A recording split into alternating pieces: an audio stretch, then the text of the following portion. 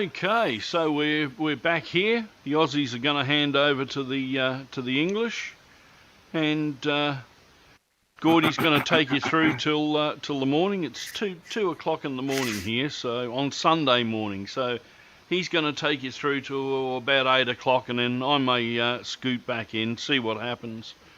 But anyway, Gordy and Speed's at the bottom of the helix, and one thing I always wanted to ask Speed, if you get Speed at the bottom of the helix, don't you have a derailment? Depends on how fast you started at the top. Ah, well, there you go. Anyhow, I'll hand it over to Gordy. He's going to now try and connect to my computer. And I'm going to go to bed. Good night, Martin. All right, I'm trying. That's the wrong password, Gordy. That's the wrong. Oh no, that's the right password. That's today. Yeah, the caps lock. Oh, hang on. The caps lock on. Don't turn the caps lock on. No. Everyone's like, this is great viewing while everybody picks up the new stream. Let's see. And at this point, we tried this earlier, everybody, and it blew everything up. So what?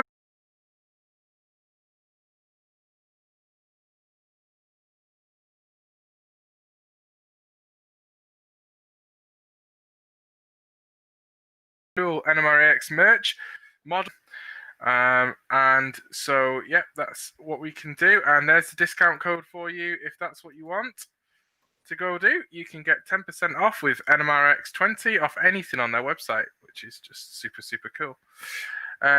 Okay, so I am going to make Bob the main man. You are on full screen now, Bob. Gordy's in control, so anything may happen. So I'll hand over to Speed. Let Speed do your introductions, and we'll go from there. Thanks, Gordy. Okay, we're ready. Speed at the bottom of the helix. Our next presenter is from San Antonio, Texas. He models the 1920 timeframe on the St. Louis and San Francisco, which we simply know as the Frisco.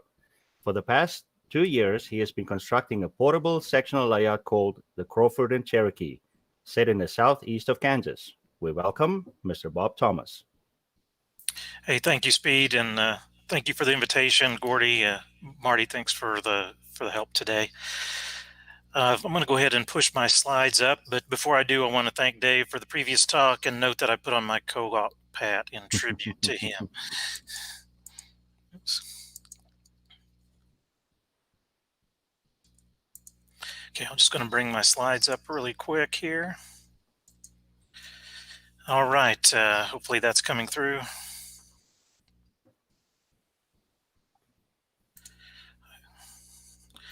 All right, well, good morning, everyone, and howdy from San Antonio, Texas.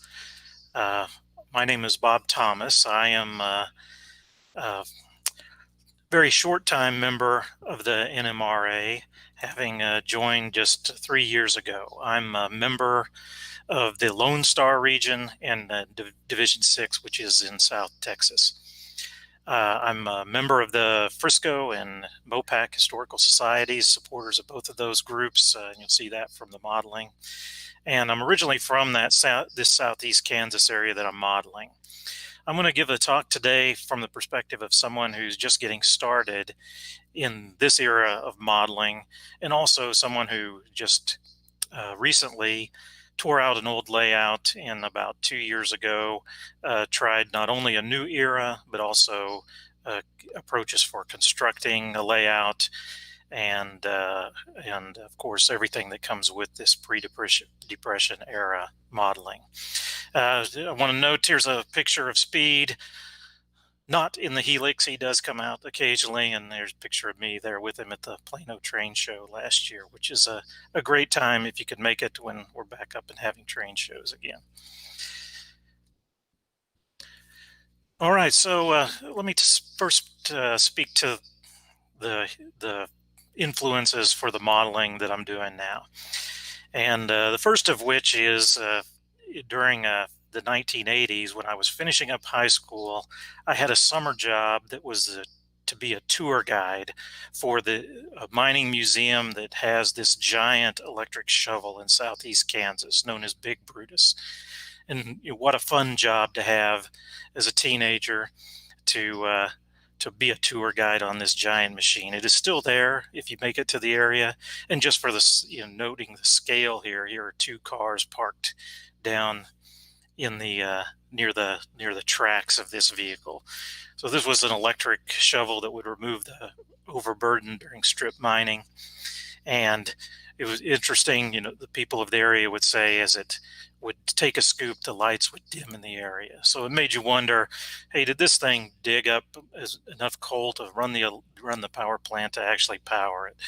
But it's still a spectacular museum piece, and if you make it there, I would encourage you to go see it along with the museum that's nearby.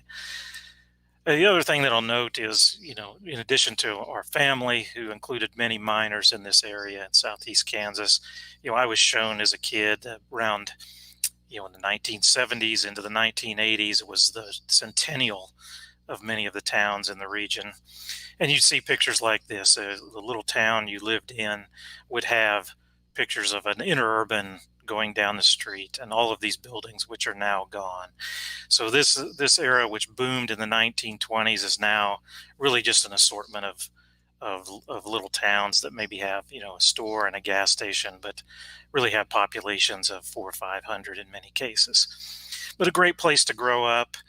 The land that is there is now part of the state of Kansas Department of Wildlife and Parks. And here's a recent photo from Google Maps. You can see that here's a pin for Big Brutus. In that area, all of the pits that are now filled with water are hunting and biking and fishing lands that you can enjoy. And what a great place to grow up as a kid, having this right outside your back door. But as a kid, you did not realize what was behind all of that. You saw those places and didn't realize from where all that came. So I tell people here in Texas that I'm from Kansas, and many people have the images, many of which Dave showed in his talk, of wheat fields, grain elevators, sunflowers, the sunflower state. And inevitably you get the question of, do you know Dorothy from The Wizard of Oz? But there are other perspectives growing up there in southeast Kansas, and that is the perspective of the mining community. Many of our family grew up being part of the mines and really made their living from the area in that way. And here are a few photos illustrating that area and those boom times back in 1920, 1930s era. Interesting here in the left-hand photo on the Weir and Pittsburgh coal field, in many of the places the coal was at the surface when it was discovered. And so, it was natural to begin mining and extracting that in the 1870s, 1880s, because it was really readily available. And here's just a quick map of when I say the Weir and Pittsburgh coal field, where it's at in southeast Kansas. So here are two of the most southeastern counties in Kansas, and they are Crawford County and Cherokee County. So the name of the layout comes from those two counties, with the track riding the border between the two counties on the Frisco. But you can see that this coal field spanned most of southeast Kansas into southwest Missouri. And although the detail is difficult to read on the map, there are many areas along the southeastern seam where the overburden was practically zero. And so mining became readily available and progressed through the years, and as they moved west, to more and more overburden, leading to these giant machines like the Big Brutus I showed you earlier to remove that overburden and get to the coal. So my interest in the history of the region, having worked as a tour guide for a mining museum, really sparked the interest that today is, what a great way to bring it alive through model railroading and building a representation of the era. And part of that the choice to build a layout was picking a time, and really what was the boom time of this area. Well, it was around the year 1910, 1920. about 1% of the national coal production came out of this coal field. So upwards of 700 million tons of coal were mined with the national 6 or 7 million tons of coal were mined when the national production was around 700 million tons. You can see peaking there near the end of World War II. One of the excellent resources that you have for modeling this area includes the Frisco.org website, a number of historical items from that area, including the Frisco Employees Magazine, and several issues featured the mining and resources of this region, which are just an outstanding resource, not only for finding photos that are representative of the industry, but also we saw John's talk on signs. Those are filled with advertisements of the era, and you can find great material for making your own signs and advertisements within those. This really was the boom time of the region. It was this southeastern part of Kansas was not settled while it was a territory of the United States, and when Kansas became a state in 1861, it was largely still off limits, having been Native American lands. When coal was discovered and the folks flooded into the area, these towns like Pittsburgh, Kansas here in 1915 grew in 20 years to populations over 20,000. You can see in the street here, not only the railroad, but interurbans were built. A neat feature of the area there in southeast Kansas was the interurban for 5 cents. You could take a trip out to the Idle Hour Park, which had, if not the largest, one of the largest roller coasters in the United States at the time. Just a fantastic item that is no longer there today, but at the time was represented the wealth and the prosperity of the area. Sadly, meeting its end due to prohibition having been built by beer brewers. The support for the park was withdrawn when they were no longer allowed to sell beer there. You can also see the town south of just south of where I'm modeling is Columbus, Kansas, highlighting here, and this photo is from the early 1900s. 91 trains a day coming through the area, again representing that immense traffic and industry of the time. So that industrial base of southeast Kansas is summarized here. What you find is not only the coal fields of this Weir and Pittsburgh coal field that persisted for almost 100 years, but also in the area of natural gas, the two of those providing fuel for the industry of the area. Interesting to the area, the largest sources of zinc in the area were mined just southeast of this region, and the zinc was transported by train to the coal in order to run the zinc smelters. And here you can see from a old Sanborn map in Cherryvale, Kansas, on the Parsons Sub at the Frisco, immense smelters were built for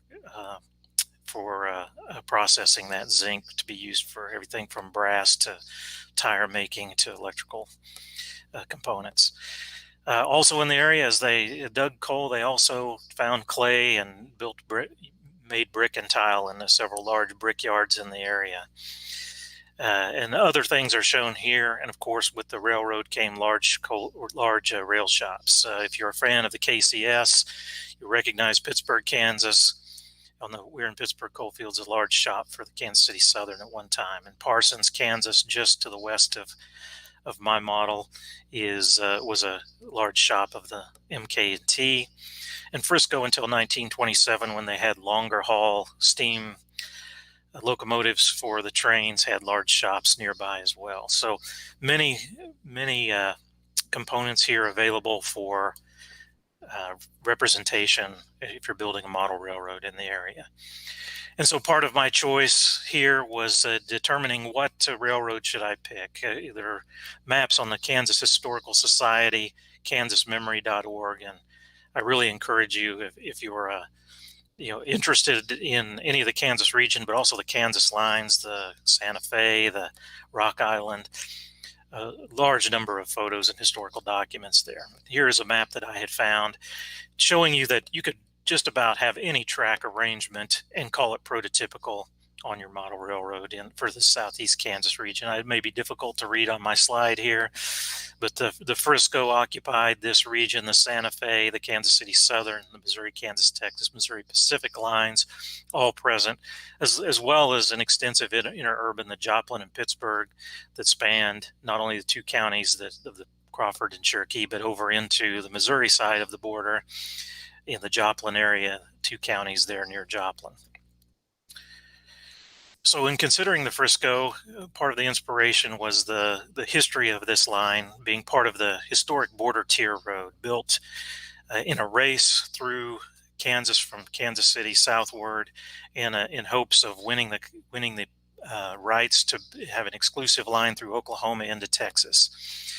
And the map here reflects the history of the time, the branch at Fort Scott, avoiding at one time what was the Native American lands as those opened, and the Frisco losing the battle for those exclusive rights, taking a hard left turn into Joplin, into Missouri.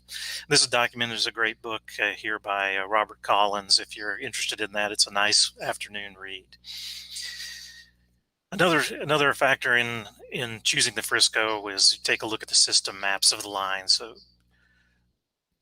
many opportunities for traffic, lines in the area going all directions, and certainly intersecting many of the towns that I knew as a young man. In looking through those system maps and maps of the region, look to find some items that would be interesting elements for a model railroad. And here you can see, I was digging through those.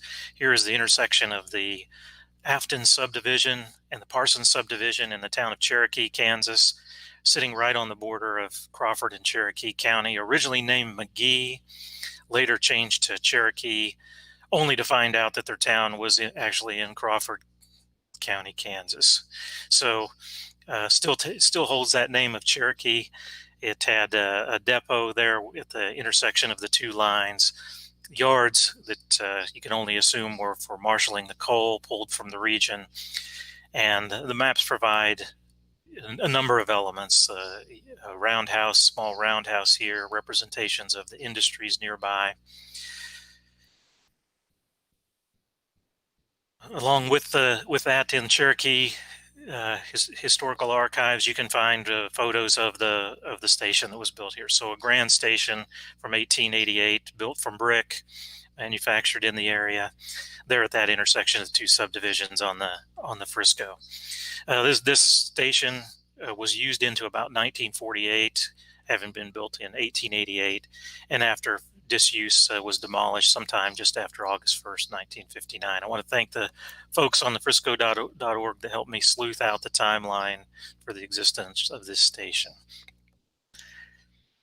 There's another view of the station here, which gives you some insight into modeling. If you're choosing this to be part of an element on your layout, you see not only the station, but facing away from the tracks was the downtown area, and you see several of the buildings, including the hotels and two-story brick buildings there in the area, as well as the track that is the interchange over to the Parsons sub. You can also find representations of the photos of the old roundhouse that was there near the turn of the century. Just after the turn of the century, these old 10-wheelers from the Frisco being present, helping to inform you of what was some of the power at the time there on the Frisco. Being part of the Frisco historical group on Frisco.org, you see you have many friends, build many friends there, including here's a item that was provided by Carl Brand, a timetable from 1923 for the area. And here, if we look at the Cherokee station, you can see that the area was really a going concern at the time. Scheduled fast freights local freights for the region, named first-class passenger trains such as the Meteor that is well known in the Frisco circles, Oilfield Special, and a Bull Moose motor car as well. So great opportunities for modeling trains of the time from that information. I also found this map, which unfortunately north is not pointing upward, but to the south, to the bottom left, but it's provided a number of layout design elements for the model railroad. You can see the named industries are here, and I've circled areas that I chose to represent on the layout. Here is the Cherokee Yard, part of the Cherokee Yard going southward on the Afton Sub, interchange with the Afton Sub here, a small yard for, as we said, probably for coal, in interchange with the Missouri Pacific, another mine just out of town, and a branch line that went down to Weir, Kansas, Weir City, Kansas, the namesake of the Weir-Pittsburgh coal field having started nearby. And this gave, for the model railroad, an option for a point-to-point to provide this branch line down to Weir City. Here's an old historic postcard showing the downtown, the station there at Weir.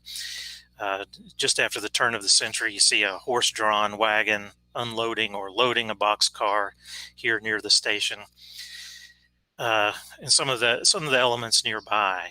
The switch stand here is for a Y that was in town, and this grand brick, 100-foot tall brick water tower, 120-foot tall brick water tower, which is still standing, built by the people there in one of the smelter areas for the zinc smelters. From the Kansas University of Kansas collection, you can find a number of maps for just about any town in Kansas, and really a good number for this just after the turn of the century time frame. And here is a Weir area showing you a small town that is really, I think, ideal for modeling. Back going to the left here, going north and back to the Parsons Sub, a double track through town, a small house track, the industries represented and available for your modeling, as well as a Y to turn the train, turn your locomotive as part of your model. There's a few images out there from downtown Weir. Here you can see some images probably from the late 20s, early 30s, entering probably the Depression era. You see the tracks from the interurban in the area, the Joplin and Pittsburgh Railway, which surprisingly don't appear on the Sanborn maps, as well as the City Hall of the time, built in 1894. And in the background, in many of these photos, you see that 120-foot tall water tower, which is a good reference point when you're trying to determine, where in the town am I looking when you find these old photos, where are they relative to the railroad.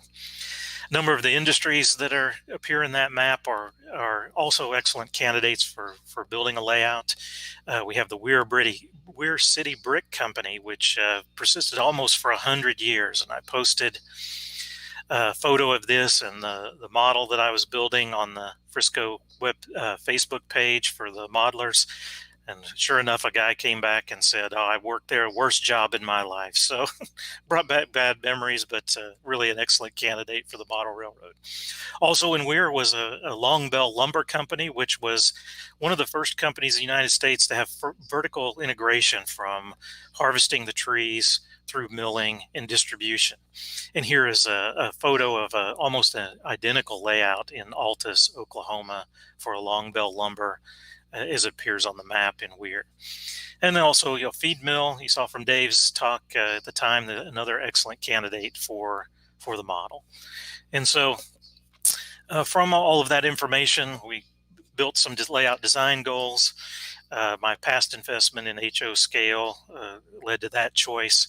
I really have limited space constraints. Here in San Antonio, you don't have a basement. A Texas basement is often euphemism for your garage. There are no fixed backdrops. This is a portable layout, and I really enjoy building the sections of this sectional layout and using it as diorama for photographs. Something that would be reconfigurable, so a sectional or modular layout, which allows you to work in small bites. Ken Anderson, who was part of the Sipping and Switching Society, I heard him on a podcast endorsing this waffle bench work, which is very strong and light, and so chose this as the candidate for building this current layout, and it's really done well. Narrow bench work, a walk around style that is common for a sectional or modular layout. Point to point with no duck unders. My previous layout had a duck under, which was maddening. Flat, no grade. Hey, we're in Kansas, and not too much track for the layout. I'm a big proponent of less is better, and a layout that provided plenty of space for visitors and operators. And so, having decided on the portions of Cherokee, Kansas to include an area where I could represent that grand 1888 station, portions of Weir, representation of the coal mines in the area, provide 4 or 5 jobs for operators, these interchanges with the MOPAC, and a time frame here in the late 20s and an area that would allow for realistic but 4 to 6 car train on that branch line. And so here's the layout, the plan for the layout. Represented as the series of sections that are built in chunks of anywhere from 7.5 feet to paired 3.5 and 4.5 feet, which allow you to stow the modules on end and still be lower than the ceiling.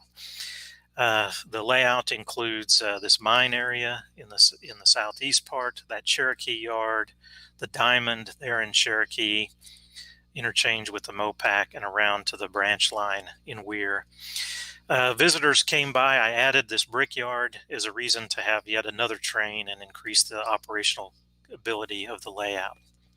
The layout is built with code 83 and code 70 track, and ran into Kevin Marks at the Kansas City train show a couple years ago, who convinced me that I could use a pair of fixtures and build almost the entire layout with a crossover fixture for number 6 turnout, which I have done. Micro engineering track, controlled by DCC and JMRI, switch list generated by JMRI, including a routine for pulling cars out of storage and into the interchanges, which serve as sort of an online staging. In the era 1920, you'll see that I'm honing in on that, but really models that I have span sort of 1920 plus or minus 10 years. A little bit about the progress on the layout. What I'm showing today is certainly a work in progress. The sections that I showed in that plan are constructed. We're still working on building a short staging area. The ground cover and scenery is in, as you'll see, with tracked ballasted. And my current focus is building structures and detailing scenes. So I really enjoyed the talk earlier today on signage. That's going to come in handy as that is being done. Rolling stock, a good deal of rolling stock that's built and weathered, and needs some refinement. It's in the ballpark of this era, but certainly needs to be honed in on a more specific date. Here's just a few ideas of what that construction is like. The waffles or torsion box structures shown here are built entirely glued together. There's no hardware in them at all, but this spine structure in a box with webbing is incredibly strong, built on a center frame that is a 1/2 inch thick piece of plywood, 3/4 inch ends at the frontiers between the modules, and the rest being 1/4 inch Luan plywood. It's very flexible, very strong, and with 1 inch pink foam on the top. Extruded foam allows you for some landscape and formation. Here you can see one of the sections on its side. One of the great things about building your layout in this way is also the ability to hoist the modules up on the sawhorse and work on your wiring without having to climb underneath the layout. And here you see I'm installing switch machines and turnout controllers, things of that nature. One of the things I've done is I've kept the bench work clean. There are no buttons or switches of any kind on the fascia, other than an indicator of the turnout number, with switches being thrown from throttle on the cell phone. Here you can see a few months ago when I had the layout set up, the mine branch is missing on one end here, but you can see that the size of the layout was picked to basically fill the 2-car garage when empty. Here's another view from the Weir City end, and again, this photo was taken before the Brickyard section was added. But you can see that the layout is largely like a shelf layout when assembled. A narrow 18-inch shelf around the walls, this Y being a peninsula to allow you to turn your train. So here's just a few scenes, certainly staged with a skyboard behind modules used as dioramas, because layouts built without a fixed and permanent background. But here you can see the track is down, the scenery is in, and we have a train in Cherokee heading north towards that diamond at the intersection of the two subdivisions of the Frisco. I seem to have this slide out of order, but from here I'm going to walk around, show you scenes walking around the layout counterclockwise from the mine area through Cherokee and around to Weir City. The mine scene has been rebuilt. One of the things about a sectional layout is you find yourself unhappy with one version, and rebuilding it is what you hope is a better version. I've just recently completed and have scenery in on the Lightning Creek mine, and here you see the track plan and locomotive spotting some cars. The steel hoppers would have appeared on the Frisco in the late 20s, and if we wish to include those, we're going to have to set our time frame more narrowly in the late 1920s here. So Bob, where is the mine? You'll see later in the video that the mine is being built from A&B kit, bashed A&B kit for this area, an old wood structure of a shaft mine. Walking around the layout, we have next the South Cherokee section. Looking into you can see a ridge has been built with a number of trees.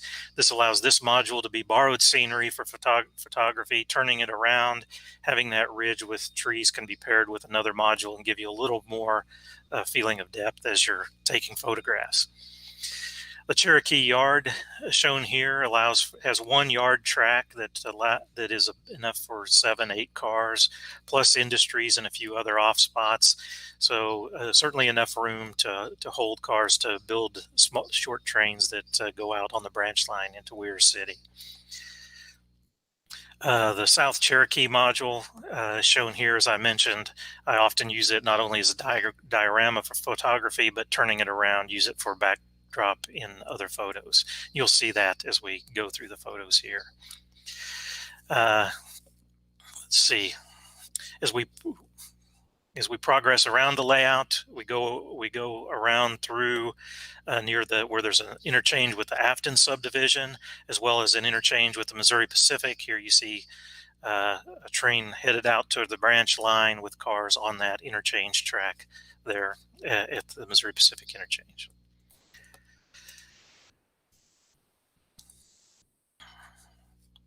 Going on along the line, we included a scenic element of the Brush Creek, which had a ballasted trestle built from Frisco civil engineering diagrams. The ballasted trestle here is 60 or 70 parts when built against that diagram, but provides a nice scenic element as well. From there, we have the branch line that goes off of the Parsons sub into Weir City. Now, this section entering into Weir would have been a line of 2 or 3 miles, but with compression is just immediately off of that branch line. And also, a Young's mine from the earlier map of Cherokee is represented just as a lead to spot cars for a mine and another mine in the area. So I'm very sorry, I'm over-clicking. And then you come into the Weir City. Here's a view from the end of the Y into the town. Here, many of the structures are stand-ins for things that I intend to build from Craftsman kits, structures from the previous layout. But you can see a Y on a peninsula used to turn the trains, a small depot with a warehouse or freight, grain elevator, etc. in the area. And then the further south of Weir is a brickyard, the brickyard represented by a couple of short spurs. And here you see one of the 10-wheelers spotting some boxcars there in the area. Again, with the scenery largely in, but some kilns to be built. So for the layout, you look through your historical references and you look to find examples of power and rolling stock you can find that you can use. The Frisco Archive just has a great collection of photographs, and many friends, thanks Steve for sending representations of some of their own favorites here, the QA&P boxcars. So look through reference sources and consulting experts on what would have been likely and available as a model for this layout. And here you see a list of, looking at the weight restrictions that were present in the region at the time. You're looking at 440s, 10-wheelers. In nearby Joplin, Missouri, there are several photos of 060 switchers, so those are available. Consolidations were common, and the Bachmann consolidation, the Baldwin, is an excellent match for the Frisco. And of course, the decapods in the region were later sold to the Eagle Pitcher Corporation in northeastern Oklahoma, and the assumption is that they were largely present in this area as well. 2 surviving Frisco locomotives are out there, one at the Illinois Railway Museum, one of the decapods, as well as an old consolidation that I think is 1907, 1908 built ex-Frisco on the Alberta Prairie Railway. So here are just a few model examples. We have a brass locomotive, a 10-wheeler that's an accurate representation of 10-wheeler in brass from Don Worth. The stand-ins from Bachmann are a little less accurate, but certainly operate very well. Here from my collection, you see a Hallmark model, a consolidation built by and decorated by, painted and detailed by Don Worth. Keith Robinson sent me this photo of representative 04 or 440 that would be appropriate for the era and the area. Also have plastic models available. Here's an example of this, the 060 that's available from Proto Heritage, which is a fairly accurate representation of the Frisco's oil burner, but is missing the herald on the front of it. That is going to have to be fixed. And as I mentioned, the Bachmann consolidation is an excellent representation. Here you see the 1241. It's very similar with the doghouse tender that was modified by Tom Hawley and Keith Robinson, some pair of them that I can never remember which provided what. Also, the 10-wheeler from Bachmann is a good stand-in, but isn't quite right for any of the Frisco examples that are out there. And so we'll work on modifying those, but they are excellent for operations in terms of working. And the decapods from Bachmann in plastic are also excellent examples for the Frisco in this time and area. Rolling stock. Here are some great resources for rolling stock in the 1920s era. I'm not going to name them all, but I want to thank Eric Hansman for his website and conversations for night cars of the 1920s. Many of the resin models that we have are Westerfield models. AccuRail has recently released some 36-foot box cars that are really just right for this layout.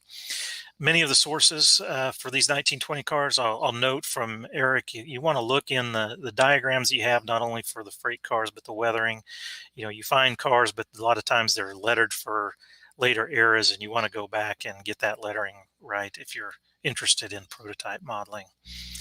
Here are some examples of models that are available and on the layout. Coal gondolas that predate these steel ones in resin from Westerfield, as well as this great sawtooth boxcar. These are models that were provided to me from Jim James. Several representations of the double sheath AAR boxcar. One most recently released from Rapido is just another excellent model suitable for this layout. Cabooses, often a source of consternation when building a model. There are very few, if any, representations for the Frisco in this era. Here's an old photo of the 777, a blind-in wood caboose that Jim James, I know, has built from scratch a model of. There's out there a A&B kit that is a 3-window wood caboose that is used as a stand-in on the layout, but really it's more appropriate for a late 30s into the 40s when they were built, and brought onto the Frisco. And so what I've done is I've looked through the freight car diagrams. Here's an interesting diagram from the prototype, these old muley cabooses. Brad Sloan had built one of these for the NMRA as a contest model a few years back. And you can use the old roundhouse kits and build some stand-ins that are representative of these types of cabooses: the arch bar, underframe, side door, blind-in cabooses, or with steps or a platform on the end. And these are two that I've detailed and built to serve on the Crawford and Cherokee. Period vehicles are also of interest to many for the 1920s. Here you see is the Jordan miniatures that are out there are great models for the time, and here are a few cars at the local ice house on the Crawford and Cherokee. So what's happening now? What is currently being efforted on the Crawford and Cherokee? Well, we're working hard on structure kits. I spent most of the month of June building and detailing new structures for the layout, refining an operation scheme that allows for 4 or 5 jobs in an afternoon with friends. Circuit breakers for when those friends are over and they short circuit the layout. I had one of the modules off this week, adding in individual circuit breakers to various areas there. And also refining that historical accuracy, going from fun to prototype modeling. And while I'm currently limited to the layout, this is a portable layout that can be taken to shows or other places. And so looking at other sections as opportunities for other elements to model is certainly in the cards. So I've produced just a very short video, and if time permits, we'll switch over to my cell phone camera if there are questions of any particular area. But I'll show this video to give you an idea of what the layout currently looks like, and we'll follow a train through the layout to end our discussion for today.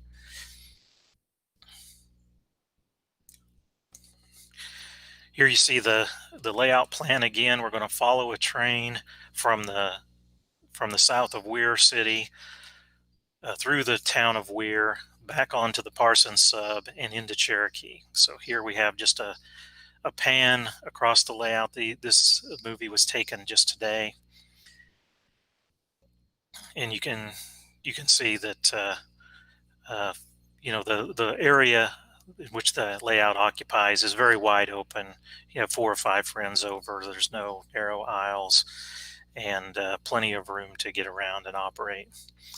And the video here includes a snapshot. You can see that I'm building that kit bash of that mine for the Lightning Creek mine on the far end. Here we're following our consolidation out of Weir City, the south of Weir, leaving the Brickyard area. And the video is going to just tail this train through the layout. Here we have some stand-ins for the structures that will occupy Weir. We're going by the Y track there in Weir that is used to turn the trains. A station that is a kit that is actually a Missouri, Kansas, Texas depot for the critics out there, but is a very good stand-in for the Weir depot. Here the train is crossing off the branch line into Weir onto the Parsons sub, passing a wheat field that's been recently cut, pointing us to the fact that it is midsummer here in Kansas. Our ballasted wood trestle over Brush Creek, and then passing the Missouri Pacific interchange. Have a few cars waiting there to be given back to the MOPAC. I have not been able to yet build that historic station in Cherokee, so I have my scratch build model of a station from the next town south in Scammon, Kansas, serving as a fill-in. And here our train, you see it entering the yard. Some cars parked there on the storage tracks, and then we leave Cherokee heading south on the Afton sub. Okay, so that is just a very quick tour and highlights of the layout, and I think that I'll stop there in the interest of time and tell you thank you.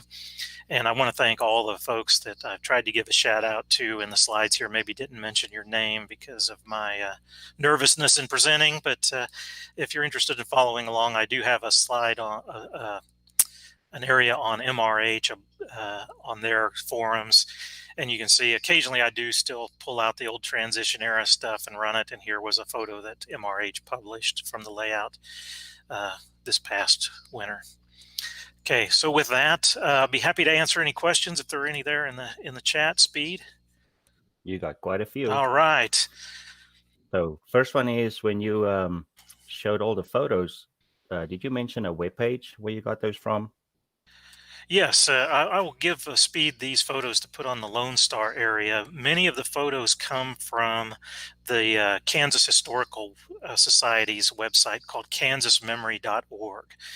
And again, I encourage you, if you're a fan of, something like the Santa Fe or the Rock Island, as well as the lines that I'm modeling, go there. They have just an outstanding collection of old photographs.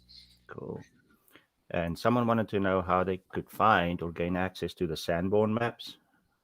Yes, at the University of Kansas, if you Google University of Kansas Sanborn Map Collection, you will come to that page, or you're welcome to shoot me a note on Facebook and I will point you directly to it.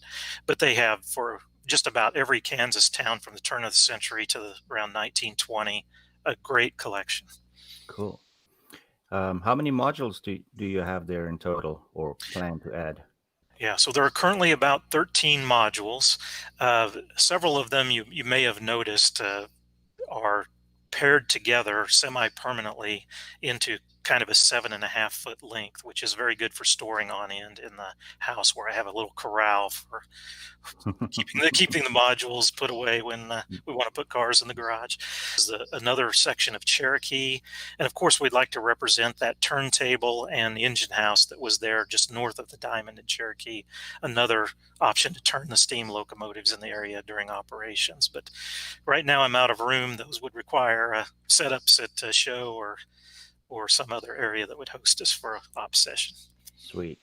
Do any of those wheels have locking mechanisms on them so they don't roll around by themselves?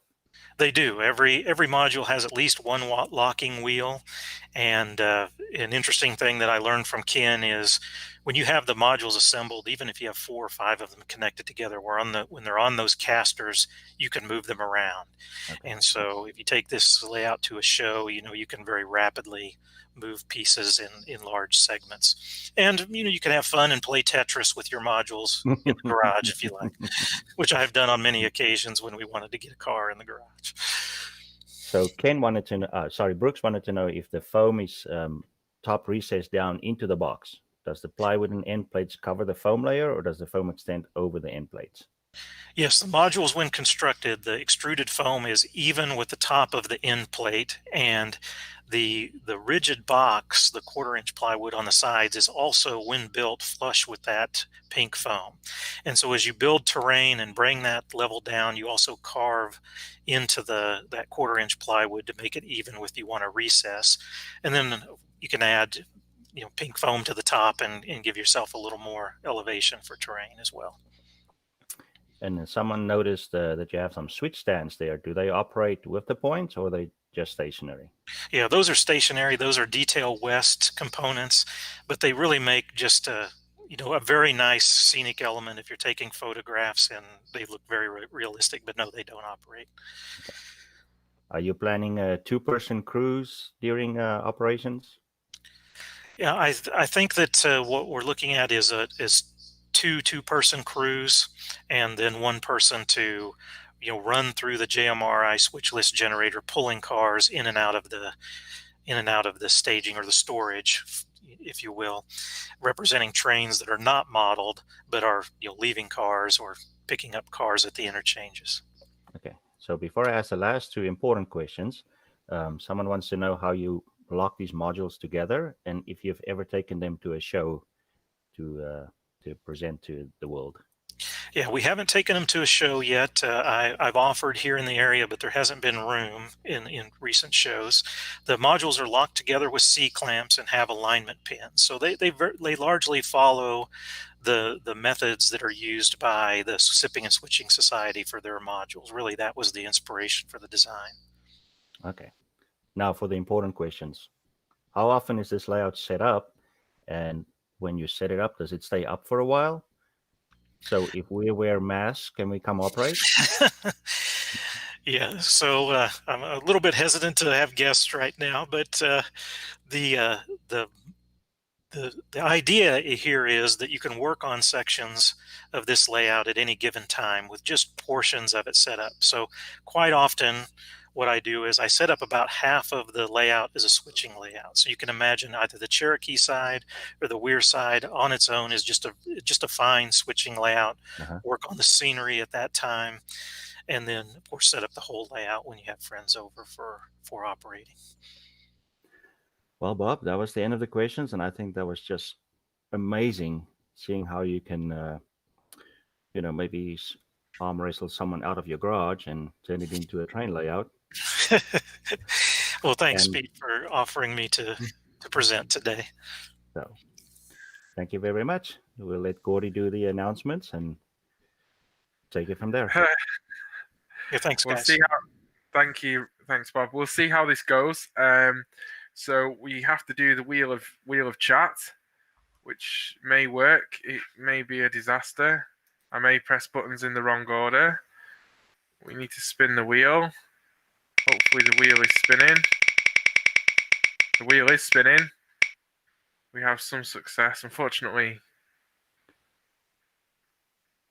Yeah, okay. So the question we've got is, how long have you been modeling? So in the chat, please pop in the chat how long you've been modeling. And we will disappear for a few moments and let you get ready to have our next clinic. But while you're doing that and answering the question in the chat, why don't you nip over to daylightsales.net, and if you pop in the discount code that we have up on screen, which is really small, but if we go to the main Webby screen, you should be able to see. There we go. You should be able to see that now. If you head over to Daylight Sales, you can get some NMRA merch modeled by Speed at the bottom of the Helix. Get yourselves a 10% discount on any item on Daylight Sales website using the NMRA's discount code, which is NMRAx20. So you go get yourselves some good merch there, and we'll be right back at the top of the hour with our next clinic. If Gordy can make this computer in Australia work, so just bear with us.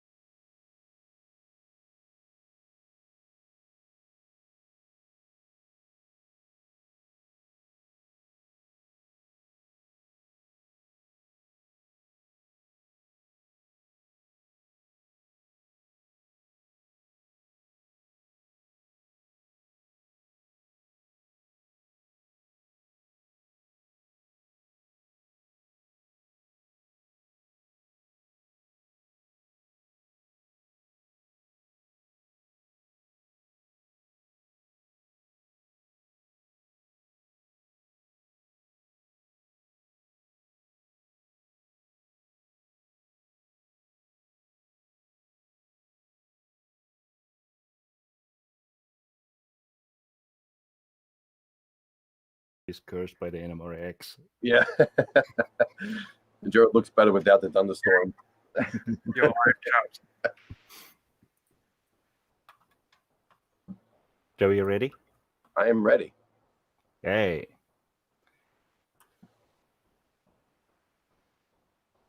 There we go. Everybody's ready? We're ready. Speed at the bottom of the helix. I still have to tally up the count for the most NMRA clinics by one person to date, but certainly a contender for the top 5 has a tongue twister model train business called Touch of the Brush Model Weathering. Along with weathering trains, he loves creating realistic scenery. So please welcome back for the 3rd time, Joey Gento. Thank you, Gert. And also, Robert, great job on your layout tour. Really, really beautiful layout. I love that garage. Really nice. I like to have one of those one day. That's pretty cool. So today, we're going to be doing some carving rocks from foam. And I've always loved doing plaster, using plaster, making plaster rocks, and using molds. But for me, it was always more time consuming, letting it dry.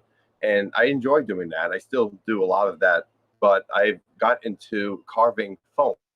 And to me, it's just, I don't know, way more relaxing for me. And today I wanted to show just a quick presentation and a little how-to on how easy it is to carve rocks from making foam.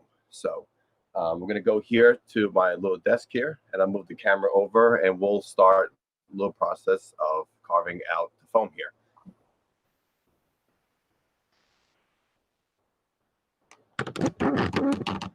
So this is our blank canvas, and with the weathering business that I have, I created a few dioramas to show off a lot of the work that I have done for clients as well as my own models. And I am in the process now of building one for O scale models, and I already have one for HO, and I'm designed to build one for N scale. And so this one's going to be for O scale, and it's going to go a little bigger than this, but I want to start this out right here. And we're using just the common foam that you'll find in any hardware store, and some of the cheap stuff here as well, and the stuff that makes a lot of balls that no one really likes. But here, it's just 1-inch foam, glued a bunch of pieces together, and we're going to carve this and make it look something like this here. And I'm going to show you how easy it is to make something that looks like this, and it can make it look like this. Some of the materials I use, very simple stuff. I have a little kitchen knife, okay, a filer, and sometimes I use a chisel. I usually like to use a bigger file, but I've always recently, after doing a lot of carving, this little filer does a lot of great work, as well as this knife. So we're going to use these two as our main tools to carve. And of course, you would have a brush. And yes, this does make a mess, but you know, we're not going to put on the vacuum right this moment, and I'll do that after. So here we go. So I'm going to say, let's say we're going to start right over here. So now this is your terrain here, and you have a lip that's right here, and it's going over the other pieces of foam. I'm going to make that just go, you know, we're going to make a rock out of right here. So we're going to start that here. And so very simple. Get a nice rough edge on the side of the knife. And don't forget, rocks are not all the same. And sometimes I like to go by prototype photos, but sometimes I just like to get an idea of what I want and just go for it. Well, we're going to start with a rough edge here. Very light.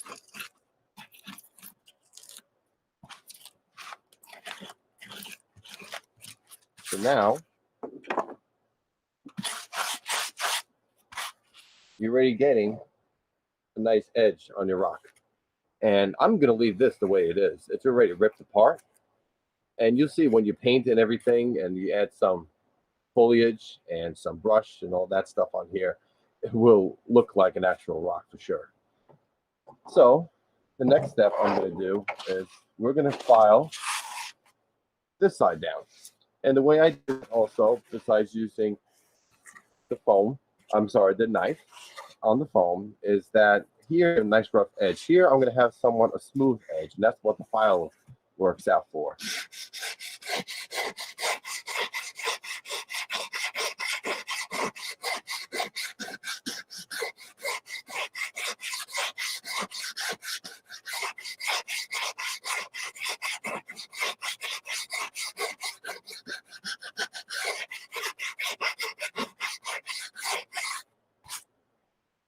And now here, you have a smoother edge going downward here. Now we have a flat surface here. Not all rocks are really this flat. I don't want my rocks that flat. So we're going to take the edge of the filer. Oh, and we're going to tear this sucker apart.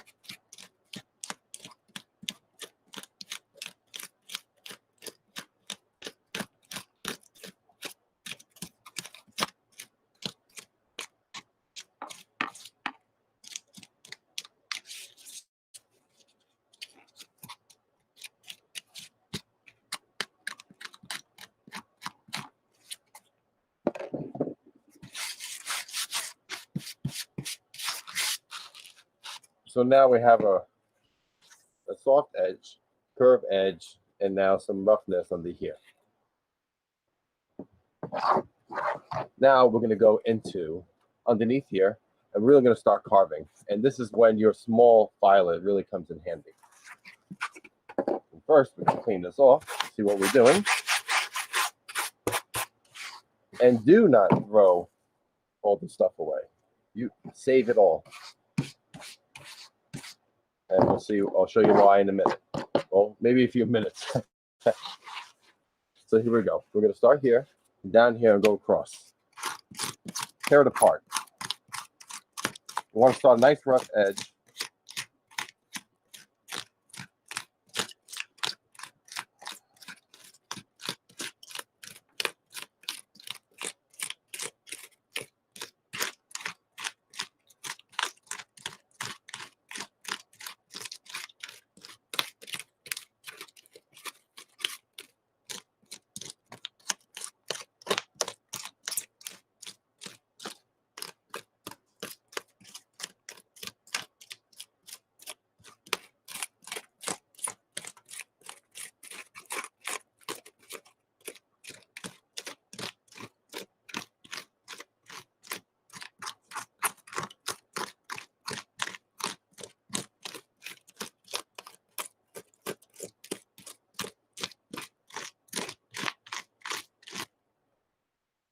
All right. Clean this up.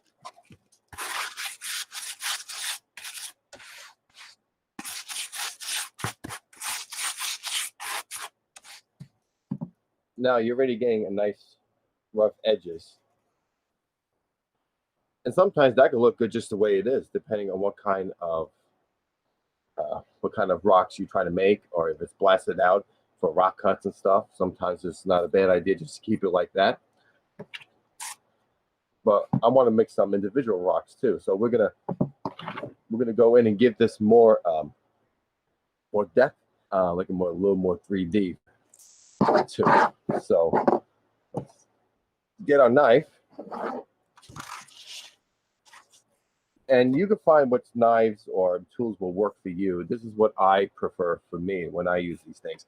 And after carving tons and tons of rocks from foam, it's these two always work best for me. All right, so here I'm going to have a line going this way. I'm going to have rocks going like this, around this way, all that around. So we're going to start here.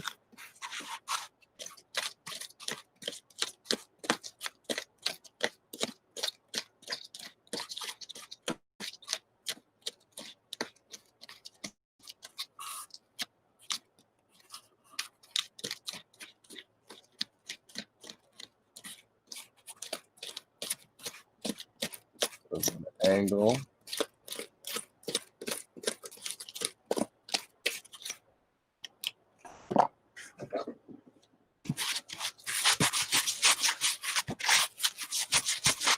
You really want a hard brush.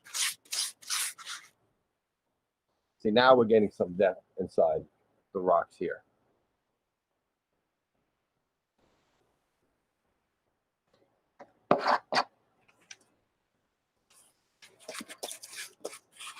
I'm going to go middle here, cut some of this out.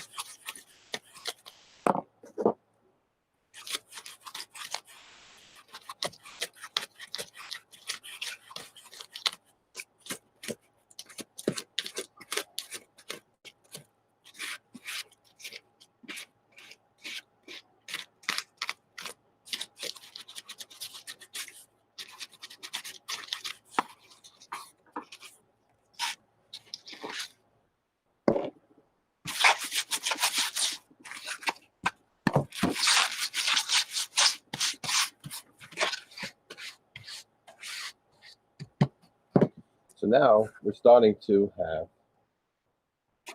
rocks forming right here and over here and in here. I'm going to go a little more. So we're going to do something a little different here on this side. I'm going to take this down this way. And I want to make something that's completely by itself.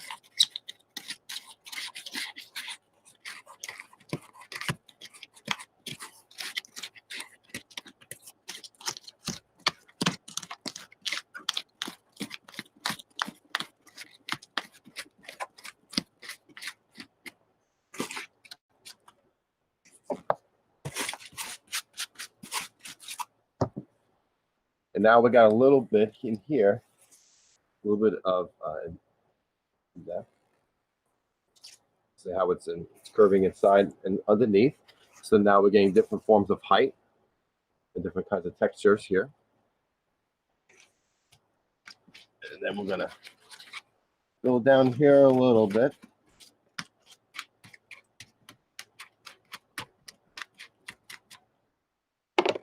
And that's on that.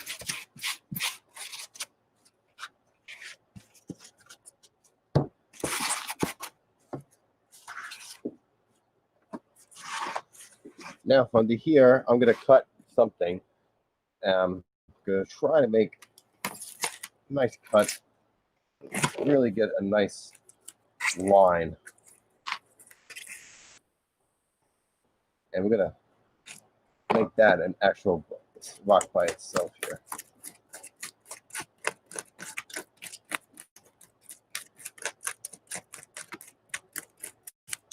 And all these different lines of the stacked foam, you blend it by carving in between it, and it blends in, and you make something out of, make a rock right out of that too. So.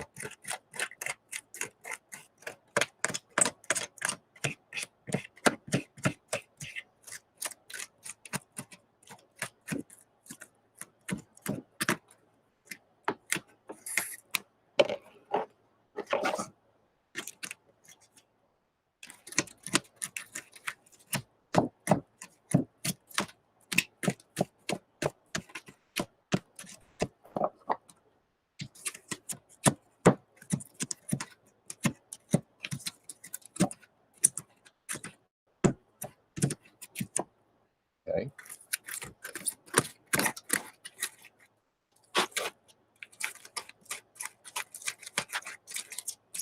Usually with this, I have some classical music playing in the background or a train video that's soothing. Sometimes I like to listen to excursion videos. Sometimes they have nice music in the background. And the Potomac Eagle video from Green Frog is actually one of the top videos I like to listen to while doing scenery work. I probably listen to it probably a million times while working on this type of stuff, but really soothing and relaxing. It won't be the case if I sing to you now. So here, let's see.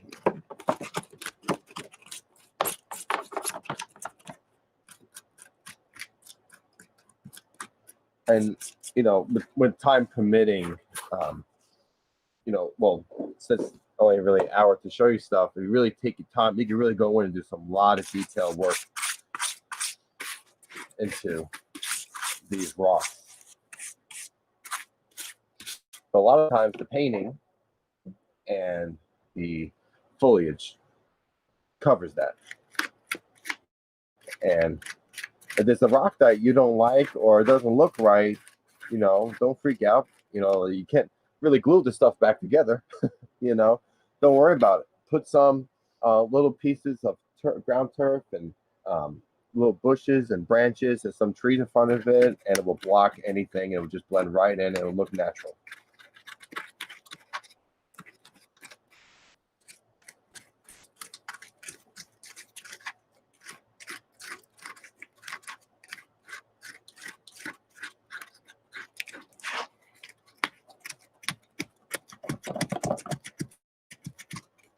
We're getting into the crevices here. And you can see the lines already on this rock and this rock right here.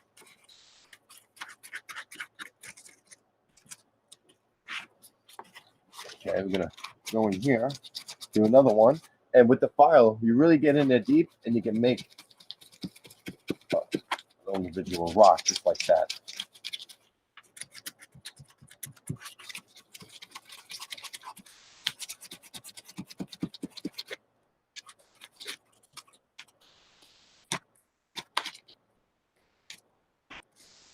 And honestly, I've watched a few videos on how to do this, and I just constantly experimented and practice. I am not a whiz at this stuff. I'll admit that right away. Nor am I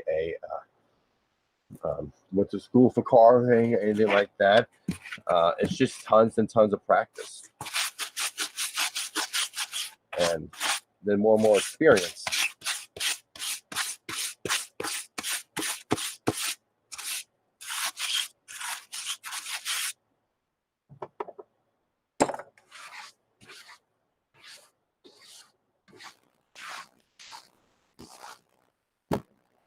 See the big mess I made, right?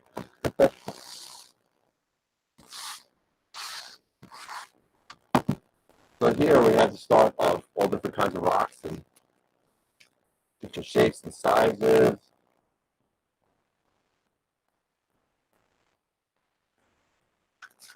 Okay. Now we're going to go over here on the sides. Because you may have something that looks like this. And later I'll have a little presentation of a few photos of the progress of building my old scale layout way back in the day when I first started learning how to carve. You can I'll show you a step-by-step process, but all the mountains and tunnels started just like this, looking like this. And so, I'm thinking about maybe having a slope going this way, almost like steps. And then over here, carve out a rock right here. And over here, carve another rock out here. And what we're going to do is, I'm going to make a line there, make a line there, so I know where I'm going to go. So there's one right here. And so that way, I know where my rocks are going to be. And here we're going to make some step motion action going down this way. Now, the cool part is when you have these kind of steps, it gives you height. And so you can carve them out because you want to. Otherwise, it'll probably look pretty ridiculous if you're going to put trees and stuff on this. But when you carve them out here, you can add ground turf after coloring the rocks, add the ground turf, and then you can add trees going upwards. So now you have a variety of elevations in your scenery work. And that's why I stacked them up like this. And I did the same thing on the other diorama that I built here that I'll show you, and we'll go in detail on how I did that as well. So here we're going to go. We're just going to go down the mountain. Joey, it's Gordy. Your audio has gone really choppy. Okay. It's as if you're talking into a can. I don't know what's gone on at your end. Okay. Does that work better? It's just gone really terrible. Oh, really? Yeah. Your video's fine. It's just your microphone. Okay, it could probably be the computer, or the Wi-Fi service. Let's see here. Well, what I'll do is I'll continue carving, and then from there we'll see what we can do as far as audio. Okay. Alrighty, awesome. I apologize if the audio is choppy. We're going to do the best we can here today.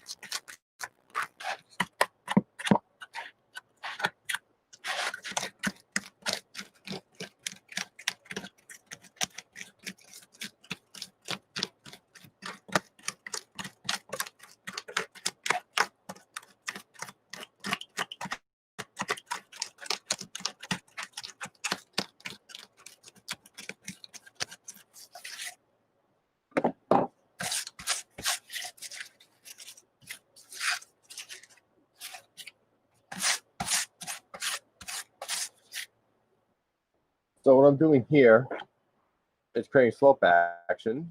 So if you wanted to build or create a waterfall scene, this is a nice way to do it here. It has little steps going downward into a basin, which would probably be over here if you decide to have a creek. So close up on there.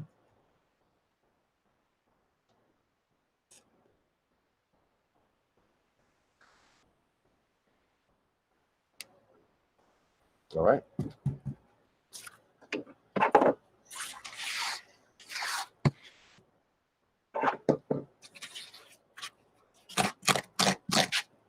Continue chopping the top.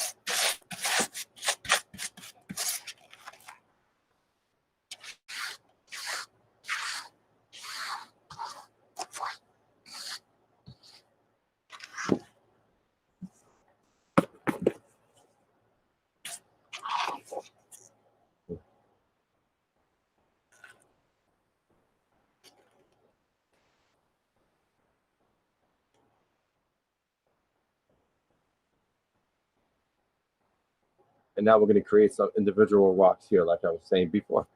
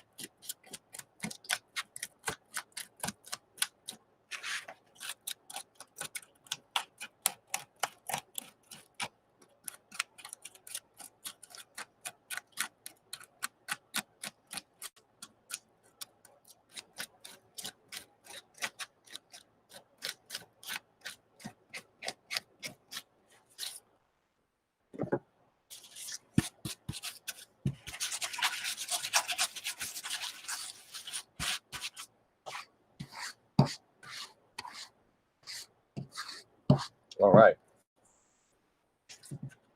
Again, apologize if there's an audio issue. Hopefully we can get that fixed definitely for the next clinic. But for here we have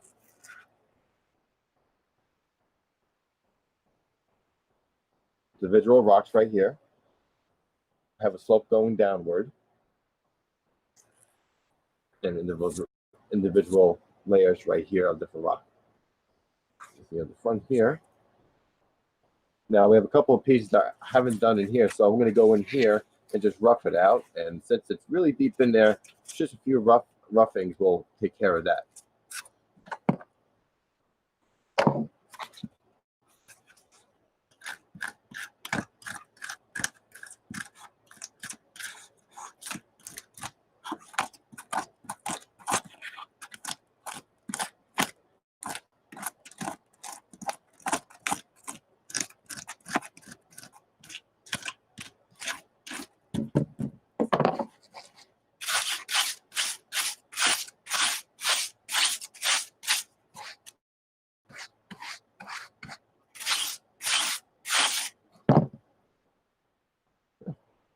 Now it looks like something.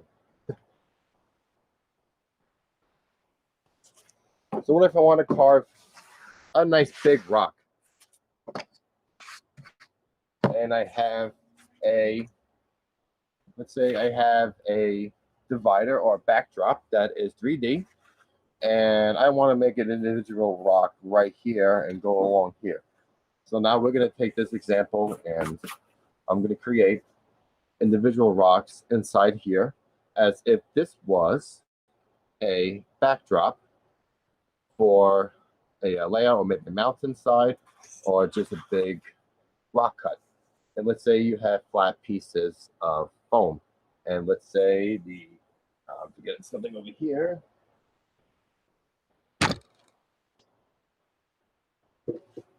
Let's say you got a nice big rock cut, right? And the train is right here going past the rock cut. We're going to create that this way here. And now we're talking about flat surface. So, first thing first, we're going to rough the heck out of this.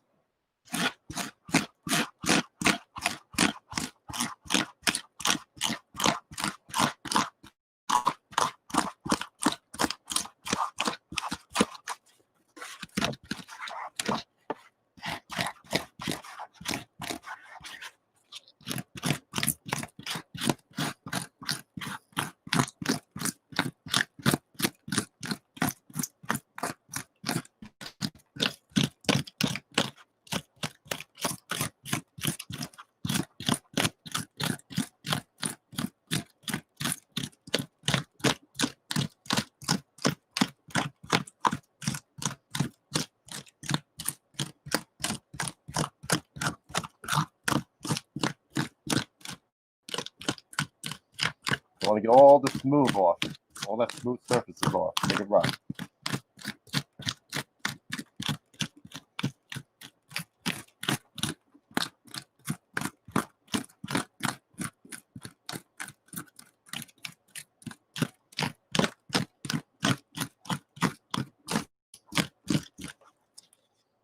Now there's your rough surface. I mean, heck, you can have that, and that'll be good enough if you decide to keep it like that. So we're going to go a little more detail in here.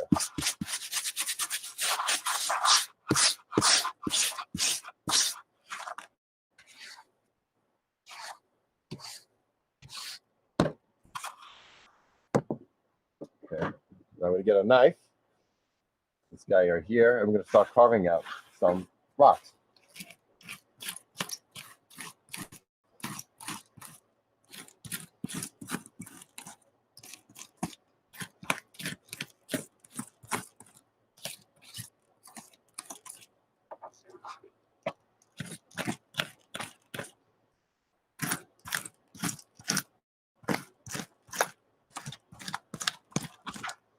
Now I'm just drawing lines, just making my lines.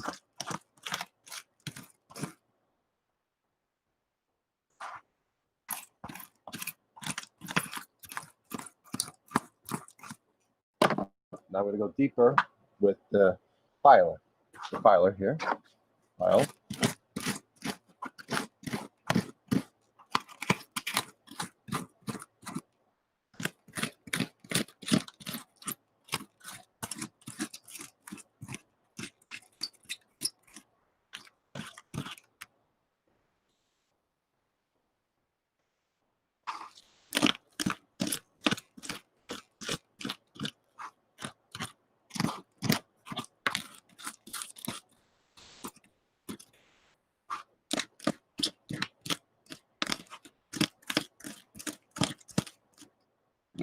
I don't want to do that.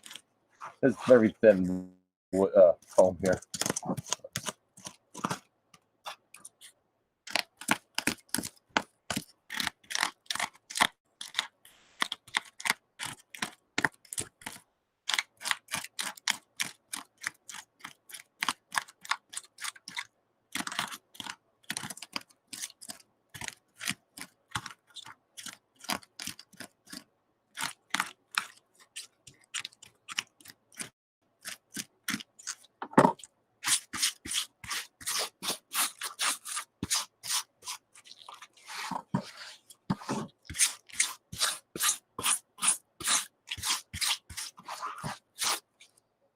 So now you have carved out rocks,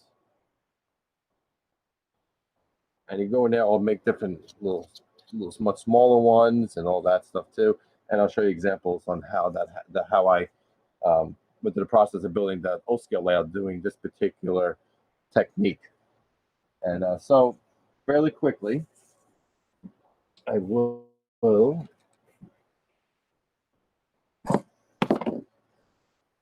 I'm going to get that. I'm going to get a big brush. But I'm going to show you really quickly how it will look like if you was painted. That way, get more of an idea how the rock will look like.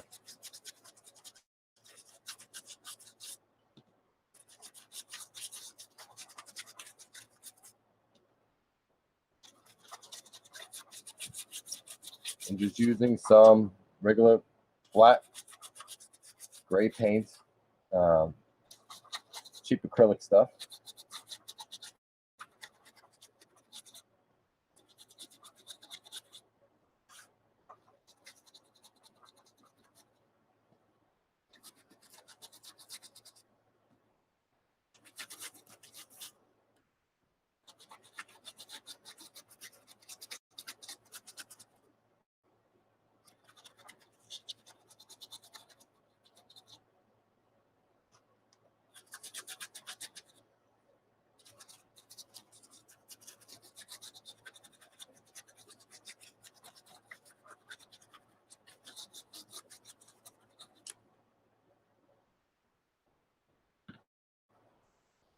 All right, so here's what rocks can possibly look like. That's just a simple color. What I do is I use sometimes a very light color, like a white, or you can use very light gray as a primer. You always want to prime your foam first before you do any kind of coloring of pigment colors or light washes and stuff like that. Otherwise, it will bleed right into the foam and you'll take forever to get the colors you want. So a nice, maybe a white color for primer will work great. And that's what I did on this particular diagram over here, which I'm going to show you. But this is how some of the techniques I use for carving these rocks. And you can see, they can look pretty realistic once they're colored correctly. You can go way more into detail with them if you like. And here is a nice little rock shot that could go for whatever your heart's desire for what you want to create in your scene. And so we're going to switch gears and I'll show you the diorama that I built here.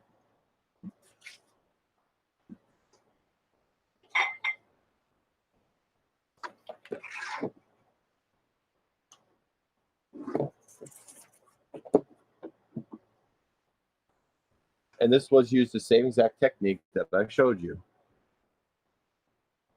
So I'm going to go a lot closer. And this is going to be a nice waterfall going downward here, all the way down this way. And it's got a nice little creek bed going that way. And I made some of these trees are Scenic Express super trees, and a lot of it is polyfiber that has been spray painted with brown spray paint, as well as spray glue, and then mixed with all different kinds of foliage to create some fall effects. And actually, I do have a little example here. Back here has not been painted yet. This is the primer color. It's a very light gray. Again, if you like that light color, that doesn't look too bad. But I wanted a much darker look in the front. And so here is colors of stone gray and black Woodland Scenics pigment. Also a mix of that same gray that I used to paint our example. And I use another color. I used a brown acrylic paint, just flat brown, and then a territorial beige color paint, which is some of the stuff you get at Walmart here. I did first. For coloring was the primer, and then I used the a very light gray of the pigments. Then I went to mix a little browns together, and then I went to take the black and very light, very diluted black, and that way you were able to see all the little details, nooks and crannies of the carved rock here. So, and then we're talking about saving all of this stuff. You can put that in a big bag and take some diluted paint,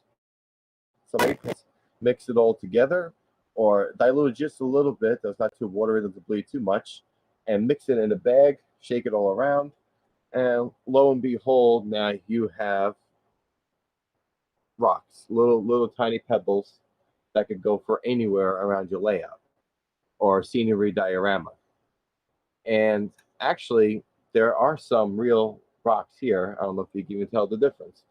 And that's the whole point, is don't throw out those scraps. You can use them to make your own rocks. So that's the creek bed with some real branches and roots from the ground right outside and from the backyard. So this is one of the dioramas I have created. I'm going to show a few examples here of the layout that I built about 6 years ago, and some of the newest stuff that I have done for one of the train clubs that I was part of in Smyrna, Tennessee, which is Tennessee Valley Model Railroad Club.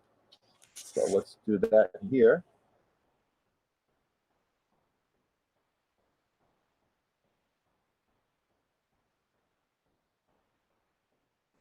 Okay, so this is the old scale layout, as you can tell, and I have on the left side some of the rocks carved out here. This is a backdrop and a divider for the opposite side of the layout. It was a 6 by 9 foot layout, and I had 2 different towns, and I wanted to create to show some distance. And here's the start of the tunnel, just layered 2-inch foam all the way on top. Here, all right, we'll go to the next photo. Inside the tunnel, carved out. Inside the tunnel, so it looks have some rock edge, just painted it a black color. And you can see some of over here, some of the stuff that's carved out over here. Here is the start of a tunnel for a roadway, and this is the rock cut that I created here as a backdrop for the other side of the layout, which represented a town. Here is some carved rock that is for a big waterfall that was going to go all the way down here in front of it. And actually, another cool technique to do is you could take some clear glue. I like the clear Gorilla Glue because actually when it dries, it kind of leaves like a clear coating over it. And if you use that on this rock, just paint it over, it looks like the rocks are wet. Or you can do that for any kind of rocks to show like it just rained. Or if it's in the mountains and it's constantly humid or moist outside, you can show that effect as well. Here is what one of the dividers backdrops looked like before it was painted. And that was just used with the 2 different kind of filers, the big one and the small one, and that same exact kitchen knife. And of course, this was a lot more, it took me a lot longer to do than just try to do something in 40 minutes. This took me about a week. So you can see you can really go into detail and do all different kind of nooks, different kind of carvings for your rocks. Here's another side.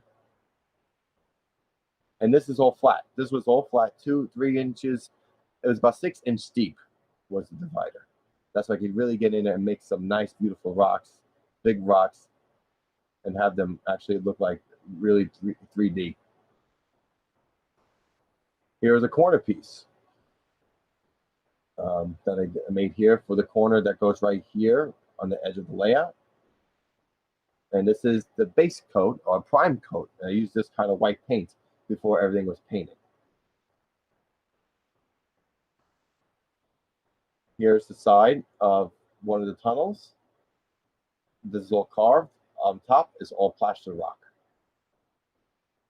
And I made a little cave in the foam here. I think I had a little Sasquatch. I can't find the picture, but I think I had a Sasquatch in there hiding somewhere. And the layout was called the Adirondack Valley Central. So it took place in Adirondack Mountains in New York State. So here is the carved rock out of foam, and here's all the plastered rock. Like I said, I like doing both. I think I counted about 120 different molds on the entire layout. This is what it looked like painted. 2 different shades of coloring here, as you can tell. I think I went back and actually gave it a darker coat. But here is all rock that was made from plaster molds. And over here is all carved.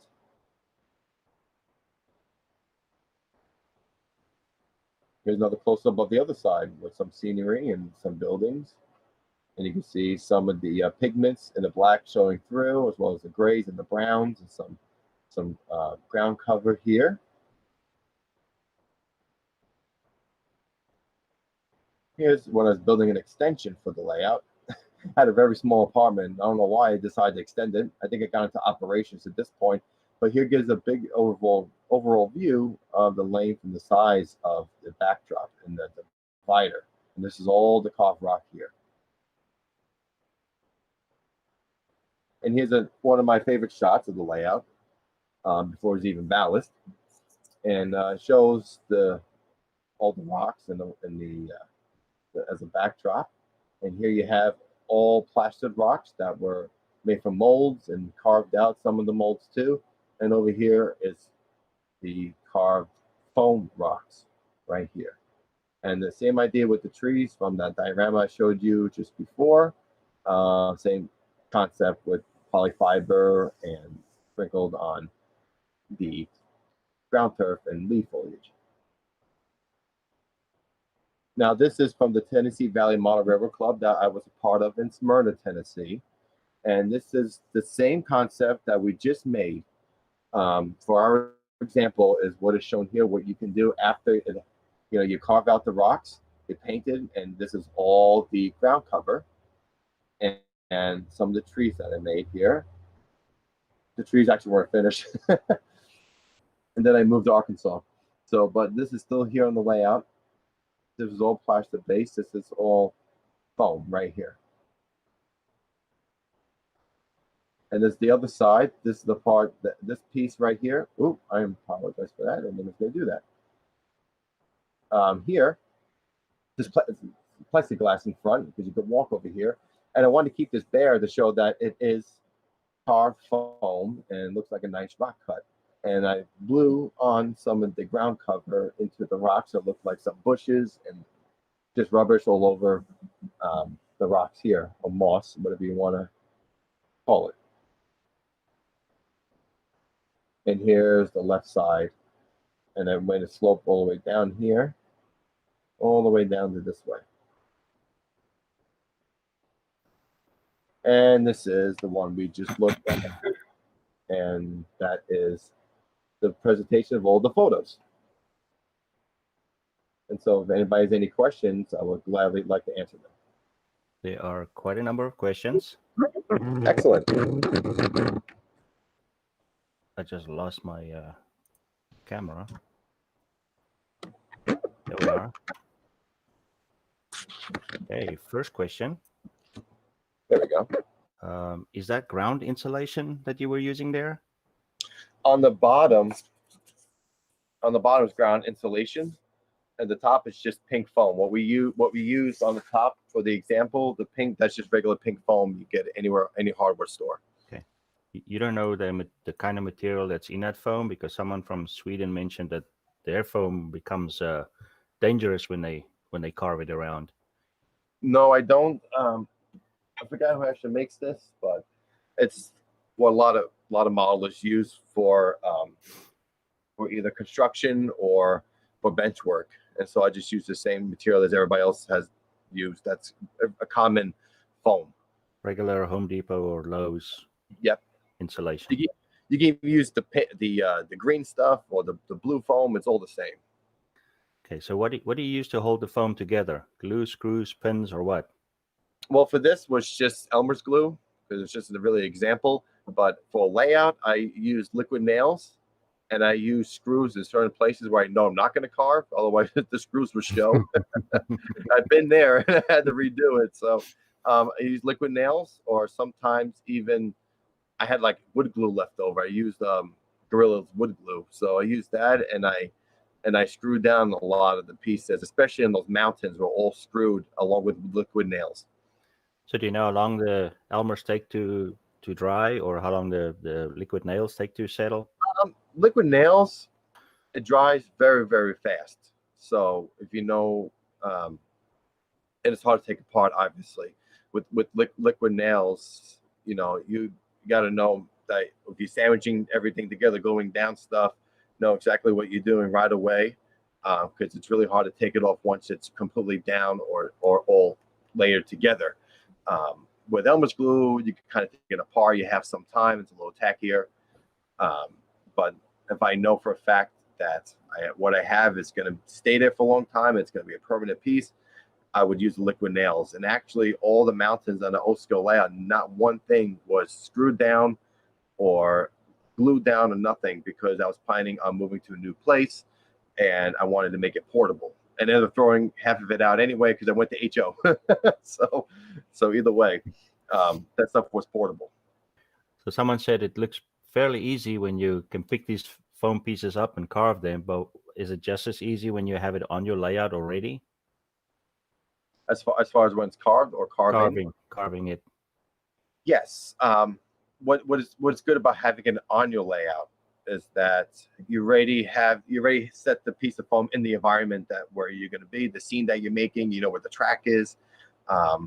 And if you have a prototype photo of what the scenery looks like, then sometimes it'll make it a lot easier to go by. And here I'm just going off the top of my head, some imagination, creativity, as far as just to see what will look right, what will look good, will not look good, and it's really trial and error. And it's really just a journey and just a step-by-step process, and reevaluating every time you go forward with the project. Do you mind showing that knife to the audience close to the camera? They want to know if it has a serrated edge or if it's straight.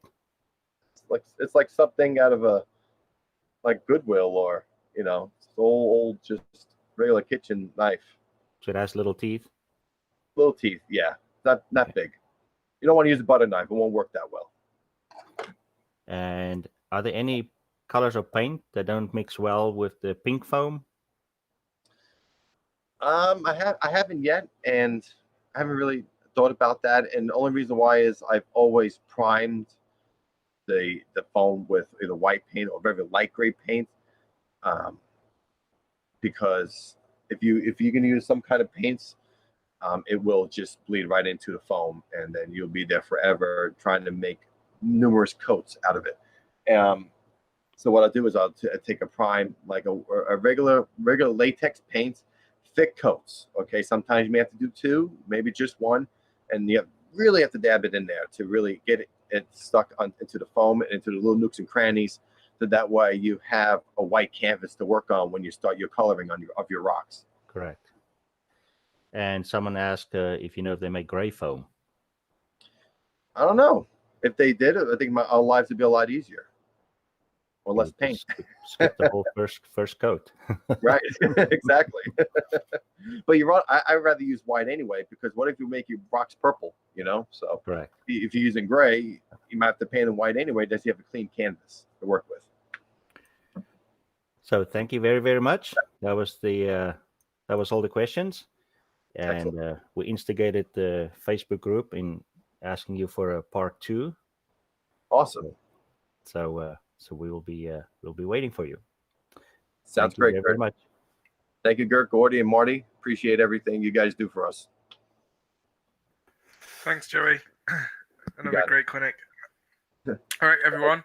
So, given that last time we did the wheel of sandpaper, it caused us a few problems with kicking me out of controlling Marty's computer and you all losing your audio and everything else, and me having to then find another computer to do all this on. And as you can probably say, I'm probably a little bit jumpy and jittery. That's because my computer is now all being done on one computer. I had two going before.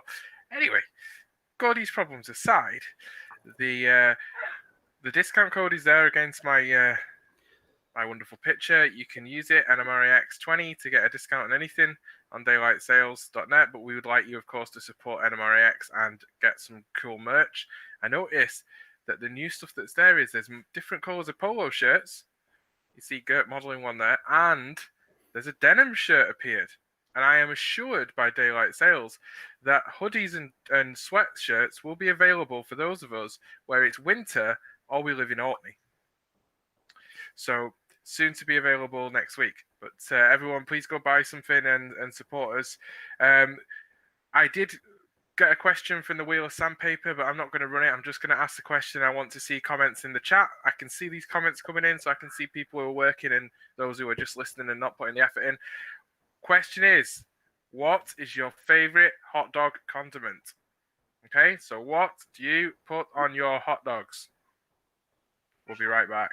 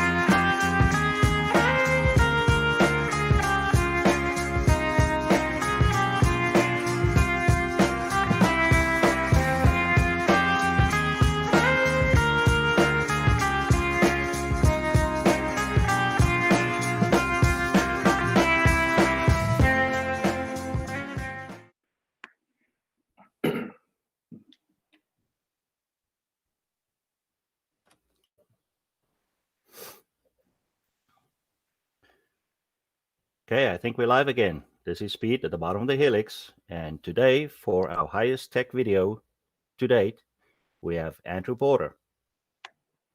Hello, everyone. Back again. You may have remembered my last clinic about the Elk Creek Logging Company, and you all wanted to know a little bit about how the layout command control works. So that's what we're here to do today. I have a few things we're going to share with you. We're going to start with some basic terms and definitions, and for that, I'm going to take you directly to the NMRA standard glossary section. So just so you can read it yourselves and I can read from it and you know where I'm getting my information. So let me bring that up and then turn on screen sharing. And, okay, it's right here. And share screen. There we go. All right, so here we are, the NMRA standards and some important terms. We have there's a little bit of what you call a language to learn with layout command control. And it's very basic. The most important things are learning about like what is a node. And it's basically a board that, or it could be a computer, or it could be a number of things. But in its most basic form, a node is a simple board that has the ability to communicate with other nodes. And it can have functions onboard it, or it can have connections to other cards that determine what the functions of that board are. That's here, but there's a little more into it. An event is something that happens on an LCC bus or network. An event is what the node is looking for when it's either addressed. So each node is configured to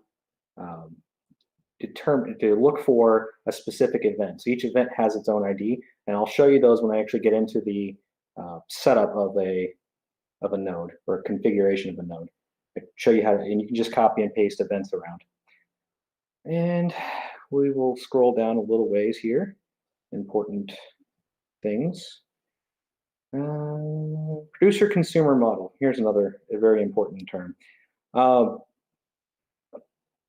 So each node can either produce or consume, or both, an event message. You determine what each node does. For the example of a tower LCC node, which I will show you here in a moment, you have 16 channels. Each of those is either a producer or a consumer. And this is a producer is basically, okay, I create a message or an event, or a consumer is I consume or take that event and say, I now do this thing when this event happens. A segment is a section of node, or a section of nodes, or that all use one type of protocol. In the currently available format, you have what's called a controller area network. Controller area network is something that was invented by, I believe it was Bosch, out over in Germany in the 1990s. And it was used in automobiles, and it's still used in automobiles today. In fact, the CAN bus that we use is a direct descendant of that. That's enough about definitions. And if we get into other questions about what things mean, you can ask those later. We'll go back to here, and I'm going to stop sharing. All right, so a little show and tell. So the basic things you need to create a CAN bus. You need something that puts power into the bus. In this case, it's called let me rotate this. This is called a power point. It's got two Cat5 RJ45 connections right here, and a plug for a DC connection. It's 15 volts DC, and this is something that comes with its own power supply. You have a node, which is this board right here. This is a tower LCC node. You can see it has the 16 connections. These are 10 wire ribbon cables.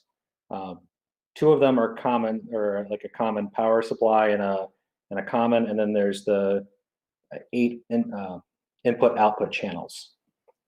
You have a daughter card, which in this case is a stall motor driver. This can control up to 8 turnout stall motor turnout controls, or if you're using the tortoise or in my case it's a tortoise. You can control 8 tortoises with this, which you can use for turnouts, or if you wanted to semaphore signals, you can control your stall motors that way. Over here, the second node in my bus is here we go, is the RR Circuits LCC buffer USB. What this does is it connects to the laptop with a standard USB cable, which also comes with that box. So I have the cable right here. Each node in the bus is connected with a, in this case, RJ45 cable. It is recommended that you buy off-the-shelf cables, and they need to be at least 1 foot long, or 1.1 feet long. This is because of you end up with the it's to do with the number of twists per inch in the cable, the internal wires. If it's not long enough, you can actually get some weird signal reflection in the cable itself, and that'll cause problems. So the minimum length is 1 foot, and you can't buy Cat5 cables less than 1 foot long normally.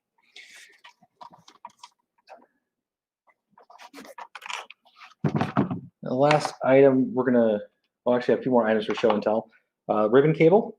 This comes in a spool, and these are insulation displacement connectors that you crimp on to the end. They're 10-pin cables. This is a signal LCC node. I'm going to do a show and tell, but I'm not going to use this one today. This controls 4 signal heads. You can also make a tower LCC node, like this one, operate a signal with a daughter card. This particular one is out of production. It's obsolete, but this is called it's an 4ASD4, which is a 4 signal head driver card, and you use that with a fan out board, plugs right in here, and that's your 4 connections to your 4 signal heads. So it's a little more complicated than just this, which is nice. It's a little more compact. Everything's all on the LCC board now. We also have block occupancy detector. This is one of the, this one will do 8 blocks. So there's a number of uses for a block occupancy detector. You can use it to trigger other events, such as turning on a light, like I do on my Elk Creek Logging Company module.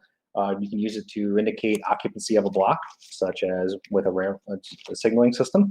And basically, and we'll show you some other things later with that. We have toroid coils. These coils are connected to the block occupancy detector with a section of Cat5 cable. Basically, you take, as long of a piece of Cat5 cable that you need. You cut the ends off of it, or you can buy bulk cable, and then you strip it open and pull out a twisted pair of cable of the internal wires of the Cat5 cable, and you use the twisted pair to connect you solder those onto the toroid coil, and then you screw them into the terminal blocks on here, and that combined with putting wrapping your power wire to the track through the coil creates basically it's a transformer. You're making a transformer, and then that induces the 5 volts to make the block indicate occupied. This is another common device I use on Elk Creek Logging Company. It's a BOD4CP. It has 2 turnout controllers on it. It has 4 block indicators on it, and it has a input for, it has your 12 volts input screw terminals to power your turnouts. That's very nice. It also has another good thing to have. It has a track bus indicator terminal. So basically you screw your track bus power into here, If you lose track bus power, it drops your signals. It tells you you've lost track bus power. So it feeds that into the network. All right, so we're gonna move on to, I believe we've talked about all of the different, oh, one last thing, forgot to talk about. Very important for any high-speed network. This is called a bus terminator. It's basically a little tiny circuit board card that's wired directly into a plug. You need these on any high-speed network because what you'll get is if you have a long run of wire and you send signals at high speed down the wire, this is going to absorb those signals and prevent them from being reflected back onto the network and canceling out the signal or causing erroneous messages. So this is an important part of layout command control. All right, we will now move on to setting this up. So putting this together is pretty easy. It's Cat5 cables, so you basically just plug in.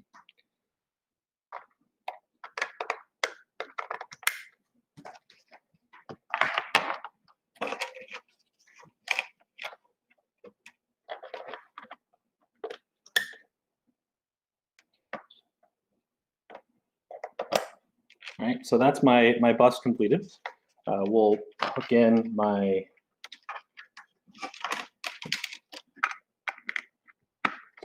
see the lights come on whenever you hook into a power source for the LCC buffer, my connection to JMRI. And we will switch over momentarily. Screen share, application window, camera, share. All right, we'll switch over to my auxiliary camera here. I have my trusty MRC Tech 2 Railmaster 2400 power pack. And something I remembered last night when I was setting this up to try to get it to work is you have to make sure you hook your wires up to the correct terminals. I accidentally hooked up to variable DC last night and then couldn't figure out why the turnout wouldn't operate. That's because there was no power. So a lot of troubleshooting that went into that. So I got two wires that are already connected. We'll slowly pan over here. Over here on my stall motor driver, got a red and a white wire hooked into the 12-volt DC input. And we have, or I believe this is actually probably 15-volt DC, but that's okay. That's acceptable for this purpose.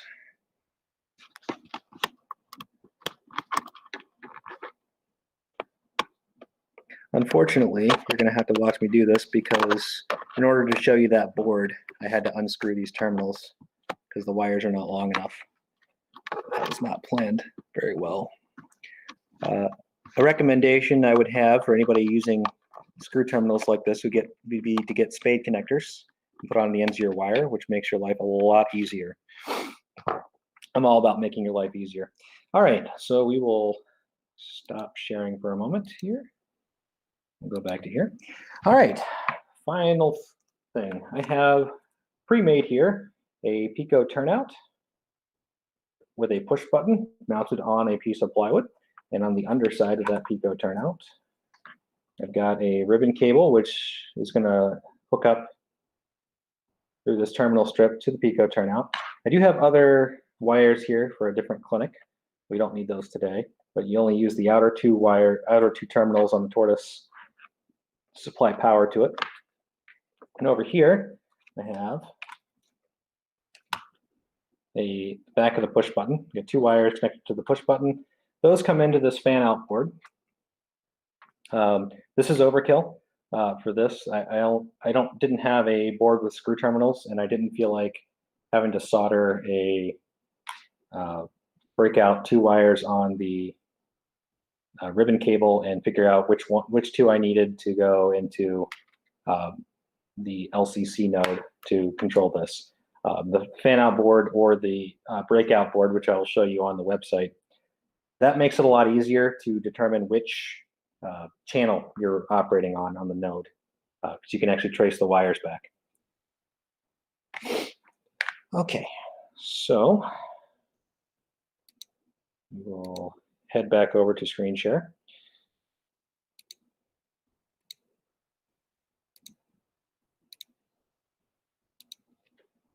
All right, we're back on screen share here, and I'm going to move a little bit. Sorry for the movement. Okay, so I've got my cable coming from my fan out board. It's going to my push button. That's going to get plugged into here. And this is my Tower LCC node. This is already hooked up to the, sorry, my wife has talking to my cats. We have 4 cats living in the house. So we have stall motor driver here. That's already hooked up to one of the cables on the LCC node. And over here, we're going to take the other cable and we'll plug that into our stall motor driver. And the final connection, now that all the wires are hooked up, is going to be our power supply. And we'll plug that into our power point, and you can see we are all lit up and running. All right.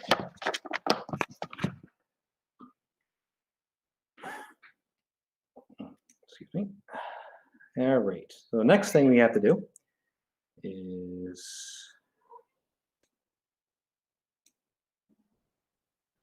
share full screen. Is we're going to start up Panel Pro.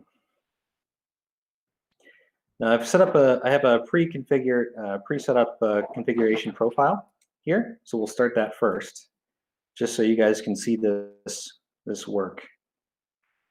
All right. And then we're going to open up our traffic monitor, and we're going to select configure nodes.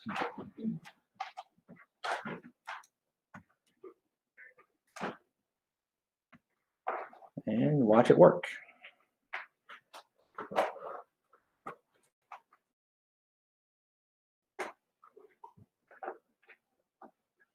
All right, here we are. So we have our manufacturer ID, the type of node, and its software version.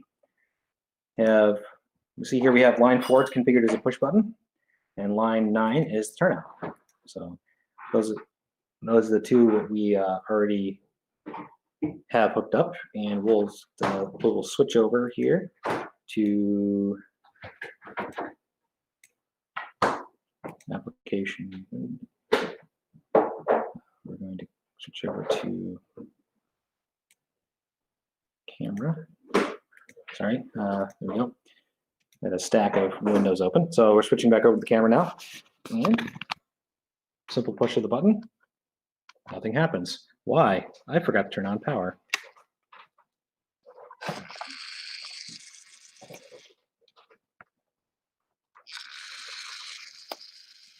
So if you already have it configured, it's that easy to set up and run. And that was just, me talking and hooking things up. So now what we're going to do is we have a working turnout. We're going to use this wonderful little card right here, which is a test board, and it has a number of push buttons and LEDs. We're going to take this and an LCC node, and from a blank configuration profile, we're going to set this node up to operate this turnout from this push button right here. All right, so quickly we will shut off power to the CAN bus.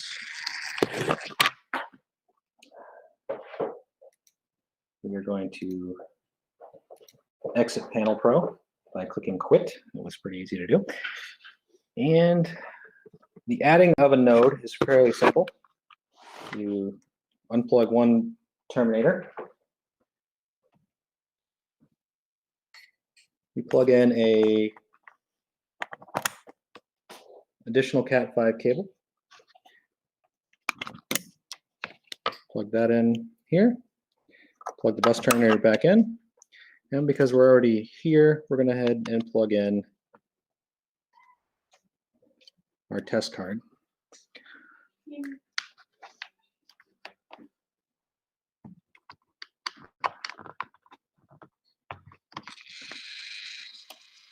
turn everything back on.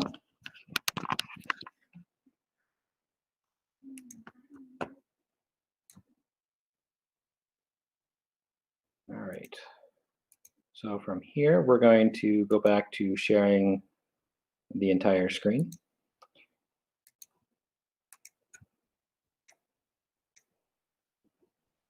We got open Panel Pro back up. Select our profile and let Panel Pro boot up. We're going to go here, we'll open up our traffic monitor, and we're going to configure nodes. You can see we now have 3 nodes. This top one is the laptop. This is our first LCC node that we already have set up. And this is our brand new, just opened today out of the packaging LCC node. So we're going to, you don't have to double click, you can just single click. That's a bad habit of mine. And we'll let it finish talking to the node. All right.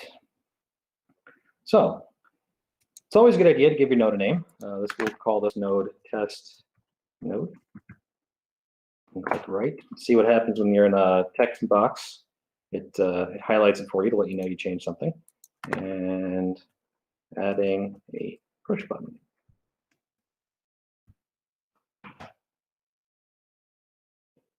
So whenever you click right, you're actually sending information. Configuration, here we go.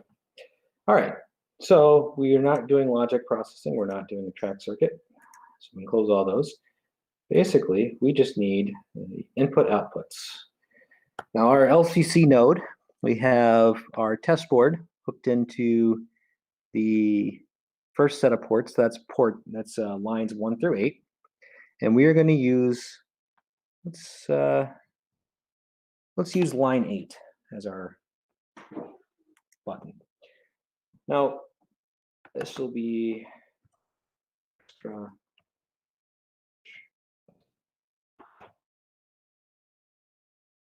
This is going to be an input. This is a human interface device, and we're going to be inputting into the LCC network. So we're going to have output selected as no function. The input, active low, that's good. And we are going to have, it's going to generate a command. Now, in order for this to work, we have to go over to here, and we need to change, sorry, the producer. We're going to need to change this producer command. We're going to actually go back to the other node. This is our original node, and we're going to copy the event ID that's sent from this push button. Basically, we're going to clone the push button over to this one. So we'll go here, we got line 4 push button. And the event it sends out, it even tells you what else is using this. So here you have this event ID is what's being sent by the original node. And all you're going to do, you're going to go here and click copy. Come over here, paste. So you can see this now says input output line, push button 4 on channel 4 is using this node, and this is channel 1. So that's showing me the other node uses of this event ID. And click right, and now we're going to go to our camera, and barring anything abnormal, I believe I set it up for 8. So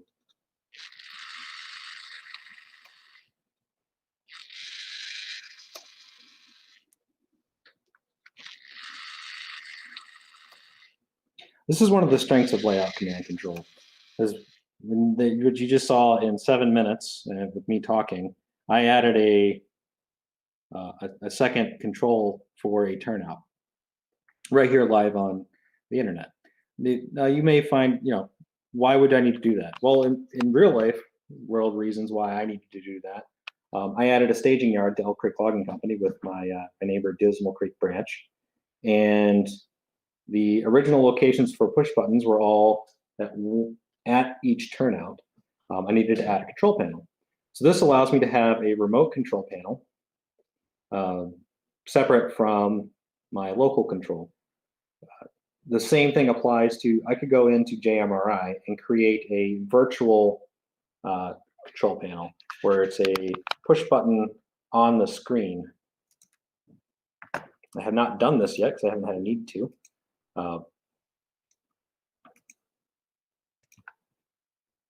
You can go into here and in panels, you can go ahead and create a new, you can go ahead and create control panels in here and have a virtual button that creates a event ID for your layout. We're not going to do that today. Let's see, what are the other things we need to discuss? Okay.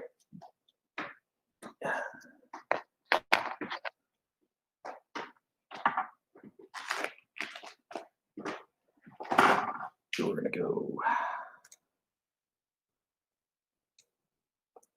right, so to learn a little bit, we'll talk a little bit about some of the resources that you can learn about layout command control. There is a book that you can find on Amazon.com. This goes into quite a bit of detail on all the different uses of LCC. One of the more common things you might find is if you wanted to set up a route, similar to how you would set up macros in DCC, you can do the same thing or similar thing with layout command control. You can have one push button in a yard throw. You push that button and it aligns all the turnouts out to the main from that one push button will operate multiple switches. You can also have a normalized push button. So it'll take all the switches in the yard lead and return them to the normal position. It's like a reset. That's something that's been done by a couple of different clubs. You can, and those are just very basic things that we can do here. We're going to go to,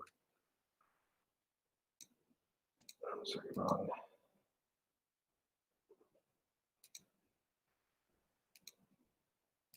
Seem to have lost my page. Ah, here it is. So our suppliers for layout command control. Currently, we have RR Circuits out of North Carolina. They are the sole supplier at the moment, though my understanding is Train Control Systems is going to be creating a command station which integrates digital command control and layout command control into one box, which will be handy for me. It's going to be a Wi-Fi command station, which means I have my throttle that you saw last time. We'll be able to run my trains, and it'll be all concentrated into one box. I don't have to bring my laptop to a train show anymore. We're going to share screen again. We're going to stay on this, I believe, now. So we have our RR Circuits homepage here. The full list of products is available on their website. And each of them has product descriptions. You can also, if you're curious about how each of the products work, they do have their manuals online. You can go to their product page and then go to their index of their different manuals, and they have a full list of all their products. They're color coded by what they are. So purple is, or pink is layout command control, green is a simple serial bus, which is a prior series of boards they came out with. And they have other items that interact with Digitrax. So, network. I have a number of manuals open here.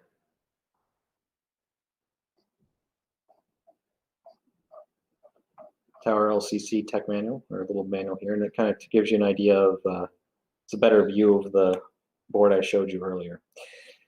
And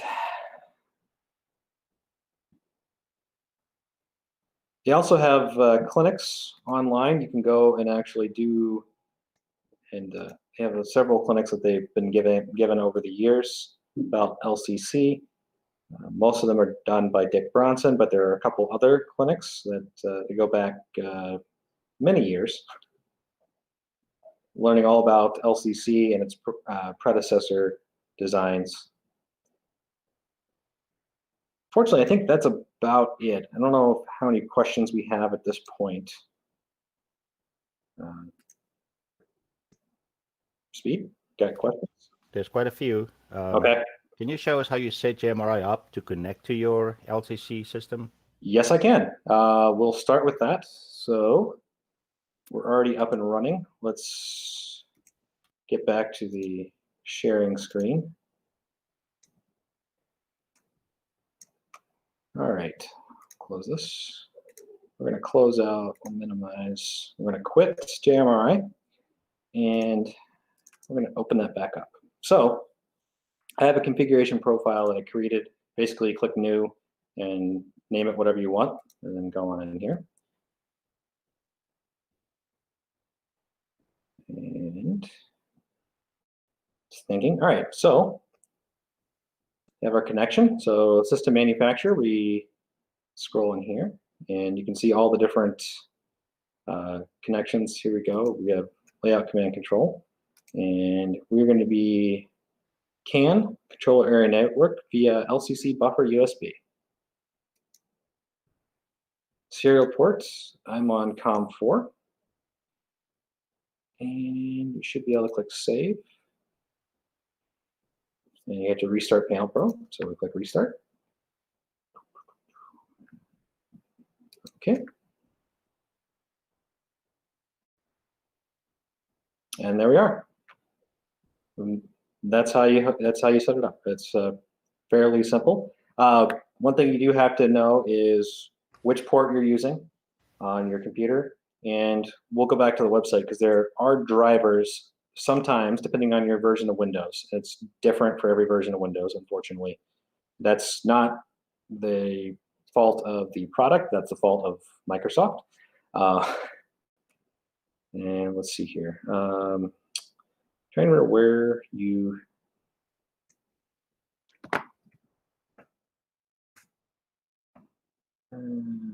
so you have Windows 8 drivers, Windows XP. Sometimes you have to go and force the driver download for a different version of Windows.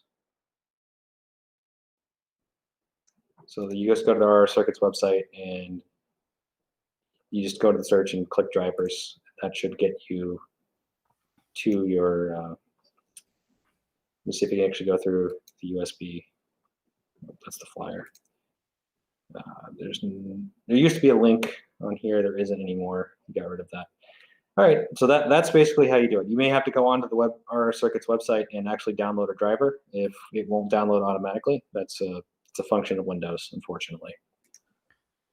Okay, so while you have Panel Pro open, you mind showing us a panel with a turnout on that might be throwing your turnout on? Oh, I haven't done that yet. Sorry. Let's see if I can figure it out, though. I'm adventurous, so control panel editor. Let's play around. Add items. This is one of the things I had it done a while back, and this was must have been when I first started playing with LCC. It was one of the first things they had me do was learn how to make a panel, and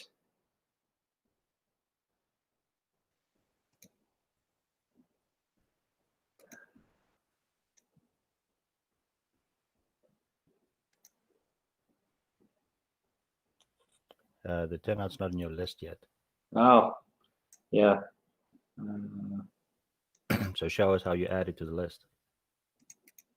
Under Tools, Tables, Turnouts. Tools, tables, turnouts. Okay, thanks. The other window. To the left. This one? No, Tools, the Panel Pro window, the middle one. Yep. Third item is Tools. Okay. Tools, tables, turnouts. All right. And add in the bottom. Add. Thank you. So hardware address. This is, I'm going to need to copy this from the, Yes. I believe, yeah, I got to go copy this from the configuration window. So go here, and it's going to be, we'll pull it off of C4, I believe. Nope, 6F.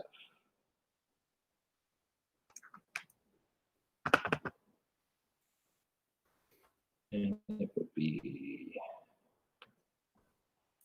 put the number 9 turnout, and it's going to be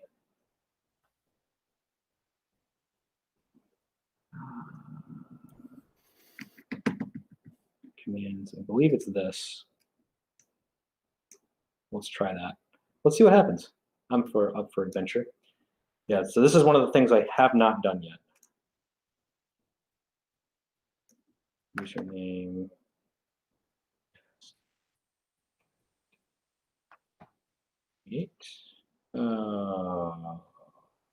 Why? Does it show an example when you hover over it? Give me a green check marks.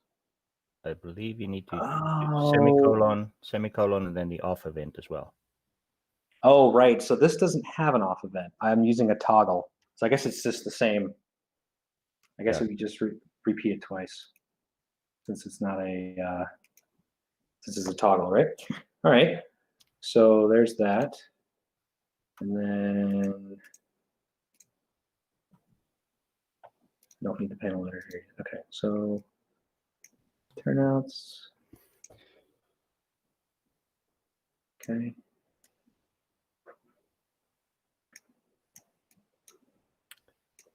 Larry mentioned that you can create a turnout directly from the CDI, but since you already have it. Yeah. Okay. So now I go to, oops. There's the turnout. Add to panel. And now we go, where's my panel?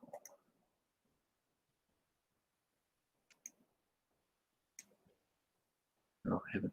I think it's the fourth window behind the turnouts. There you go. There we go.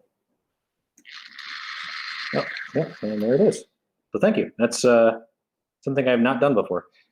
Oh, that's an interesting problem. So where is it? There's the panel. So just pick the camera up here, and just that simply, with remote technical assistance, you now have a third way of operating that turnout via your computer. All right. Okay. So back to the beginning. Someone says you mentioned Cat5 cable. How about Cat6? Yes, you can use Cat6. Cat5e is just the cheapest, or one of the most widely available cable. You can just go to the local stores here. Well, at least here where I live, that's one of the.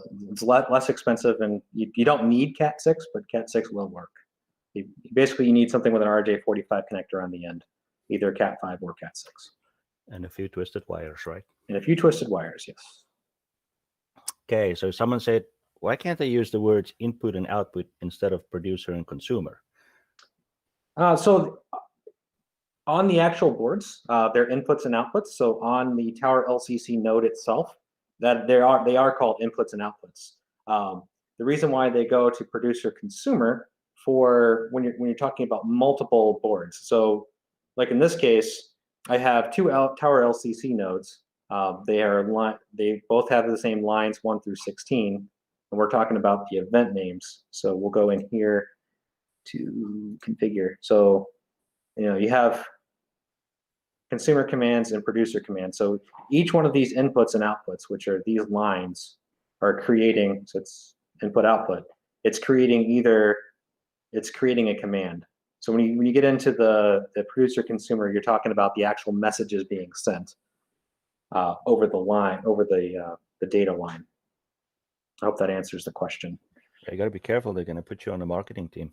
Oh boy, yeah. I'm not a very technical person. I'm not a computer engineer. By trade, I'm a Navy nuke mechanic. So this is like, I'm the very much a layman's, I use a hammer to fix my computer type person, not a electronics person by training, at least anyway. Well, that's good because most of us don't really care about the electronics. We would like to know how to do it. Yes, the how is the important part. Are there other questions? Yeah, so an RFID reader would be a node. An RFID reader could be a node. You could make it a node, or you can use the RFID reader in conjunction with a node. If the RFID reader sent out, for instance, with the Tower LCC node, which everything's plugged in here, but you could use the input-output lines are 5 volts logic signals. So you could take, if an RFID reader had an logic signal output or an input, you could connect that to your Tower LCC node if there was something that you could a use that you could imagine for it. The input-output lines on the node don't really care what it is they're doing. They have a list of things that they can do. There's a last question about TCS or NCE. We're producing a combined system. No. So my understanding is NCE isn't really producing anything. TCS is producing their own command station, and from my understanding, you can create but the NCE throttle, it doesn't have any of its proprietary things on board. So in theory, and it's been done, you can actually take the NCE throttle and plug it into a throttle bus that's connected to an LCC network, and it will work. Basically, it's the non-command station throttle can be used for whatever you want. Basically, you can hack it. It's the semi not technical way of speaking of it. I've seen them do it. You in fact, you can take almost anybody's throttle, and with the appropriate device that you have to create yourself, because no manufacturer who's self-respecting is going to make a device, and you can't sell a device that does this because you're getting into people's patents. But you can actually create a board that will connect to the LCC network that will convert the NCE's command station line or Digitrax or MRC or pretty much anyone. And there's photos out there of a table with a lineup of different manufacturers' throttles all plugged into the LCC network. So you led yourself into the next question, which was, how does LCC talk to DCC? Or if you were operating Railcom, how do those interact? So when you're talking about, you get into LCC and DCC, right now, the easiest way to do it is via JMRI. So I kind of showed you that a little bit last time. I didn't get really into the nuts and bolts because I haven't gotten into the nuts and bolts of that. I haven't needed to. I keep my DCC and my LCC completely separate. They don't actually physically interact on my layout because I don't need them to. There's no reason for me to do it. You can have, so I mean, this is one of the boards that interacts with DCC. It's your block occupancy detector. Mm-hmm. And here's your interaction, and that is it locks the occupancy status of every block on here when you lose DCC power, such as with a short circuit. That way you don't end up with your signals flashing. So that's one interaction point, would be on your block occupancy. Not only on the detection status itself, but also on holding the detection status so your network isn't crowded with messages every time your power cycles from tripping a circuit running through a turnout backwards. And going into that, using a separate system to operate a turnout from your DCC system. If you have a train that enters a turnout, let me unplug this here so I can futz around with the turnout. So if you have a train that enters the turnout from the wrong direction and the turnout's thrown against it, if you're using the same DCC system to operate your turnout that you are to power your track, you run into a little bit of a problem, especially if you can't reach that turnout to correct the short. That's why it's a good idea to have a separate system, be it a separate DCC system or a 12-volt DC, which you could easily do with this. You could run this off a 12 volts DC if you wanted, and double pole, double throw switch. You need a separate control mechanism for your turnout from your DCC system. Your train enters the wrong way and it sits here in shorts, and you can't fix it because you can't reach it. And there are wonderful photos of what happens when you do that with an 8 amp DCC system. You turn your truck on your locomotive into a melted pile of plastic, which is not good. So it's always good to have a separate way to operate your turnout, so that Definitely. Yeah. And I'm not talking from experience. That's not your photo, is it? No. No. You've used the RR circuits, right? Yes. So is JMRI required to configure those? Yes, for the most part. You could also use something called what's the name of this?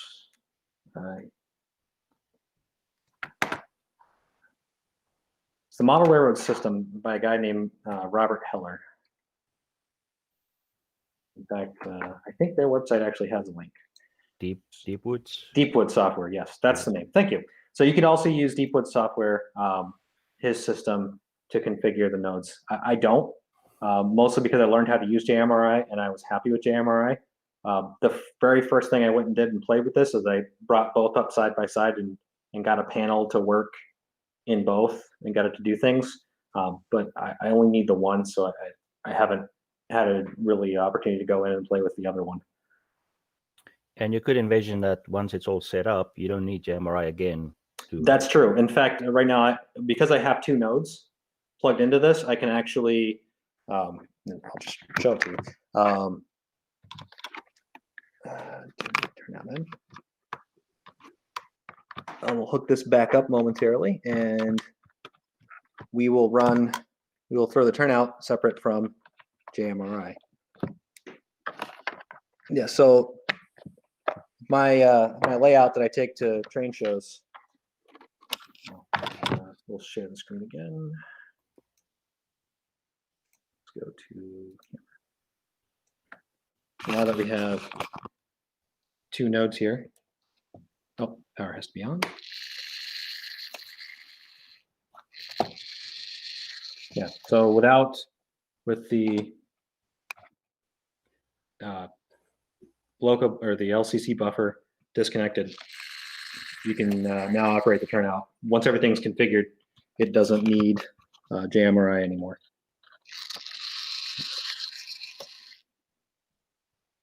So when you get signals, we do another clinic? Yeah, I mean, I have a box of signals, and I have all of the boards to do signals. I haven't had a need to do signals. I haven't learned signaling. That's chapter 8 in here. I haven't actually gone through and read the whole book yet. But signals are something you can do. Signals are difficult to do in this format, mostly because I need, in order to do it, I got to have a block, and I need another block further on, and then maybe a turnout with a couple direct, so I need about 12 feet of layout set up that needs signal, and have signals and signal masks for the turnouts and block detection, which that starts, I've got all the components to do it. I probably have to strip my other modules of boards to make it happen, but yeah, it'd actually be quite a bit of work to build a layout to do a signaling clinic. There are other clinics available. One of the ones, they actually do have a clinic on the RR Circuits website, and there's actually videos on the website showing the former NMRA layout command control demo layout, which you saw at many train shows, and now has been, I think the NMRA they sold it to TCS, and TCS uses it to display LCC and Brand new, never heard about this before, and there is about 160 of us. Where would they go? What website would be the place? You already mentioned the book. Yep. So I would, to be honest, I would go into share screens here. And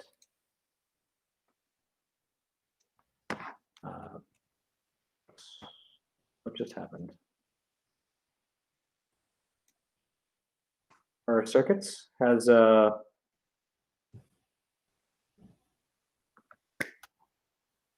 they have a basic LCC information sheet that it just gives you really, really broad strokes. This is what it is. This is what it does.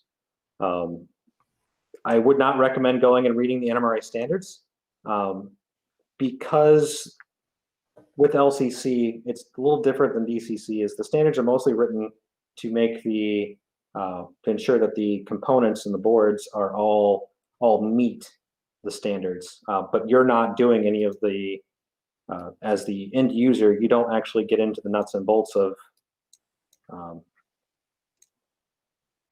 you're not getting into the nuts and bolts anymore, because with this, it's all on board. Everything's already done for you now. You're just plugging in, and there are a couple things you need to know about, from the standpoint of the minimum cable length. There's also a maximum length that your segment of nodes can be, and that each node has a onboard current draw, which is required to be labeled on the board. You can see it right there. 20 milliamps off the bus to power the individual node. Your power supply only puts out 500 milliamps in each direction. So you can start to get into doing some math to figure out that you can only put 48 nodes in a segment before you end up exceeding your either power supply requirement or your maximum physical length or theoretical length that your bus segment can be. I believe that's 1,000 feet, but each node subtracts from that. Okay. Back down to a certain length. So, well, Andrew, thank you very, very much, as well as showing a few things in JMRI. Yes, thank you. We would love to have you back for maybe signals by LCC. All right, we'll see what we can do. Thank you, sir. You're welcome. Okay, thanks, Andrew. So a few things there's a few questions in there from some of the British guys about purchasing this stuff and it being quite expensive. If you're in the UK or Europe, railroad circuits do offer an NMRA discount, although that doesn't offset the cost of shipping and taxation when it gets to Europe. But Coastal DCC, which is a UK-based retailer, they supply they're a supplier of railroad circuit stuff, so you can buy it in the UK and avoid ridiculous shipping costs. And well, at the moment, it probably wouldn't turn up anyway, so you can do that. But thanks, Andrew. So we will do the wheel of sandpaper. I have no idea how this is going to work, but we'll have a go. Just because if we don't have a go, our colleagues in Australia will say that Gordy's making life difficult. Whereas really, if they were sitting in Orkney right now, seeing the challenges and smelling the burning computer that I have, they would understand. So let's just see if this spins the wheel of sandpaper. Spin the wheel. Is the wheel going to spin? I don't know. This could spin Marty's computer. It's spinning. It's spinning. Are you a member of a club? Okay, so I want everyone to stick in the chat. Are you a member of a club? I'd also like y'all to stick in the chat different LCC things you want us to try to cover in the future so that we can blow Andrew's head up with all the things we want him to do, different types of signals, etc., etc. And we're going to have a little break for a few minutes while we get the next presenter in. So I want you all to go over to daylightsales.net and get yourself some great NMRAx merchandise. And I would also love you, if you're not already an NMRA member, to consider joining at nmra.org. Thank you, Andrew.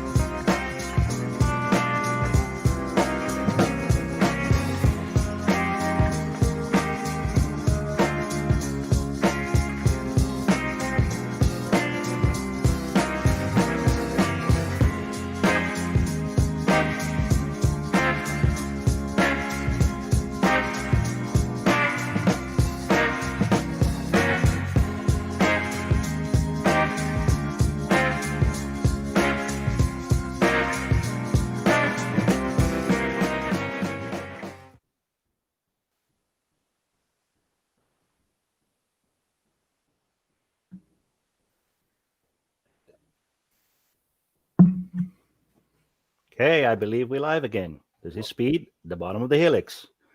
Show of hands, who have not heard about model rail radio?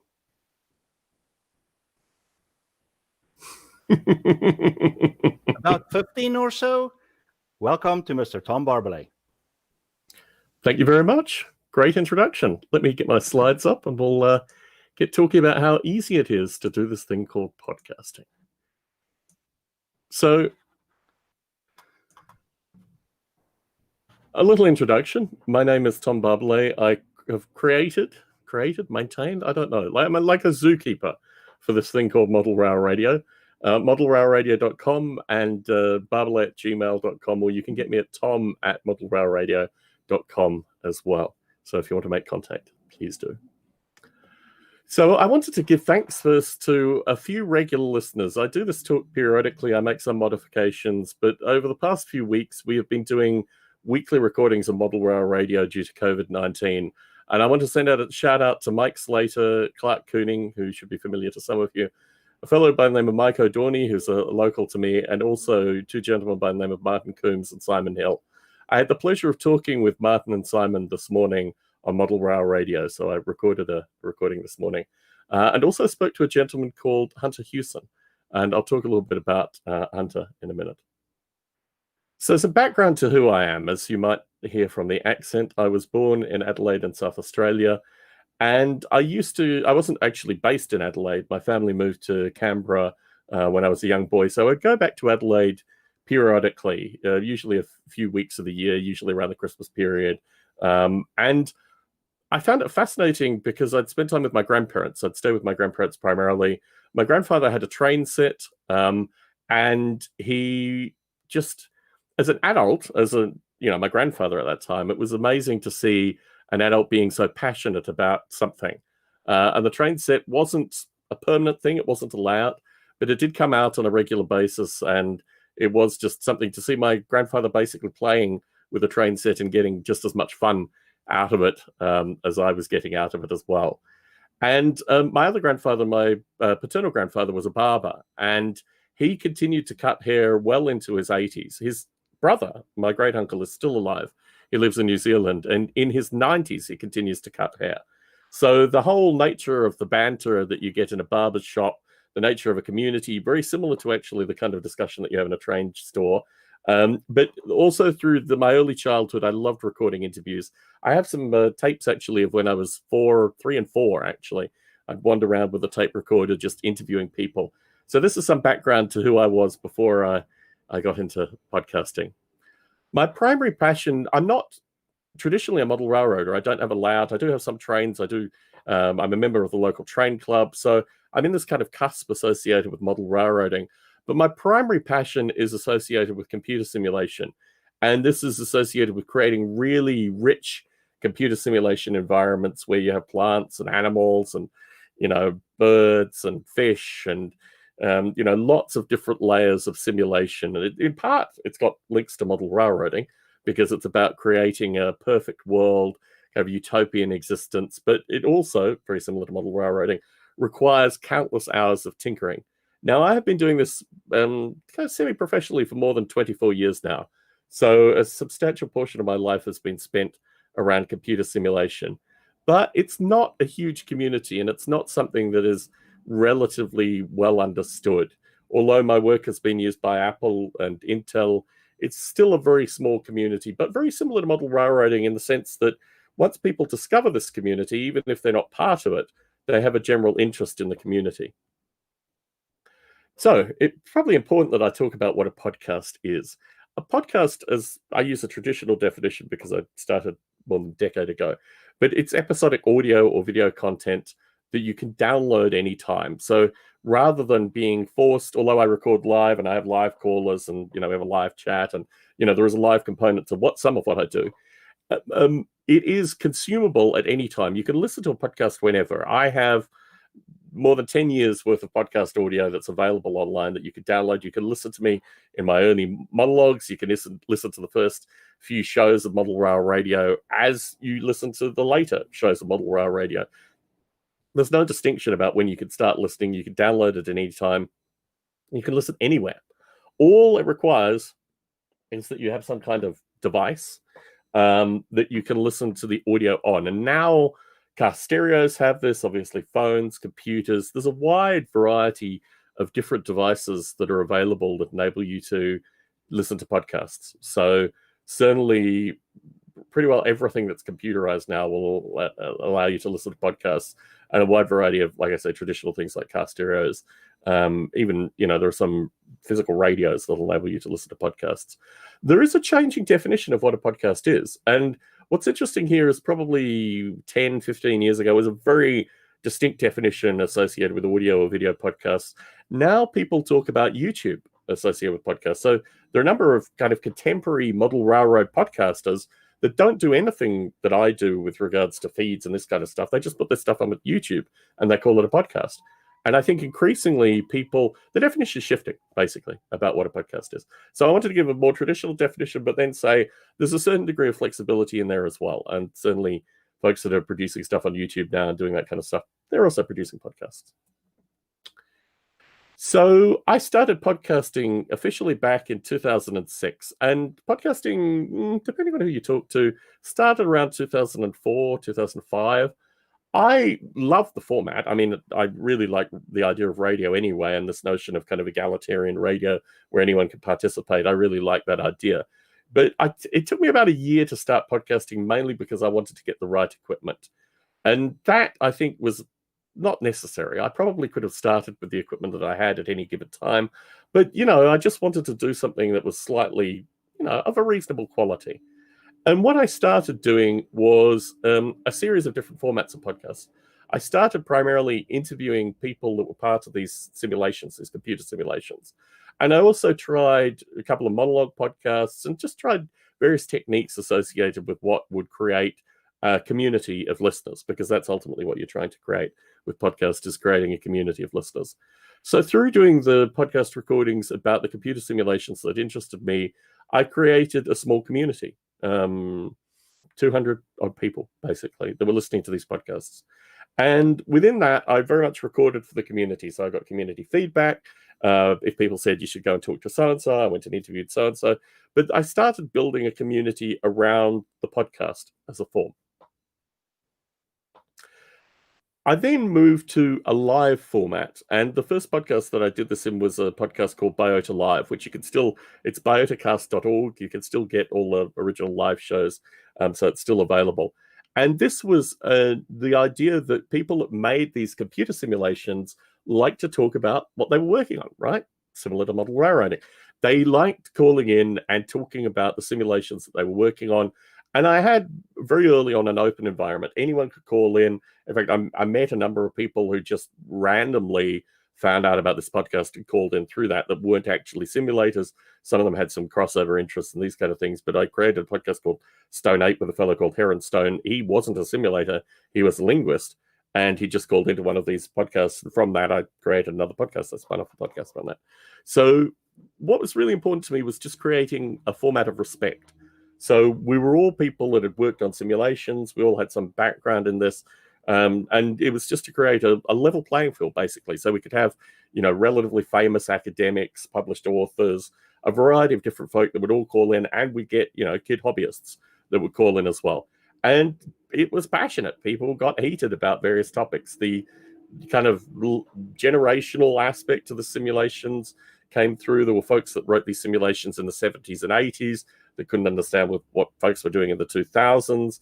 There was all kinds of, interesting things. And unfortunately, there was elements of politics. As I said, there's this notion of kind of traditional simulation versus newer simulation.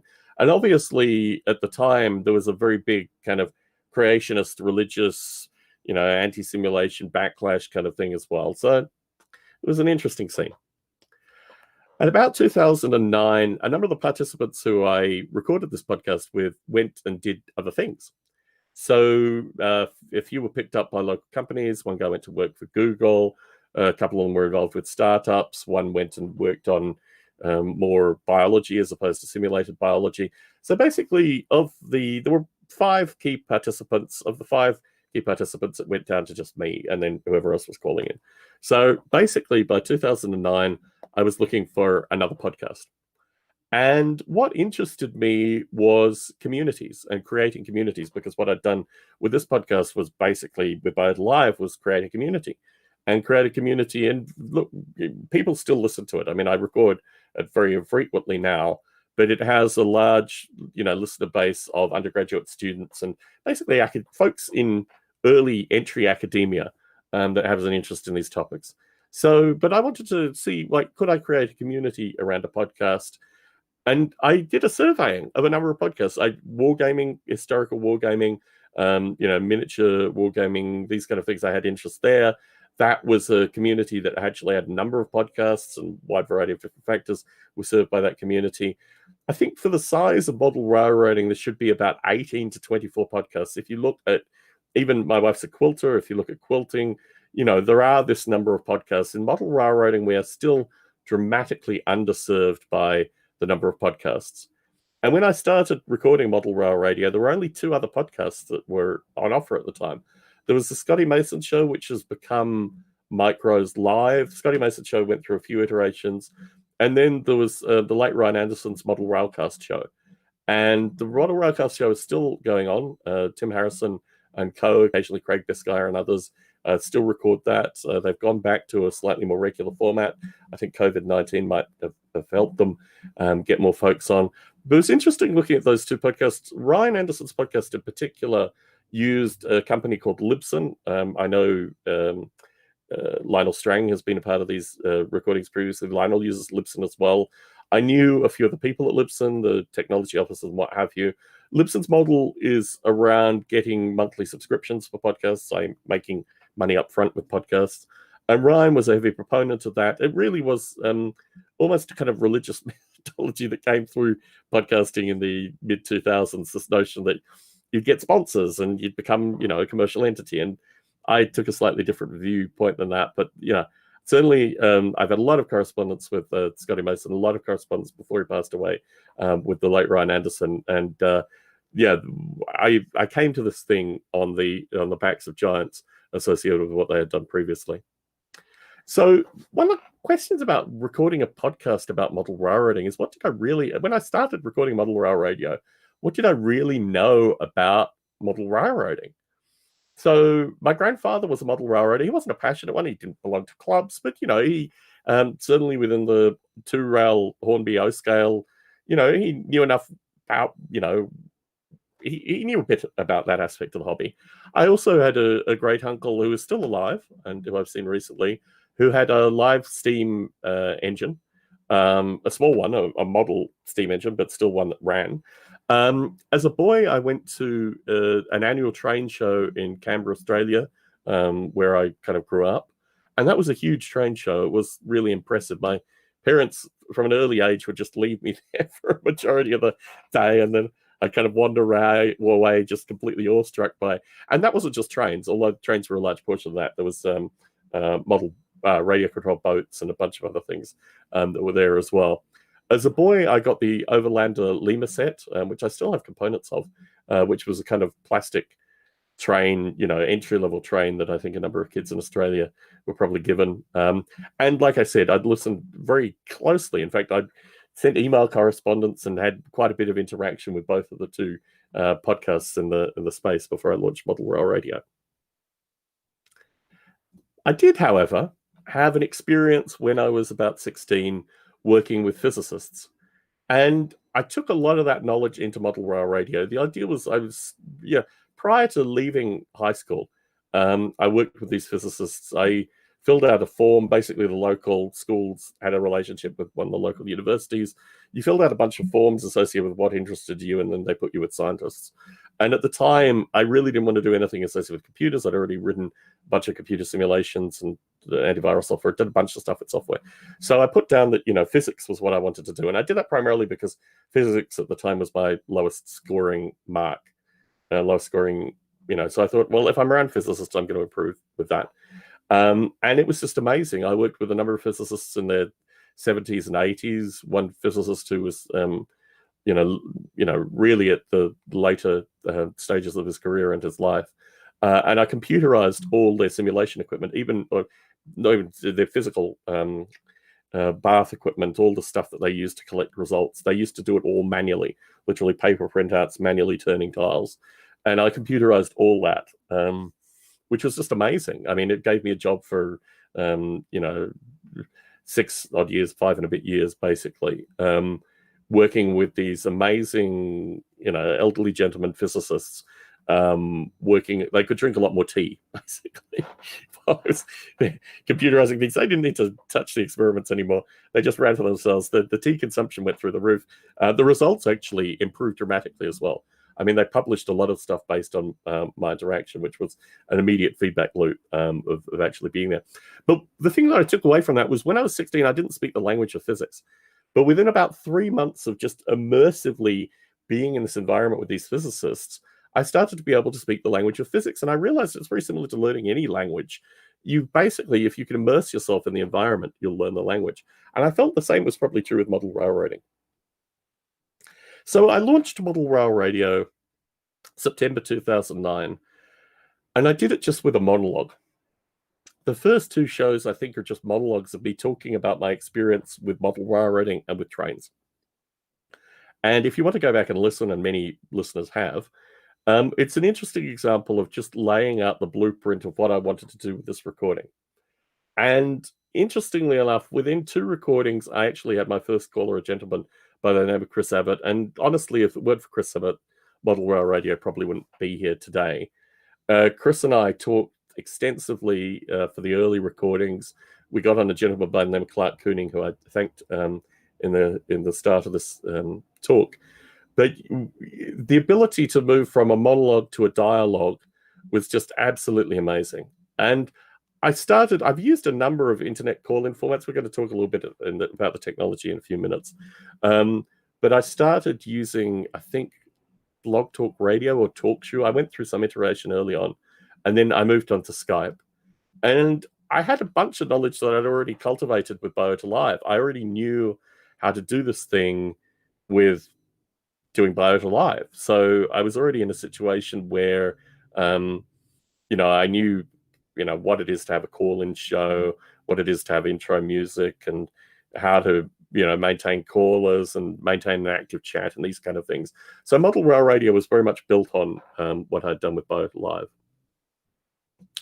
Now, in contrast to a lot of people that talk about podcasting, my view with podcasts is you've got to keep the cost relatively low. And I did this for a variety of reasons. Within the early period, I'm trying to think whether, certainly within the Model Rail Radio period, initially, the company I was working for had closed.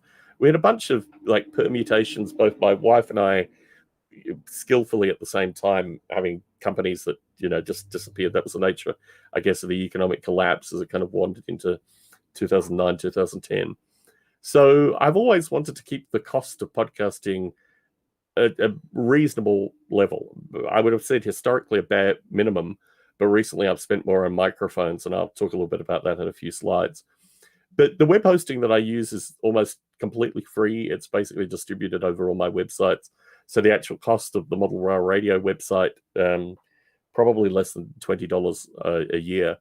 The audio hosting, I use the Internet Archive. I couldn't have done Model Rail Radio spending, commercial. Well, I don't know. I mean, I don't know what it would have been if I'd gone through Libsyn or other audio hosting providers, but I use the Internet Archive. I think the Internet Archive is very receptive to this kind of free content. I used to donate money to the Internet Archive. Not this year, but historically I've donated every few years to the Internet Archive. And all the tools that are necessary to produce podcasts are basically freely maintained by a community. And there's plenty of help. I mean, I offer this assistance to anyone who wants to get started as well. So if you're watching this and thinking, how do I get started? I don't understand the technology, whatever. My surname, barbalet@gmail.com or tom@modelrailradio.com. I spend, I create YouTube videos. I create a bunch of tutorials when folks get in contact about the specific interests and problems that they're having with podcasting. I feel very strongly that, I should provide help, basically, to people that want to learn how to do this thing. But there's a, equally large community of people willing to give assistance. The technology associated with podcasting, I'll talk about this in a slide or two's time, but what you need to record a podcast, you need a computer. I think there are some tools now which are trying to move to mobile devices and tablets for doing the podcast recording and editing. I still feel you need a computer. You need some audio recording software, which is usually, I use Skype. I have a product called Call Recorder. I know that there are, products that are built into some of the audio, propagation software. So, you need something to record the audio. You then need something to edit the audio. I use a program called Audacity, which is very easy to use. I've recorded a few YouTube videos about how I use Audacity. I use a text editor to create the RSS feeds, which are basically just the show notes plus audio links in a relatively specific format. And ideally, you need a microphone and some headphones just to record a podcast. I don't think the technology about podcasting is really a limiting thing. And I found historically, people were always, oh, what are you using? How are you doing this thing? I know I have a number of friends that have got into podcasts that have amazing audio setups and mixing desks and this kind of stuff. I mean, no one would say the model railroading hobby is about getting the rails to line up. And I think the same is true with podcasting. Like, the technology is a small part of the actual thing. It's more about creating a community. I mean, I think podcasting is fundamentally about creating a community around a set of ideas that you want to put out in the podcast. And I think if you focus on that aspect of it, technology, obviously you've got to get it working, whatever, but not obsess so much about technology. I think more about the community. So when you think about creating a community, in particular in the model railroading hobby, what are the important parts of creating a community? I mean, this is a relatively abstract thing, but I wanted to talk a little bit about that. The thing about model railroading that strikes me more than anything is it's incredibly diverse. There are people from every walk of life, every possible, political, religious, every view seems to be represented in model railroading. And it's a hobby which is international and, spread out all over the globe. And I think one of the things that interested me when I started Model Railroader was the notion that you have existing people in the hobby. You pick up Model Railroader magazine, you've got Tony Costa, you've got all these people who are people in the hobby. But actually, the strength of model railroading is that there are, hundreds of thousands of people the globe over that are doing this thing. And what interested me was kind of gathering the lone wolves, like getting, folks that hadn't necessarily, were amazing modelers, amazing model railroaders, had explored, things in operations, layout design, a wide variety of things, but they just weren't collected together. And I think what I found fascinating early on, which has come through the entire recording of Model Railroader, was how the different areas of the hobby all respect the other areas. There are very few conflicts where, certain areas in the hobby will not talk to other areas in the hobby. And I think it's one of the beautiful things in model railroading that there's so many diverse interests here and the people who are interested in one area are also kind of interested in the other area as well. So you've got this diversity in these shared interests. So when you think about creating a podcast, and ultimately this talk is getting you, the listener, audience participant, to actually think about creating a podcast.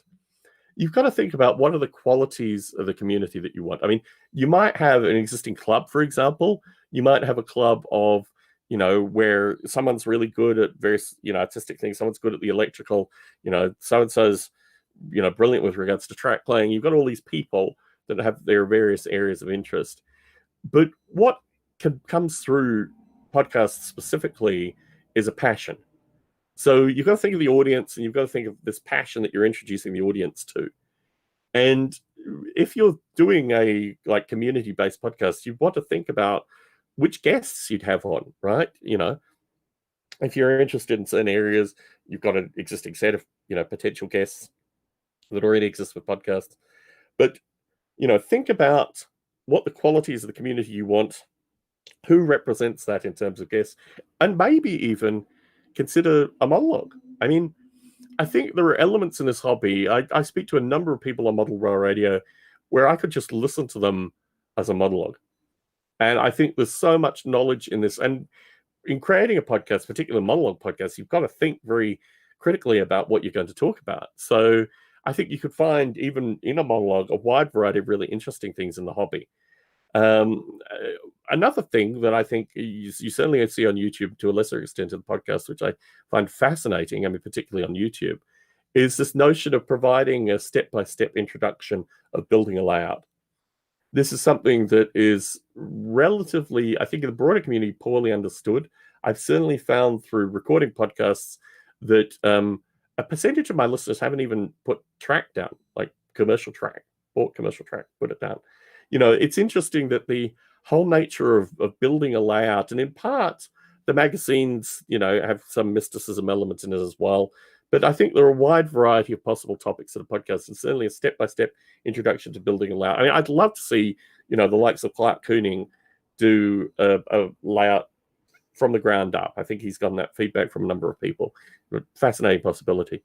Another thing that I would really like to see is the NMRA regionals creating their own podcasts. And I think there are a sufficient number of characters in the various NMRA regional divisions that I think you could create a series of really fascinating podcasts. I know, Geordie did some stuff with regards to the UK, but I think really the NMRA as an organization just within the regions could create really interesting regional podcasts and create best practices and standards through that. Another important point, which you've got to think about when you create a podcast, is you're also creating a community of listeners. So you've got to think, if you're going to be creating this group of listeners, what qualities do you want in the listeners and the participants? And this, I think, is really interesting. It's very rarely talked about with regards to creating podcasts, but it's the one thing that I return to is that I've probably created maybe 10 to a dozen podcasts in the past, 12 odd years. And now 14 years. And within that, the format of the podcast has created the listenership and community around that as well. So when you create a podcast, one of the things I like to ask people is, what features do you want in the community? Now, sometimes this isn't something that's explicit. Sometimes you just discover this thing. And it's interesting thinking about a podcast like building a layout, right? You've got givens, druthers, and things you can, really do without, like things you want to exclude fundamentally when you create these things.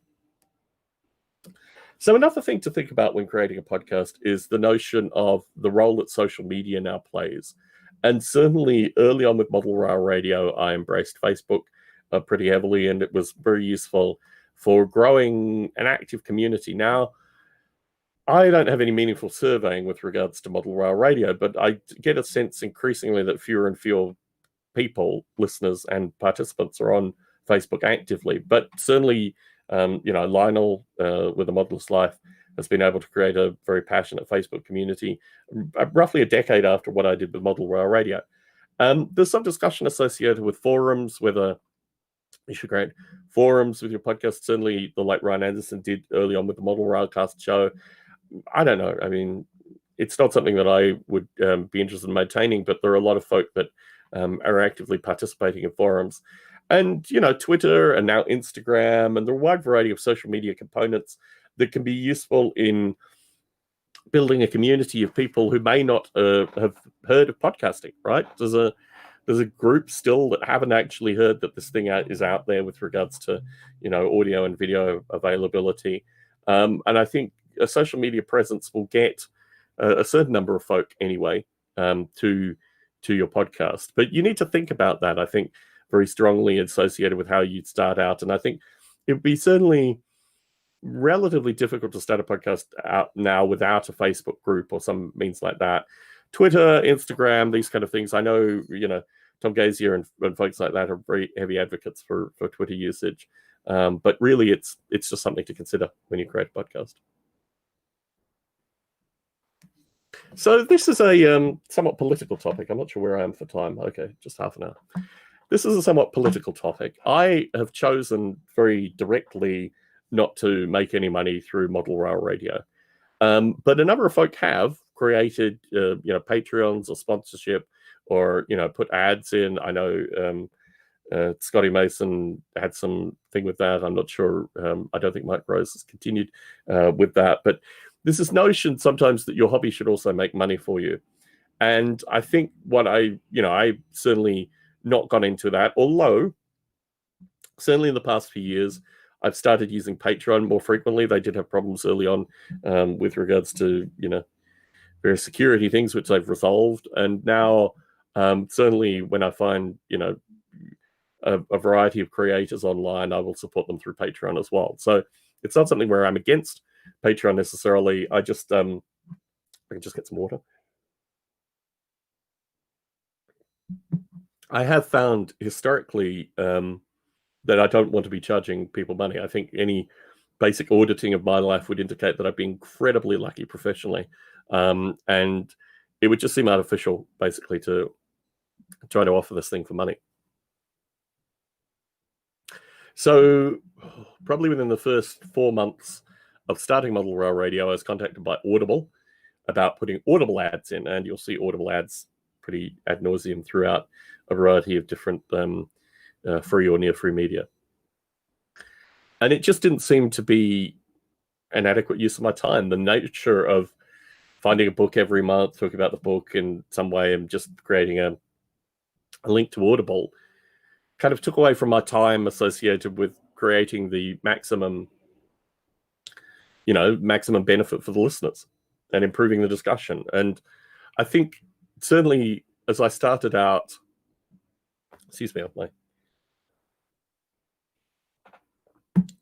as I started out this thing, I realized that the model railroading hobby, so much of it was around monetization anyway. And I really felt very strongly that this was a hobby where every time people saw an interaction with the hobby, it was associated with some degree of monetization. Someone was trying to make money in every interaction. And I thought it just didn't sit well with me, basically.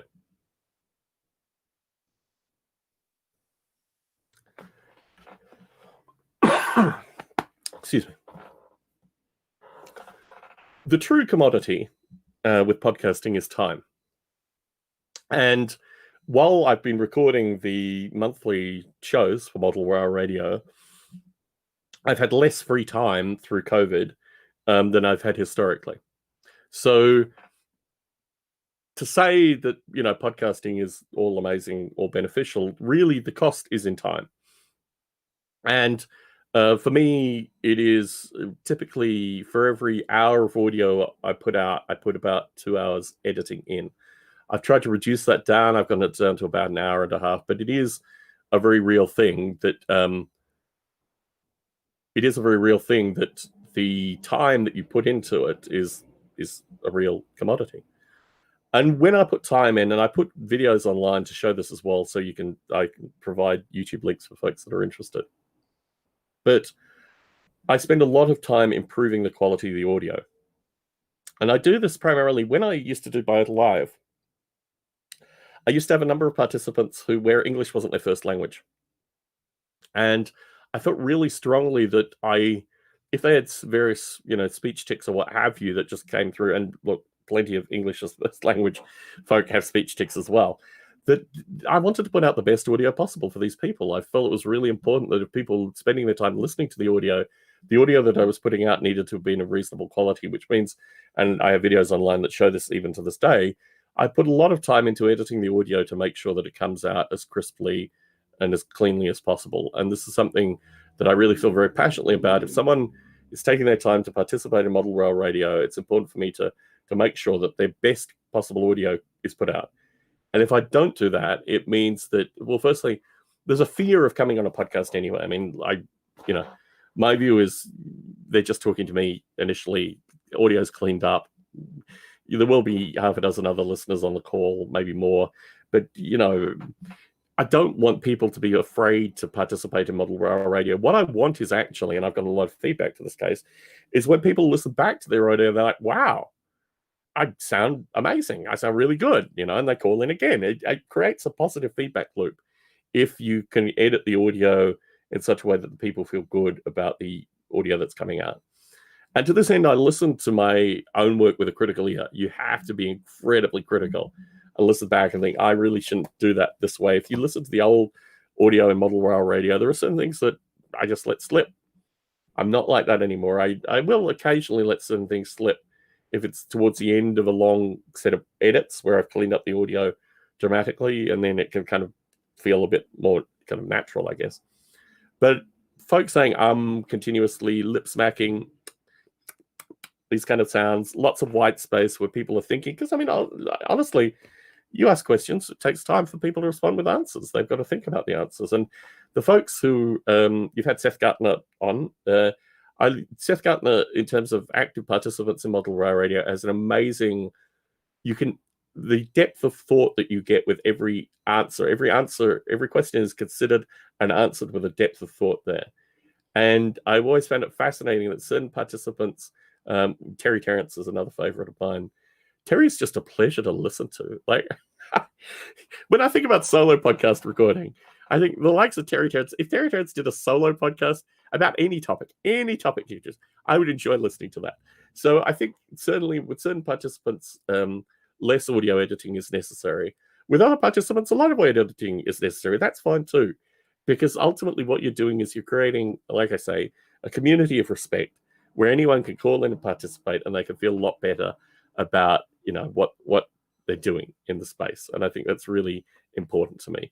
So although it takes time, although, I might joke about it periodically, the time put into audio editing, I think, is time well spent. And ultimately, it makes me feel very positive about the catalog, that all these prior shows, I put in quite a bit of time, and in almost all cases, the best possible audio comes out. So I gave a talk, was it 7 years ago? Probably was about 7 years ago, maybe 8 years ago. I went to an NMRA local here in the San Francisco Bay Area. Charlie Getz was still president.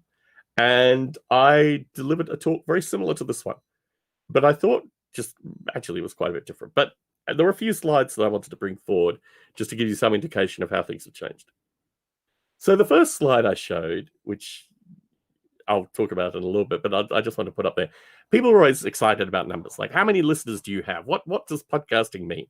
And this is what Model Rail Radio, and as it was happening to me early on in real time, it was just like my mind was blown. Like, I had done a small podcast with not very many participants and not really a lot of internal buzz, within the community. But then I started recording Model Rail Radio, and really the sheer volume of listeners to this thing caught me completely and utterly by surprise. So here are some numbers associated with the first, 4 odd years of Model Rail Radio. And to be on that curve initially, I remember when I literally just put it out and we had 4,000 listeners just like that. And just up and up and up. And the whole thing was straight. I talked to the NMRA board probably 2010 and just said, I don't see any ceiling to this thing as it is currently. And I think, the NMRA board was missing a beat by not doing podcasts, because you just reach so many people almost immediately. So anyway, wisdom is a wonderful thing. The problem with these numbers is they're all wrong. Like, no matter how you track listeners, the numbers are wrong. So the numbers that I was using were based on unique IP addresses, which literally means a computer at a specific time says that it's on the network with this address. Now, a mobile device, for example, sorry, I should look in the camera when I say that. A mobile device, for example, has 3 to 5 IP addresses in a general listen, which means all those numbers are off by at least 5 times, probably 3 to 5 times. And the whole thing, Libsyn as a company that I'm not in any way affiliated with, has invested a lot of time, a lot of money trying to get these numbers right. I still think they missed the mark. I read constantly, papers of people that say, now we've got the perfect number to catalog. Look, here's where, for me, it's an amazing thing. I can go anywhere in the world, literally anywhere in the world, and I will find listeners. And this is just an amazing thing to me. It is unfathomable that I can put a pin in the globe and I will have half a dozen listeners around. 2010, I was in Adelaide in South Australia. Only 2010 in the... was it 2010, 2011? I don't know. Anyway, I was in Adelaide, South Australia. And listener and frequent participant, Jim Gifford, who has traveled the world meeting listeners, but back then he hadn't, threw a barbecue for me. His immediate train group turned up, and a fellow I went to high school with. Now, I went to high school 2 days drive, about 2 hours flight from where Jim Gifford lives. His train club's, one of his train club members was the father of my friend's wife. He turned up at the barbecue. We had a listener from Hong Kong and his wife turn up at the barbecue in Adelaide in South Australia. This thing is unbelievable. You put your ideas out there. I was going to talk about Hunter Hewson. Hunter Hewson put together a blog about a very small branch line in just south of Niagara Falls. And he had the blog online, and it was associated specifically with a paper plant. Okay, put this blog online. He got a fellow who had worked at the paper plant to contact him through just having the blog online. He wasn't even a model railroader. He just, through Google searching, got in contact with Hunter Hewson. This thing about when you put anything out, you will get way back more than you could ever possibly imagine is even more striking with podcasts. And I've had, dinner in people's kitchens where they've been listeners for long periods of time, and we haven't missed a beat. We're like old friends. This thing is really amazing, associated with getting people involved, creating a really strong positive spirit, and getting these kind of things to happen. So irrespective of what numbers you track or whatever, really podcasting is about friendships and creating a community. So back to the old slides. This is what I used back in the day. It's almost identical now. I use a slightly newer MacBook Pro. I still use Audacity. Levelator, unfortunately, has gone by the wayside. I have to have an old computer that I run Levelator on. Skype is free. Call Recorder, I pay for periodically. The headphones, I'm paying a little bit more for headphones now. I still use my iPhone for roving audio. You can use, any kind of mobile device for that. So very similar to where it was 7 odd years ago. Microphones. So I'm currently recording on a no-name microphone, or maybe the M Audio, which has fixed that bug associated with Skype. The last microphone there. I went through a period of time, maybe 4 years ago, where I just wanted to get a better mic. I've been using Snowball mics for a number of years. The quality went downhill in Snowball relatively rapidly, and I couldn't use them anymore. So I've got a couple of old Snowball mics. I might have given them away, maybe. Blue Yeti came out with a mic. The contact that the mic plugged into created noise. I've used Rode microphones that didn't work properly with Skype. The Shure microphones were staticky and flat. These are expensive microphones. These are $300-$400 microphones. So my advice really is not to spend a lot of money on microphones. I've experimented. It was the wrong move. So the M Audio one that I'm using currently, they were able to fix the situation with Skype. Apparently it was more associated with the USB software. Anyway, so yeah, but my view is the first mistake you can make in podcasting is spend a lot of money early on microphones, because you will not get benefit back. I love wire. Wire for me in everything, including the internet connection. But I'm old school with that. People now, everything's wireless, microphones, headphones, what have you. I'm still fixated by a wire link to some box somewhere. I've always found the quality to be just that little bit much better. If you deal with situations where there's all kinds of buzz, audio goes backwards and forwards, it goes out of order. I've seen every possible permutation over wireless microphones, headphones, internet connections. I just keep everything wired. It makes my life so much easier, particularly with audio editing. So returning to you, the viewer of this particular talk, if you are going to create a podcast, what are you going to create a podcast about? My view is that if you record about your passion, it's easier. What I did with Model Rail Radio was not my passion primarily. I was interested in, the notion of train shows and train clubs and train people as a thing, but it wasn't my primary passion. I think as I talked about historically, working on the simulation stuff first was very useful for me to get into the thing. For you, find something that you're passionate about, because it'll be easier to record about. Do you want assistance? I'm more than happy to provide assistance. I think there's an ever-growing number of us that are picking up bits and pieces associated with this thing. We all have very similar to model railroading scenery techniques. We all have different views. We all have different ways of doing it. There are tens, if not hundreds of thousands of different ways to record a podcast, and every possible permutation exists out there. So I think assistance is not necessarily about saying this is the one way you have to do it. It's about saying this is how I do it. Please follow on if you're interested. Now, interestingly enough, I gave Lionel Strang a lot of assistance. He does a bunch of things completely differently to me. I think Tim Harrison as well. Tim Harrison actually more, mainly through perhaps persistence, but he's more moved towards some of my certainly givens within podcasting. But yeah, the main thing is just record some audio or some video. Doesn't have to be audio, could be video, and give it a go.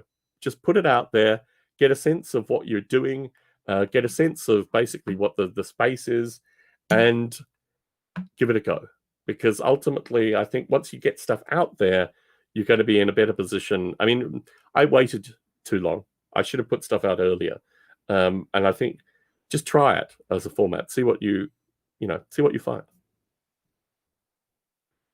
I think perfectly, I have gone for time. So I'm going to say thank you very much for listening to me. I hope my audio video presentation has been useful.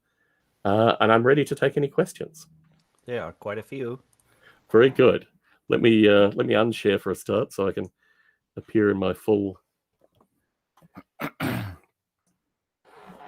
the first one was, you mentioned a professor or the professor in the beginning. You mind telling us who that was? Oh, Dr. Reg Mills and Dr. Lawrence Wolfe were the two professors that I worked with in Australia at the Research School of Physical Sciences and Engineering. I don't know if Professor Wolfe is still alive. I wouldn't think Professor Mills would be still alive. Okay. Their area was thermal physics, basically. So creating environmentally friendly thermal cells. So do you listen to any model railroad podcast yourself? Yes, I do. I don't have as much time as I once did to listen to them.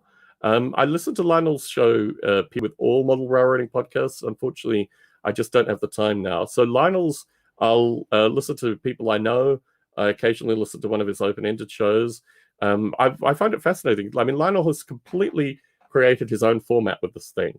So I continue to listen to him. Similarly, Mike Rose is not historically a podcaster. He has his son working with him. And Tim Harrison, I've got a lot of time for his stuff. So no, I listen to podcasts, yes. So do you have time for modeling itself? I'm not a model railroader. So my interests are not, I mean, I have some overlapping interests, but the modeling interests that interest me, it's primarily associated with historical modeling and war games. And in that, I have a shake in my hand. I can paint, I can dry brush, I can do these kind of things. But my hobby interests through that are finding, interesting painters that have done work and getting little commissions from them. Okay. The next few questions are all about podcasting themselves, like they should. How often do you think people should, or what's the frequency of the episodes that people should put out? So for Model Rail Radio, because of the length of the format, I originally did kind of 2 weeks to 3 weeks because they were just really long shows and it took me a long amount of time to actually edit through them. I'm now doing weekly based on COVID, but also I can't put them out weekly. So your time is going to define the frequency, both probably of the recording and when you put them out. The worst case scenario is what I have with Model Rail Radio currently, where I have probably 5 weeks of audio that I've got to edit and put out. So you will find some natural frequency. Now, obviously, an audience will be more receptive to the frequency and sheer volume of audio you put out. So when I did Model Rail Radio early on, I was recording 4 5-hour-long shows, which were just brutal to edit and put out. But the audience loved them. So the feedback I got was amazing. Keep these 5-hour shows going. I was like, okay, brutal. I know Lionel has found his frequency based, again, on his availability to edit and his work commitments. And I think that's really important. You will find your own balance. The more frequent shows, I think weekly initially is probably ideal if you can spare the time, but you've got to get the length of the show right in that. So it's a very interesting mix. Yeah, the next question was, how long should an episode be to keep the audience engaged? It varies greatly. It depends on the topic. If you switch up topics, I think you can get longer shows. If you're doing a single show on track planning, it's more difficult. I think if you can divide it up into segments, you could probably produce longer shows. Mm-hmm. So do you typically only record audio and not video? Yeah, I have a face for audio podcasting. I typically record audio. So my view is this mug does not necessarily need to translate to anything. I'd much rather put my voice out. And look, audio for me is just a passion. And I know people are passionate about video. And look, more power to them. We need as much content as possible in this hobby. And I know a lot of people are generating it now in video. So more power to them. So is there a specific workflow that you follow, like doing research, quests? So when I do model rail radio, I literally just open the lines and see who calls in. It's one of the most chaotic, unpredictable ways to do this thing, and I'm able to do it. Sometimes I find people that come on fascinating. So I do research after the fact oftentimes when people call in with really fascinating, like I'm editing their audio, I'm like, wow, this is interesting. And then when they call back in, I know a bit more about what they've talked about based on that. But in general, I do very minimal research. I'm just interested in creating the best possible recording circumstance for someone. And perhaps sometimes occasionally moving people outside their comfort zones and getting them talking about other areas that they may not like normally talk or think about. Cool. So you mentioned it takes 2 hours of work to create 1 hour of podcast. Yeah. Is that a fair... Yeah, it varies greatly. With certain participants, it's much shorter. With other participants, it's longer. So really, it's more down to the participant than anything. So someone who I know does not live in the States is asking if there's any advice for people to get sponsors or sponsored content for their podcast because it's not US based. My view is that Audible, a wide variety. I mean, I watch a lot of stuff on YouTube that has exactly the same sponsorship arrangements with the US. I think most of these companies now are international and will offer, because they're just trying to get, particularly the online companies, they're just trying to get broad spread. So my view is there shouldn't be any barrier to any of that, although it's not what I do. So yeah. Sorry, I saw a question somewhere else that's not appropriate. Very good. Do you know share that with me afterwards? What age? There was a good question about age ranges. Yes. Do you have any notion of the age of people that listen to your podcast? So or maybe the age of people that appear? I certainly do with regards to the age of people that appear. In almost all cases, we have had a couple of callers that have been under the age of 18. They're ones that I'm slightly more careful about, particularly because, parent participation, this kind of stuff. Mm-hmm. But a majority of our participants are 50 or older. A few are in the kind of 40 to 50 range. A smaller number are under 40. But yeah, we do skew more to 50 plus in terms of those that are calling it. And then the last big question was, what do you know about podcasting today that you didn't know when you started? That really, you could go anywhere in the world and meet people based on this thing. I think really the size of the audience is far greater than I ever could have assumed. And I think particularly with regards to a topic that is so closely connected with people's, a train under the Christmas tree, right? There's a season that's connected with this hobby. So when people get a device at the end of the year, they think about what they associate the season with. They put model rail rating in, they get model rail radio. The uptick in listeners at the end of the year is amazing. The new listeners that come in through that year in. So you're dealing with, and now in particular with more than a decade worth of audio, they can start at the beginning and work their way through to the catalog. So They come at the end of the recordings, now when I'm recording currently, with more than a decade worth of audio. I mean, sadly, we've had people pass away, but we've had a huge amount of development.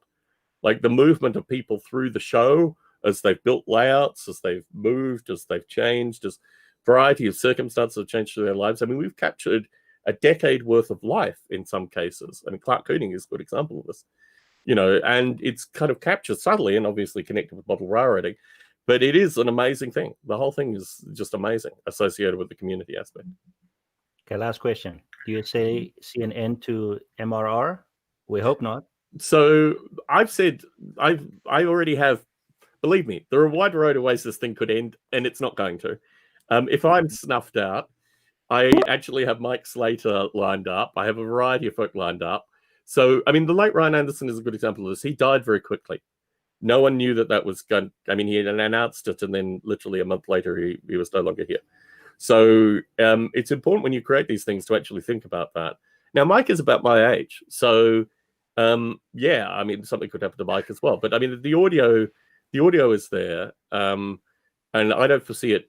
You know, I mean, what's happened through this period, this lockdown period, has just reinforced even more that model rail radio is a community that has a real need to exist, right? Yes. So yeah, it's not going anywhere. Well, Tom, thank So you very I much. had a couple. Hang on, Speed. I had a couple of questions to ask to Tom Okay. that he couldn't get away with from reading the feed. So, so one of the questions, you've been around doing podcasts in the hobby for 10 years. You're not a model railroader in terms of you don't really model. This is your aspect of the hobby, and so obviously with NMRAx we have three presenters and three people that are very actively involved in this, and Speed, four of us who are not in the core demographic that's the NMRA is targeting for recruitment and retention, and the board is not interested in targeting us particularly. But do you feel that the hobby's growing? Do you see younger people coming into this hobby or new people coming into this hobby? The thing that always captivated me is the way, and the magazines are partially, really the magazines are to blame, the NMRA to a lesser extent. This whole nature of the hobby dying is just not something that I've seen in my lifetime.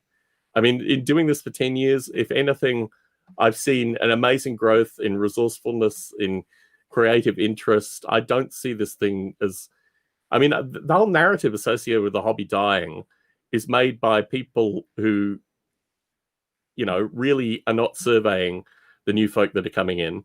And really, probably, whenever you hear this notion that the hobby's dying, you probably should move away from the views and philosophies of the people making these claims, because it's certainly not something I've seen. In fact, if anything, I find it extraordinary how vibrant and changing this hobby is, and how it's moving into a position which can weather, you know, major manufacturers now going out of business. I think model railroading could survive that, right? Correct. Mm-hmm. Correct. So I had one more question, and so we both work in the digital space in our professional lives. In fact, all three of us, but particularly me and you work in a digital space, and you know, I'm heavily involved in digital transformation around the world. That is my passion, and so there's been a significant amount of that recently. I've actually written a couple of articles that are going in various regional NMRA magazines about digital transformation in the hobby. So what are your views on digital transformation in the hobby? Obviously accelerated by COVID, but probably seen it getting more speed over the last few years anyway. So what's your views? I think we need to learn from this experience. I think we need to find best practices. I think we should look outside model railroading as well, because there are, I mean, every hobby that I track is having to deal with COVID. Every hobby that I track is having to move from having conferences and conventions physically to virtually. And within this, we're all making best practices through this. But I think we've got to reach outside our hobby, look at the best practices elsewhere, and look, hats off to you. Hats off to all of you. But Gordy in particular, I can't say enough positive stuff about what you've done here. And I think you're certainly moving the discussion forward in the right direction. And anything I can do to help, more power to you. Thank you for having me on today. I really appreciate it. Thank you, Tom. Thank you. So we've just got one last thing to do, which is we're just going to transition over to the wheel of sandpaper. As you are an Australian, you can appreciate how much that is, and how important it is to the world of Australian cricket. And Gordy's going to spin the wheel, and we should see. This is just a bit of lag as we go to Australia. Hopefully, we see the wheel is spinning. Excellent. Oh, and the question is, do you prefer to rail fan on a layout, or do you prefer operations? So rail fanning or operations? Ooh, I love operations. Answers in the chat. Oh, there you go. There's one answer. So answers in the chat, guys. We'll be back here shortly with Paul from New Zealand. So we've gone all the way around the world. hang in there. The computer's gone really laggy. Hang in there, we'll be right back.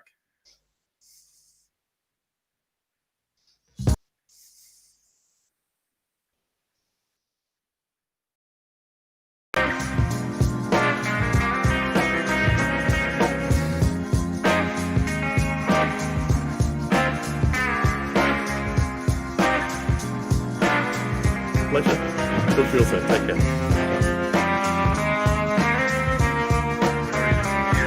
Very laggy.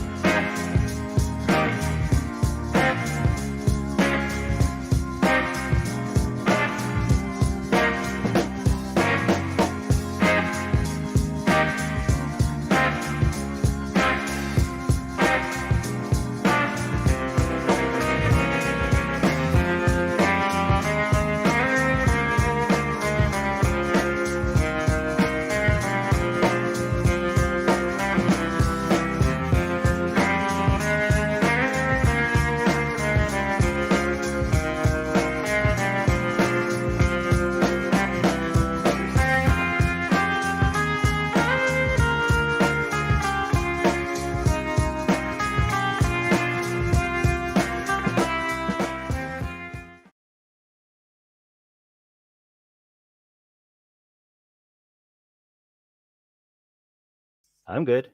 Good.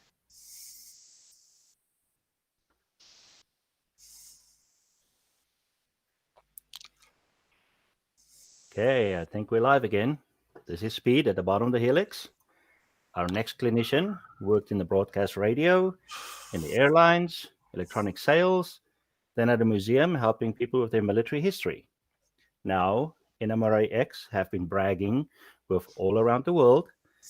But if you know where the international dateline is, today you will probably most likely go the furthest east that NMRAx can go east before we go back to yesterday. So from Auckland in New Zealand, welcome to Mr. Paul Hobbs. Hello, how are you? We're all good. Let's get this right. Hello, where's the application gone?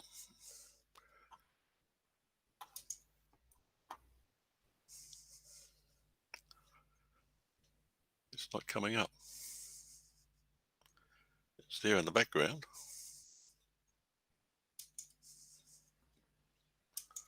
What's it not doing? It's not shown in the share. No, did a few minutes ago. Of course, we tested it. Oh, come on.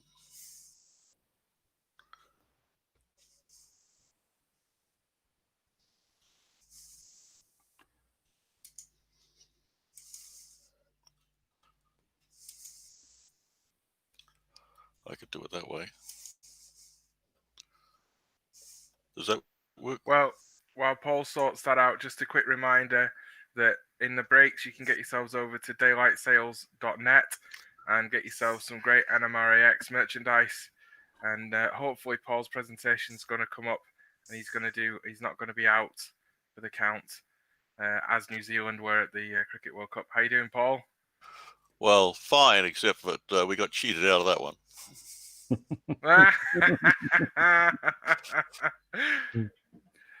Now, I've still got the microphone on, but I've got this on screen. Okay, application window. So why won't it just show up there like it did a moment ago? Select it and then hit select what you want to share, and then hit share at the bottom, and it'll share it. Yeah, but it's not there. And yet it's on the computer. Share the whole screen. Well, it's like it's frozen. Could not start sharing. How about you close PowerPoint? Close Altogether. PowerPoint. Okay. Now restart it. Mm-hmm.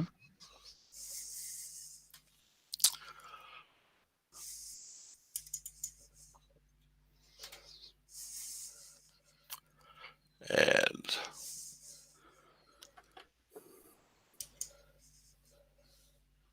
okay. Share. It is still not showing up in there. Do you see the 3 tabs for whole screen, application, and Chrome tab? I've got those. And I've got your entire screen. Application windows blank. Chrome tab is blank. So how about we try the whole screen? Whole screen.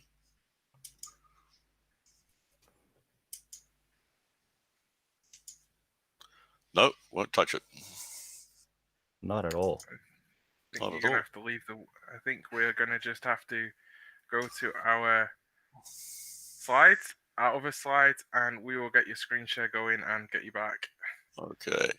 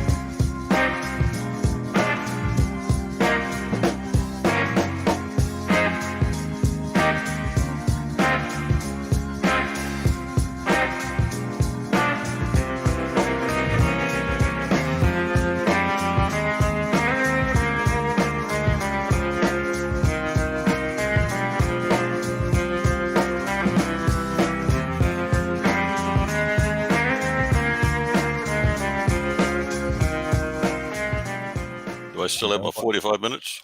Don't worry about the time. We'll make it slide at the end. Okay. We should be live again. Welcome back to Paul.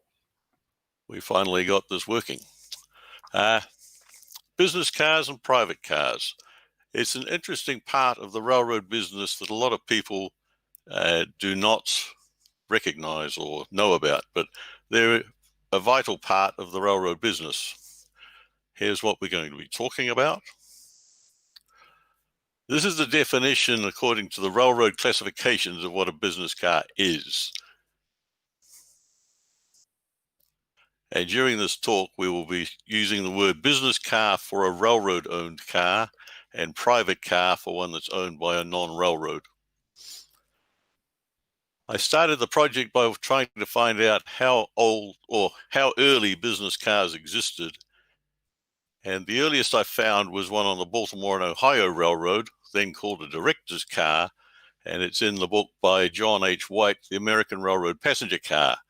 It's about 40 feet long, and it has limited number of beds, and I've highlighted those in yellow. It sleeps 6 people. And lacking a photograph, I found this model in a photograph at the Baltimore and Ohio Railroad Museum, and it's probably very similar to the way this car would have looked. The prototype car had 14 windows, was about 40 feet long, and this one has 15 windows, so it's not too different. The very first private car was the one the U.S. military railroads built for President Lincoln. He thought it was far too ornate, so he refused to ride in it. But when he was assassinated in 1865, it was used to carry his casket home to Springfield. We will get to talk about a number of specialist cars, and the first ones that there were the photography cars. When the railroads were being built, they wanted to document the construction process and the progress they were making, and later on sell the product, which is the places that they serve and the farming opportunities. So the very first was this one that the Union Pacific provided to Andrew Russell. And when you were taking photographs back in the 1840s, 50s, and 60s, you needed to process the film very quickly after you've taken the picture.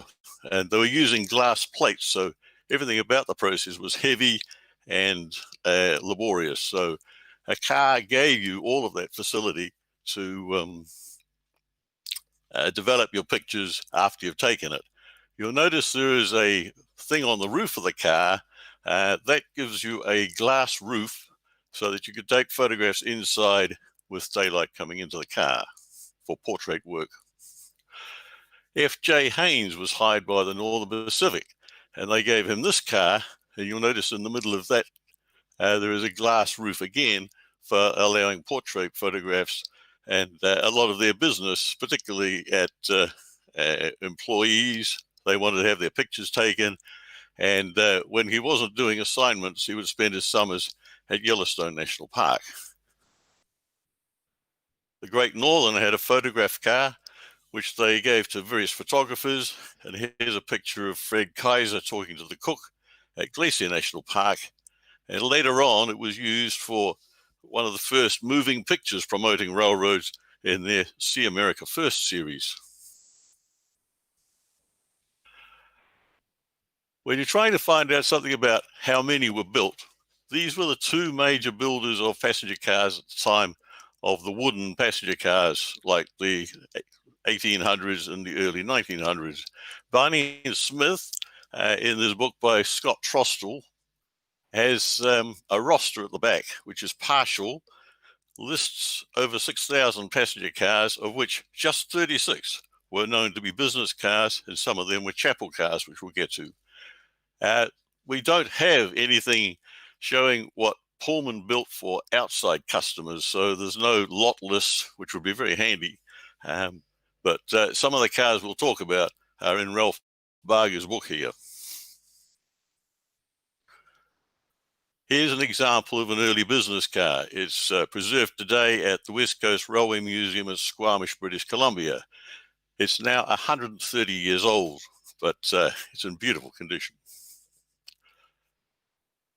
We'll talk about the adventures of a couple of cars. Now, this one was built new by Pullman for a Harriman executive who at the time was on the Illinois Central.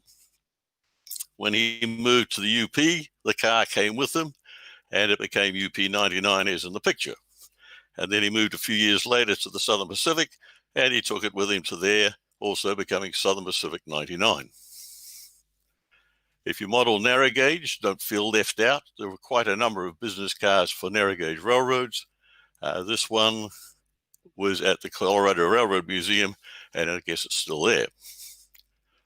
The Rio Grande Southern had two. Rio Grande had quite a number of business cars, and most of the other narrow gauge lines with any mileage had business cars.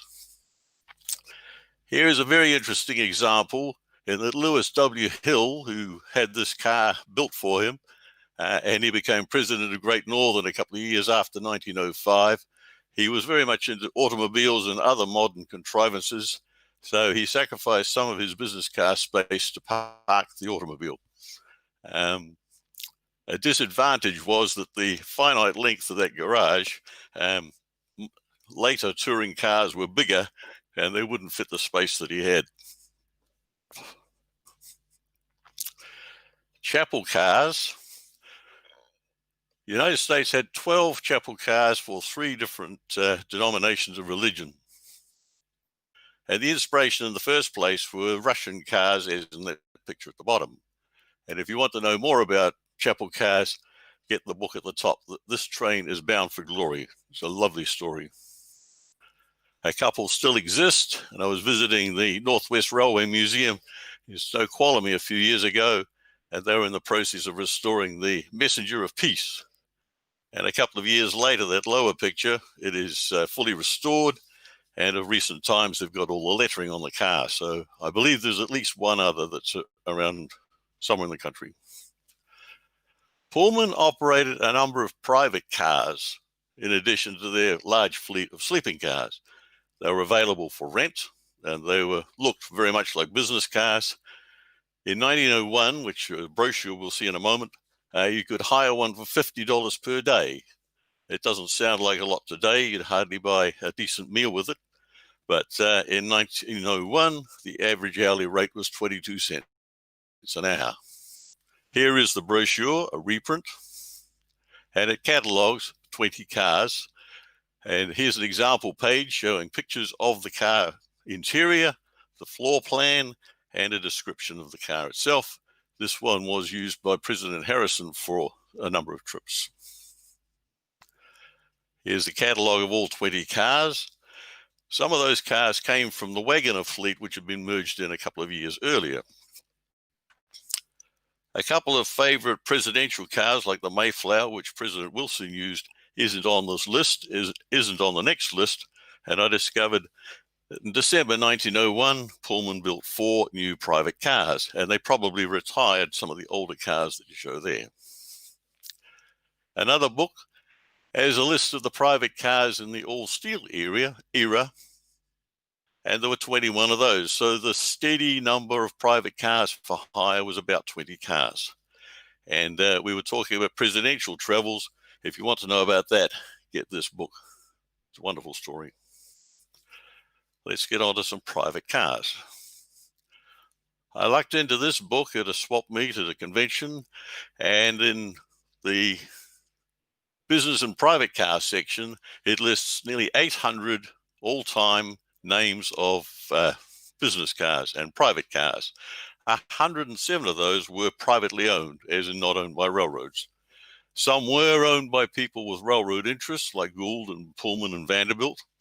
And there were also a number of cars with numbers and not names, but they're not in this list. So there could be more business cars. Here's a couple of examples of private cars appropriately named Morse for the Western Union was built in 1904. That was an all-wood car. And then 12 years later, an all-steel car for Abraham Macomber. Now, if you're interested in history of passenger cars, you'll quite often see a list of writing at the bottom of the passenger car itself on the rail. And the way to decode that, it's a Pullman negative number, followed by the lot number, followed by the date of the photograph, and then you've got the initials of the photographer, who on this occasion was John P. Van Voorst, and I found that in the Smithsonian. There were a few cars used for transporting fish. And there's two different examples here. The John G. Shedd Aquarium acquired the top car in 1929, and it was for taking tropical fish from places like Florida and the Gulf Coast to Chicago. And so there were water tanks to hold the fish and a few bedrooms, etc., for the crew who were escorting it back.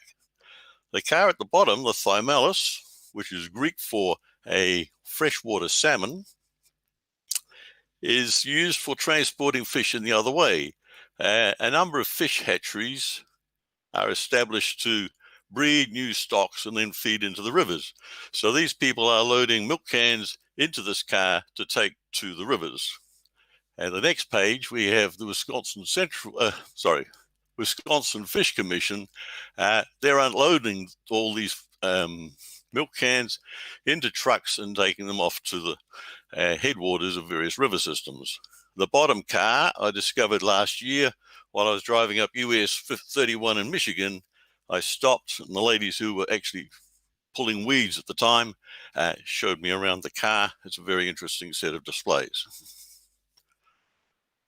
There were a number of private instruction cars, and I'll give you a couple of examples here.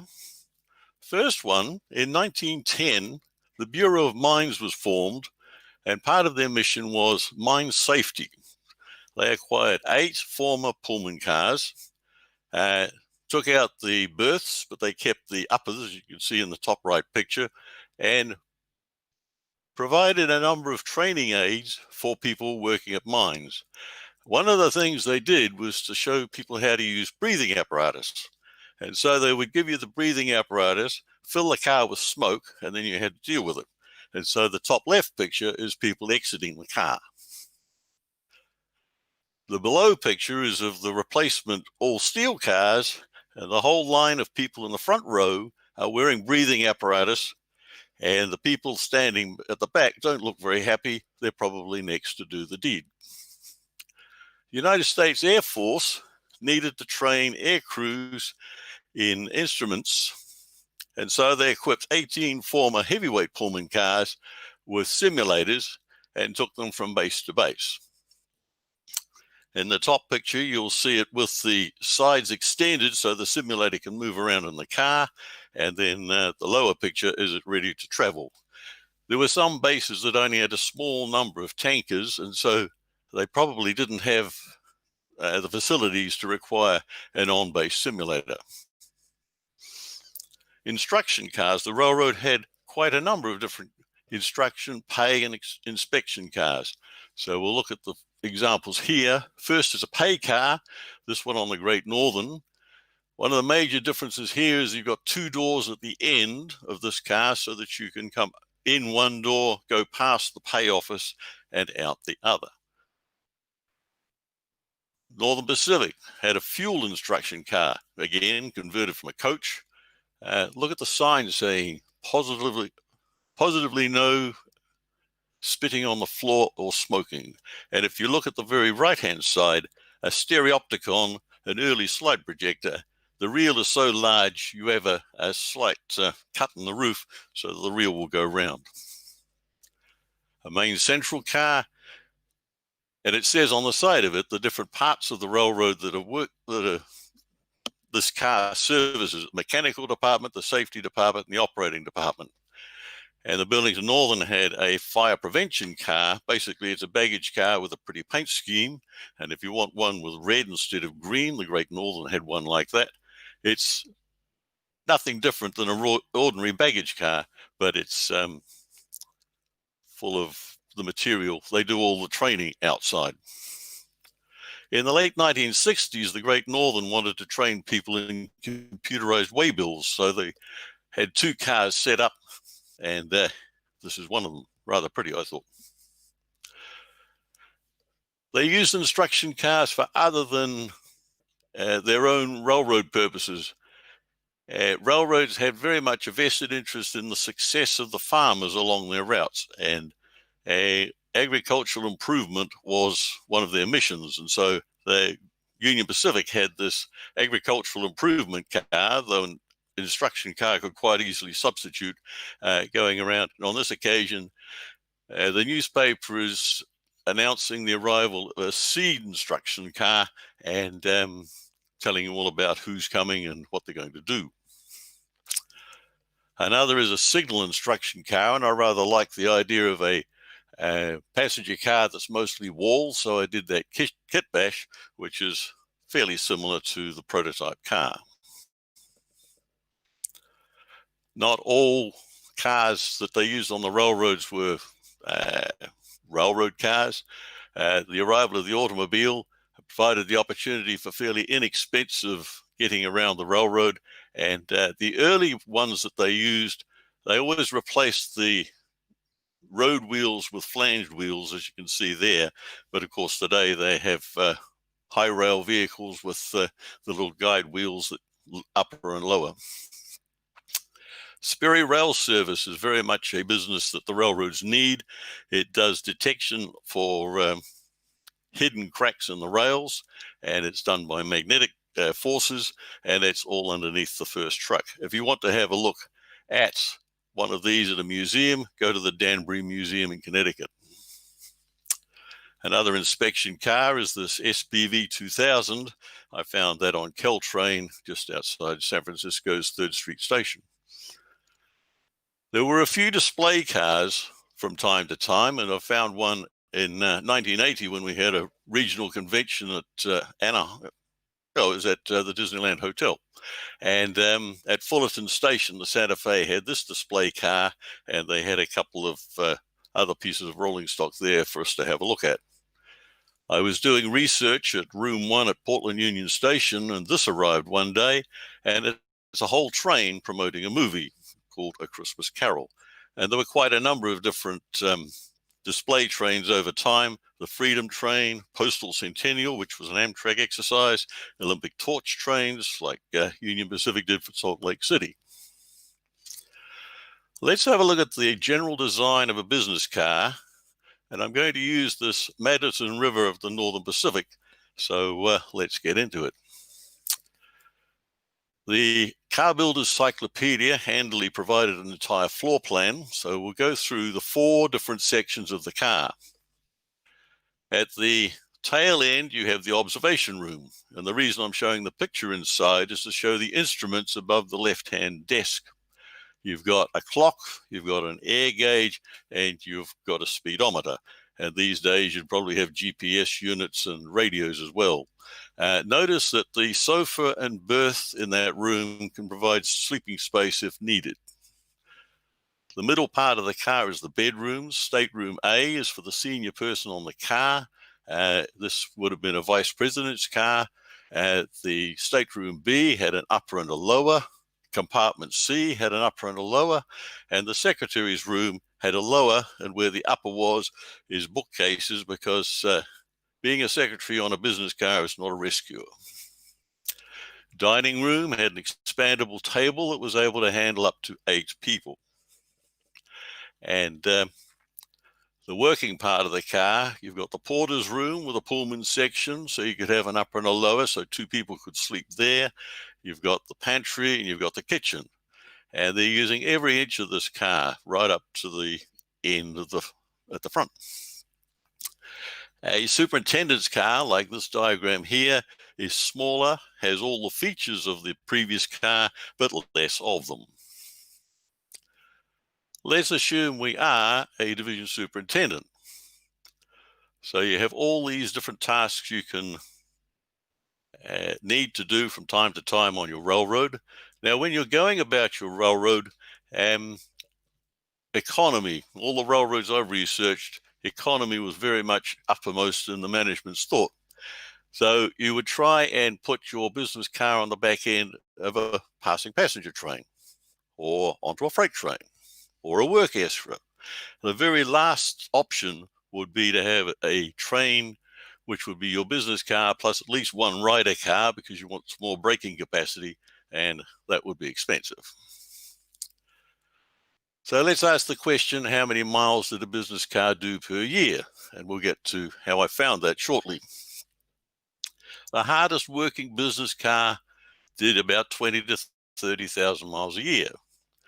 And then if you look at a revenue passenger car going from Chicago to the West Coast, that would be averaging about 17,000 miles per month. So they were not high mileage vehicles. In 1923, the Interstate Commerce Commission asked the railroads to record and then forward the mileages of business cars, and they had a plan which they wanted to see if it was proven. So getting the numbers for those 3 years and dividing them by 3, the cars ran an average of 31,000 miles a year and 20 million miles. 154 railroads had business cars, 32 owned only one business car, but 231 railroads reported mileage. So there's 80 railroads which were visiting business cars but didn't have any of their own. And some who had business cars, 39 of them, reported more miles by foreign cars than their own. It's amazing how many business cars needed to be in Florida in the winter.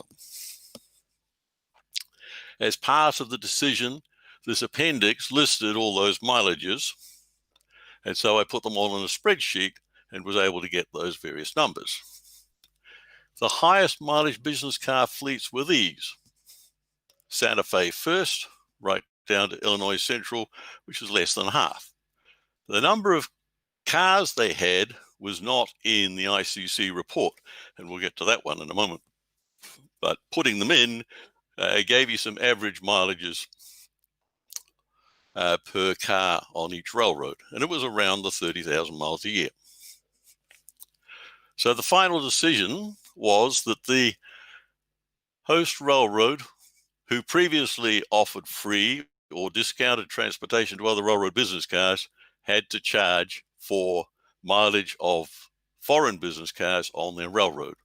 The railroads I've researched, they instantly sent out messages saying thou shalt not, and it essentially killed the chapel car, because while the railroads provided them with free transportation, the chapel car owners could not justify paying those sorts of costs, and the need for chapel cars had essentially gone away anyway.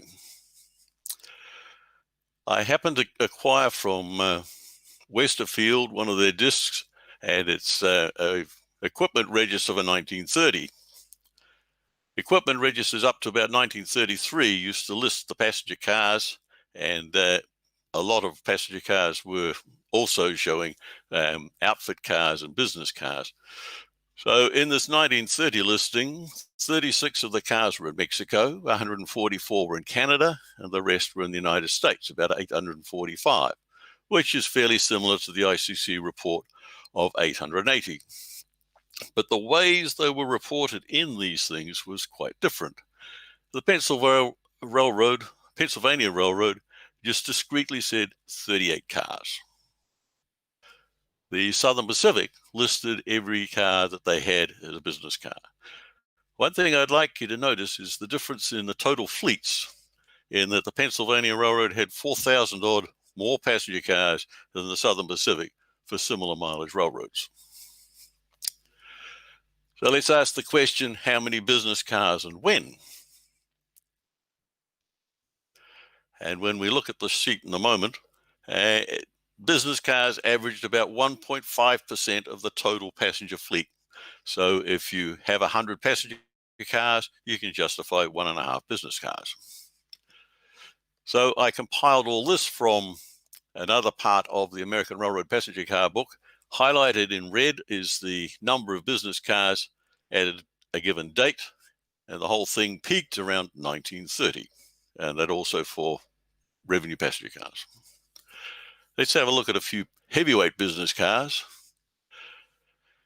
Here's an example of a wood car which has been given a steel sheath and underframe.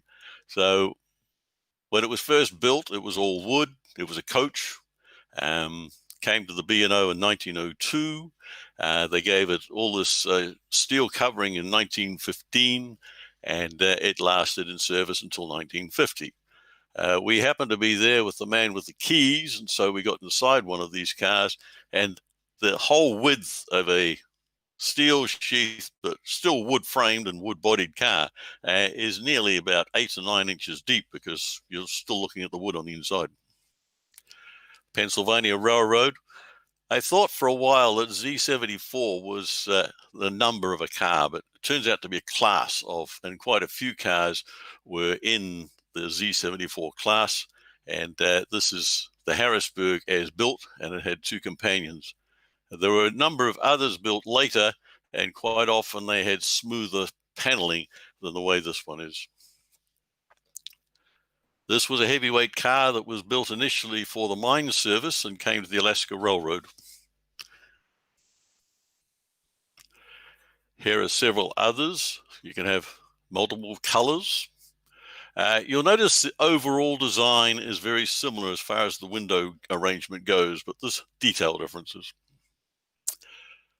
The Pacific Electric had a business car on the Interurban, but it was also set up with airlines and railroad couplers, and was equally at home on a regular railroad. This was the largest order of business cars on a builder by any railroad. The Santa Fe bought 21 of these superintendent's cars in the mid-1920s. They also had larger cars, which were office cars for executives, and here's a few examples from the 1950s. Here's a kit bash for you if you model the Erie. You can start off with a Walthers 1012. That's 10 sections, 1 drawing room, 2 compartments. And you can make this car with a kit bash project. The Merrimack River, which came to the Burlington Northern with the Frisco merger. A friend here did a model of this by starting with the River Rossi observation, taking all the rivets and others off, and he did a rather credible job of it. Here's another car that had its adventures. It was built new in 1912 as the overland for the Union Pacific. After modernization, etc., it was sold in 1970 to the Western Pacific, becoming their Feather River. And then with the mergers, they got the car back, and it became the Selma, and it's still in service. It's 120 years old now, 110 years old now. You'll notice in this roster part, I've highlighted a thing called USRA 15. During the time of the United States Railroad Administration, a number of the managers of railroads became federal managers, and they took their business car into the USRA fleet, and that lasted for about 2 years. And yes, the cars were repainted, United States Railroad Administration, with the car number on it.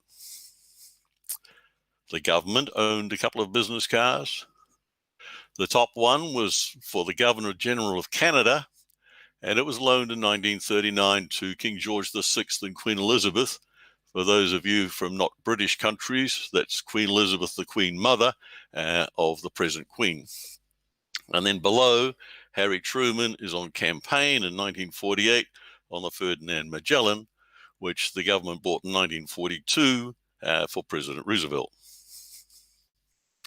I've toured that car. It was a rather interesting experience. Modern business cars. This is the entire fleet of business cars that were built new in the streamlined era. 3 by Budd, 9 by Pullman, 2 by the Milwaukee. And in Canada, you got 8 different cars that were built by National Steel and Hawker Siddeley for the Canadian National. The CP was quite happy to modernize the cars they already had. So a few examples of these. In 1995, we had a convention in Wilma, and the former president of Burlington Northern came in the Canadian River in the Grinstein colors. That's the former Great Northern A28. How would you like to be a retired person and call a railroad and say, I'd like a business car, I'd like this business car, and they do it for you? You can if you were once the president. Here's the Milwaukee car, Wisconsin, and another, and they also converted a tap lounge into the Montana later on. This is the Burlington, which was the Chicago, Burlington, and Quincy's modern business car, and this is the model that the car that Cato did their model of. The sunset on the Southern Pacific. I was in the Bay Area in 2011, just after the Sacramento convention, and here it is sitting on a dock beside another business car. It's assigned to the San Francisco Bay Area by Union Pacific. This car looks for all the world like a modern, streamlined business car. It is a rebuilt heavyweight, but it's a really nice looking car. Another kit bash, if you'd like, if you model the Rock Island, you can pick up an Imperial or a 442, Walther's car, for instance, and kit bash that to look like the Rock Island car. Union Pacific converted a number of coaches into business cars that look like this. Some of those are still in service with Union Pacific. Southern Pacific, on the other hand, got a number of open platform observation cars from Pullman and converted them into business cars like the Tucson here, now privately owned. And on that same trip, I discovered this car, which was just outside Whitefish Station, and that's a former Frisco car. We've reached the Amtrak era, and there's two distinct changes happened, one to the private cars and one to the business cars. So private cars since Amtrak. When Amtrak started, they bought a number of passenger cars, but there were still surplus passenger cars on hand with the railroads. Some of those were sold to people for private use. An organization called the American Association of Private Railroad Car Owners is the go-to organization for marketing and support. They provide material help for restorations and things like that. And they also have a convention every year. So people who own private cars usually are members of this organization. Their website lists the cars that you can hire. And this is an older listing, but shows the configuration of the car. And if you dig in, you can find the rates, and we'll see some of those in a moment. They also have a magazine called Private Varnish, which is done 3 times a year, plus a charter guide. I saw this car on the end of the Amtrak's Coast Starlight, and in 2012, they still published the rates, so you could rent this car. You'd pay $2.10 per mile and all those other charges. But if you divide it by a dozen people, say, it works out fairly economical. On another occasion, I found 3 of these private cars sitting at the east end of Portland Union Station, and they were going to go with the 4449 on a trip the next day. Business cars since Amtrak started. Here we have a slightly different situation in that now you no longer have the revenue fleet of passenger cars to delve into. If you need a diner on a business train, if you need a sleeping car on a business train or a coach, that fleet no longer exists. So what you did was you converted several of your surplus passenger cars into the support cars you need for the business trains, and that's what they have today. And then from 1976, they installed head-end power, the HEP, and they met Amtrak compatible standards, got an 800,000 number, which you'll see discreetly on most of those cars.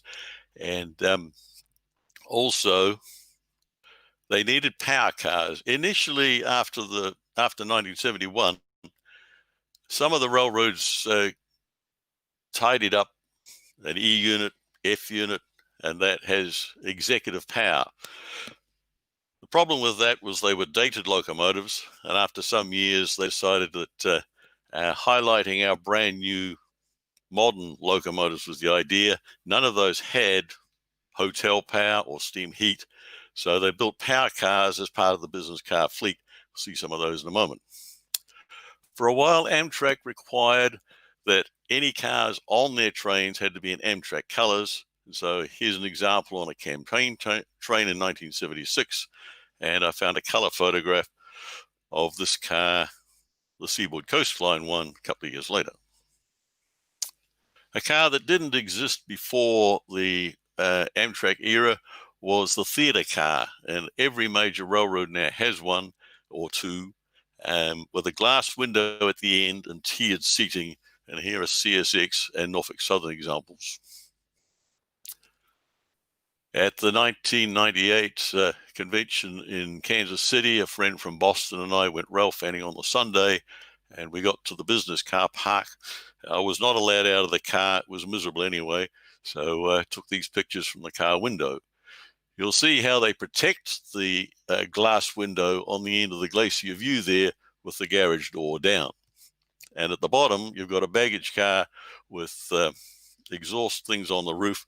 That is one of BNSF's power cars. I was out rail fanning with a friend, and we found this train, 4 cars, first at Essex, and then it had arrived at Whitefish by the time we got there. And here's another of BNSF's power cars. The Stampede Pass has 3 motor generator sets. Now, if you look at the other side of the car, you'd hardly know that these things were there, but here is the ventilation for those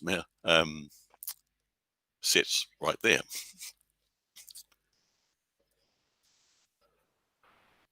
Another trip, I discovered this whole train sitting at King Street Station in Seattle, and identified a few of those cars. I went up and down those rows twice. There happened to be a ball game on at Safeco Field, so I guess that's where the people were. On another occasion, I was visiting a friend in Sacramento, got off the train, told him that there was a business train sitting nearby. We went and had a look, and here are several of the UP cars. The power car is the one at the top left. Amtrak has a few business cars. These two happen to be on the Amfleet type shell. The bottom car was there with a new Viewliner showing it off at Boston South Station. Another part of the railroad scene is the circus train, and it was around from the very beginning. Firstly, you'd have the promotion car arrive in town, which is handing out leaflets and telling everybody about the show that's coming along. And I was rail fanning with a friend in the Anaheim area, and we found this whole slew of the Ringling Brothers Blue Train scattered around various sidings. And again, you'll see a power car there, the second one in on the right-hand lower picture. I was with another rail fan, and we were at Harrisburg, and here was the James E. Straits Shows train. These cars were nothing like as good a condition as the Ringling ones looked. In that book we looked at earlier, there are at least 17 shows that owned passenger cars at one time or another. Some of them didn't last very long.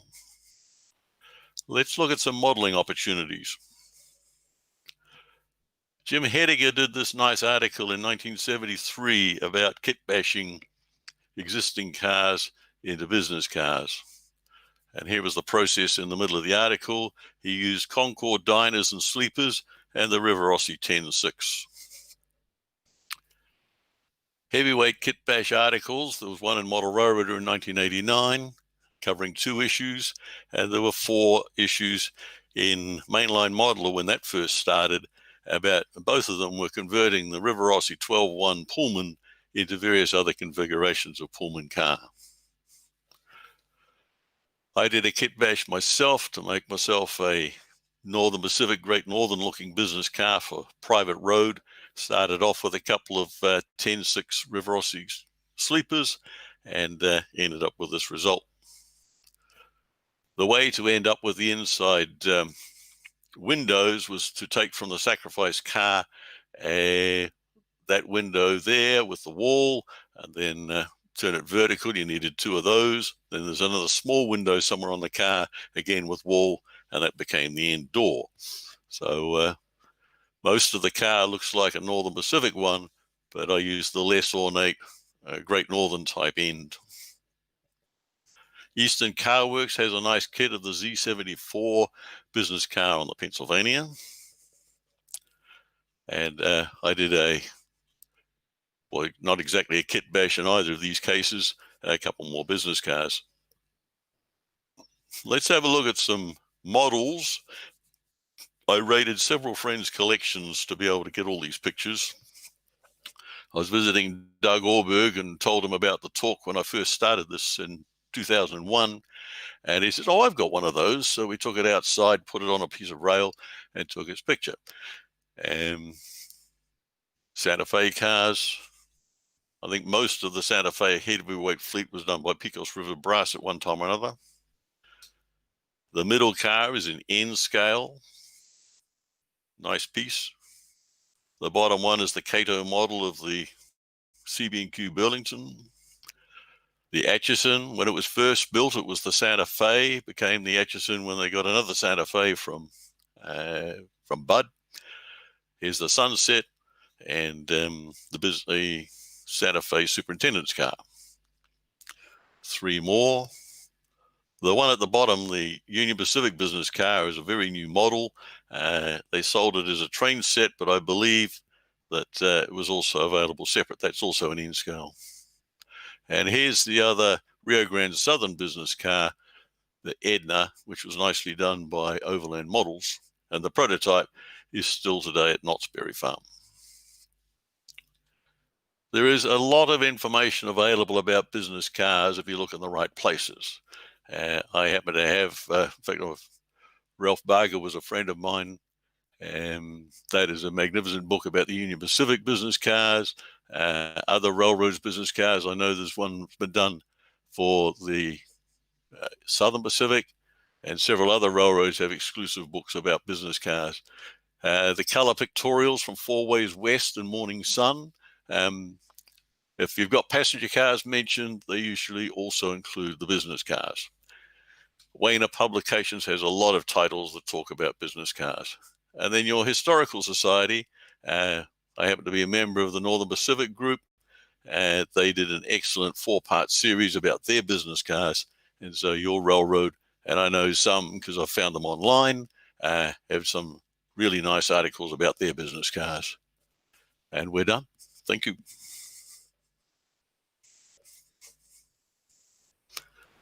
Thank you, Paul. There is a question or two. Oh, thank you. Do you know anything about the X2000 tests in the 1990s? X2000s. Apparently, there was a test for the FRA with fast-running cars. No. Nope. No. Okay. Do you know what it costs to run a private train, or what it used to cost to run a private train on a scheduled train? If you had a private car and you wanted to put it on a passenger train, they charge you 17 first-class fares. Oh. And the same with Amtrak? I don't know about Amtrak. Okay. I'm not rich enough to have one to put on the train. We got within the time. Yeah, you did really good. You captured more than 140 people's attention. Well, thank you. Yeah, So- that was awesome. Thanks, Paul. So we I, just need to. I like the growth. You like the growth? Yeah, it's there's a story behind it. I'm on protest No until more questions? the pubs are allowed to reopen. No, there's no more No more questions. questions. So what we'll do is we will attempt to spin the wheel of sandpaper for the Aussies. Anything may happen here. Hang on. Okay. I just don't think that this has been thought through. How many buttons I have to click. Oh, you should be seeing the wheel of chat screen. Okay, super duper.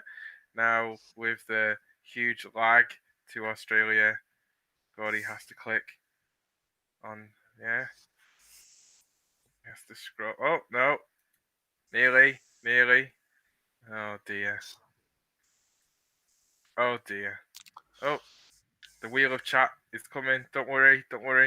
This thing will do. If this thing asks a question that it's asked before, I'm going to ask my own question. All right, I can see the spin the wheel button. It's just coming up. It's like looking into a crystal ball. Honestly, it's terrible. Right, I'm clicking on the button. Hopefully, it's working. Has anyone seen a wheel spin? I don't know. I see nothing. Do you see? If this isn't spinning, we ain't doing it. It ain't spinning. Brilliant. Okay. So the question is.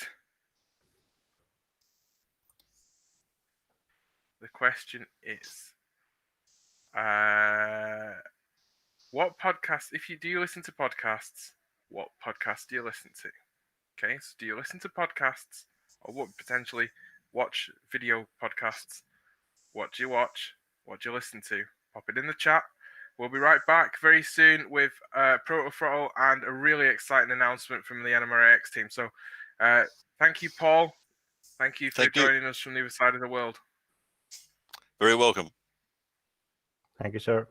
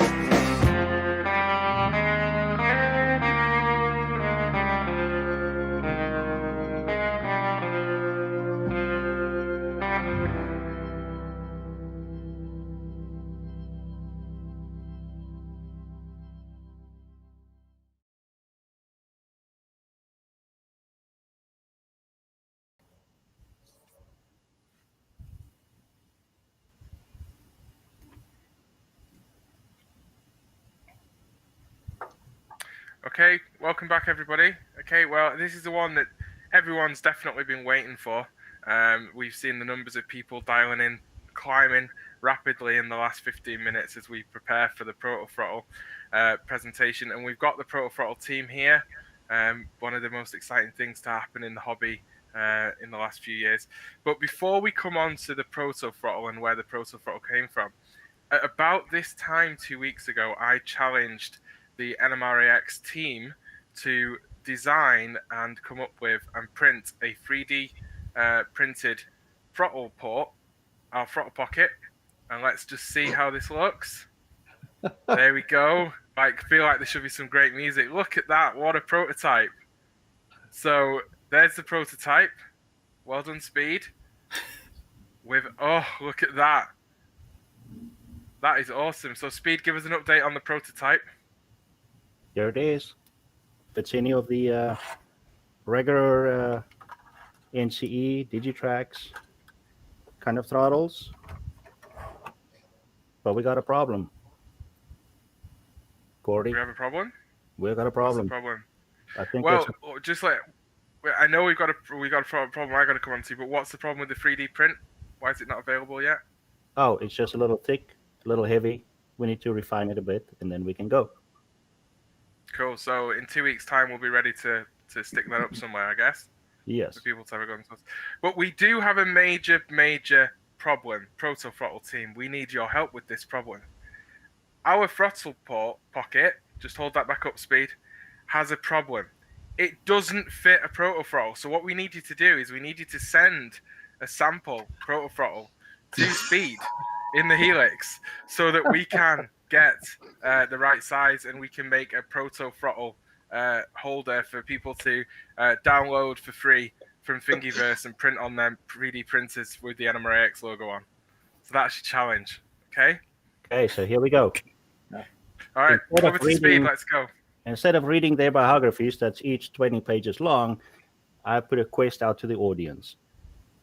These three guys here, two of them are N-scalers. Two of them modeled the Iowa Interstate Railroad. Two of them founded Iowa Scaled Engineering. And two of them didn't think they would sell more than 6 of this throttle you're about to see. Scott, over to you. Oh, you want me to answer that, or? No, the audience needs to. Oh, okay. We have Scott, Nathan, and Michael. Yes, I'm Scott. And Nathan, raise hand. Hey, I'm Nathan. And Michael. And Michael. Yes, we're the ProtoThrottle team, developers, whatever you want to call us. But we're glad to be cool. here. Do you want us to introduce ourselves? Yeah, go ahead. Yeah. Okay. We're going to let you introduce yourselves rather than us telling you about you. Okay. Well, that's fine. Well, my name's Scott Thornton, and I am a freelance graphic designer. I live in Iowa, and I was, I guess you'd call the brainchild of the ProtoThrottle, although Michael and Nathan are the real brains of the operation.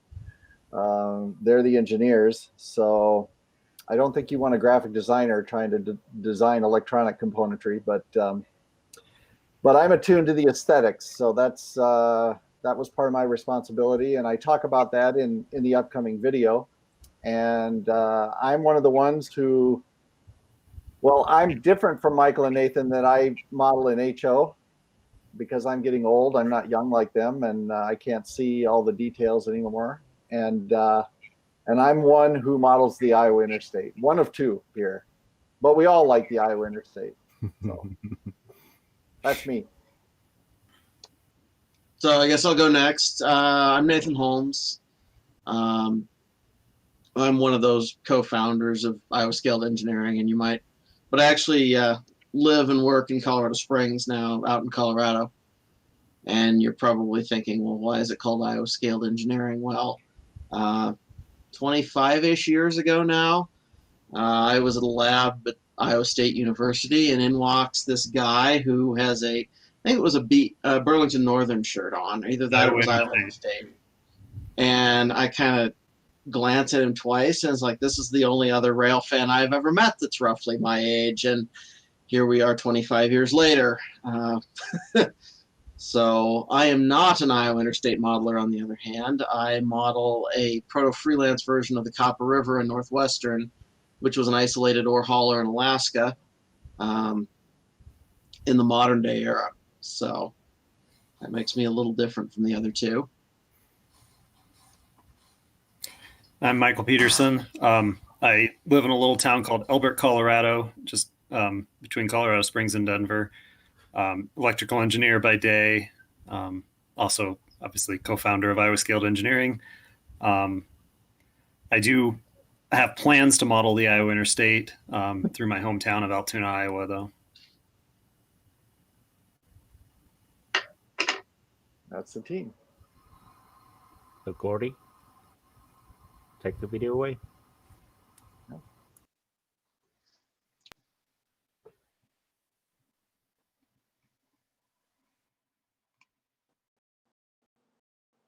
Welcome. One adoption of your hand wireless stand throttle. The other two partners in the development of the throttle are Michael Peterson and Nathan Holmes of Iowa Scaled Engineering. Michael and Nathan are electrical engineers who reside in Colorado, freelance graphic designer living in Iowa. Many people have asked why the throttle is marketed through a company called Iowa Scaled Engineering when two of its primary principals live in Colorado. That's easy to explain, as all three of us are natives to the great state of Iowa, and we all attended Iowa State University, but jobs led both Michael and Nathan to Colorado. In this session, I'd like to give you a short history of what inspired us to pursue the development, explain the features of the throttle, and provide a short demo of the throttle in action. We'll have a question and answer time after this presentation, so please feel free to ask anything you'd like, because we would be more than happy to answer. So let's start. One might ask, why develop a control stand throttle, as there are plenty of wonderful options available for precise control of our model locomotives? That's a fair question, because indeed, there are many great throttles and DCC systems available which do a fantastic job. Here we see several brands of throttles currently on the market. From left to right, Digitrax, TCS, ESU, NCE, and even a mobile phone running a train driver app, to name a few. They are all more than capable of giving the operator a comfortable and fun-filled experience operating their trains. But there is one major issue with each of these devices. They don't emulate the prototype. Here we see a typical prototype EMD control stand. It includes a variety of interesting and unique controls specific to a properly functioning diesel locomotive. On the left, we have two brake handles. Unfortunately, only the top handle is shown, which control the train and independent brakes. To the right, we can see a top lever, which is used for dynamic braking. Below that, another handle, which is the throttle. And again, below that, the reverser, or the directional lever for forward, neutral, and reverse. In addition, there are controls for the horn, bell, lights, auxiliary functions, gauges, etc. As you can see, this prototype control stand looks radically different from the control options we have as model railroaders. Now, one could build a control stand to operate their model engines, as this ingenious individual did, but there's a lot going on here with operating a full-size control stand. Plus, I think this fellow is somewhat restricted in movement. I had always dreamed of operating my model trains prototypically, but like everyone else, I had no idea how to achieve such a monumental task.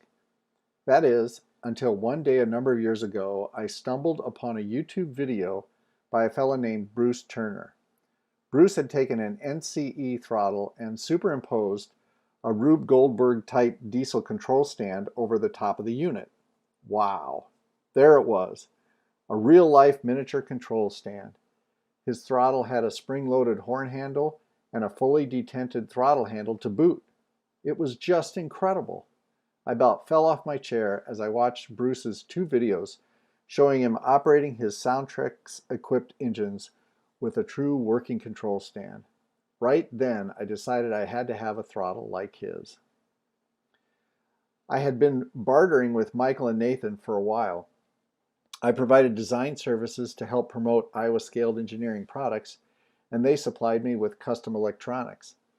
After I saw Bruce's videos, I approached Michael asking if he would help me build a few control stand throttles based on Bruce's design, one for me, and perhaps they would want a couple as well.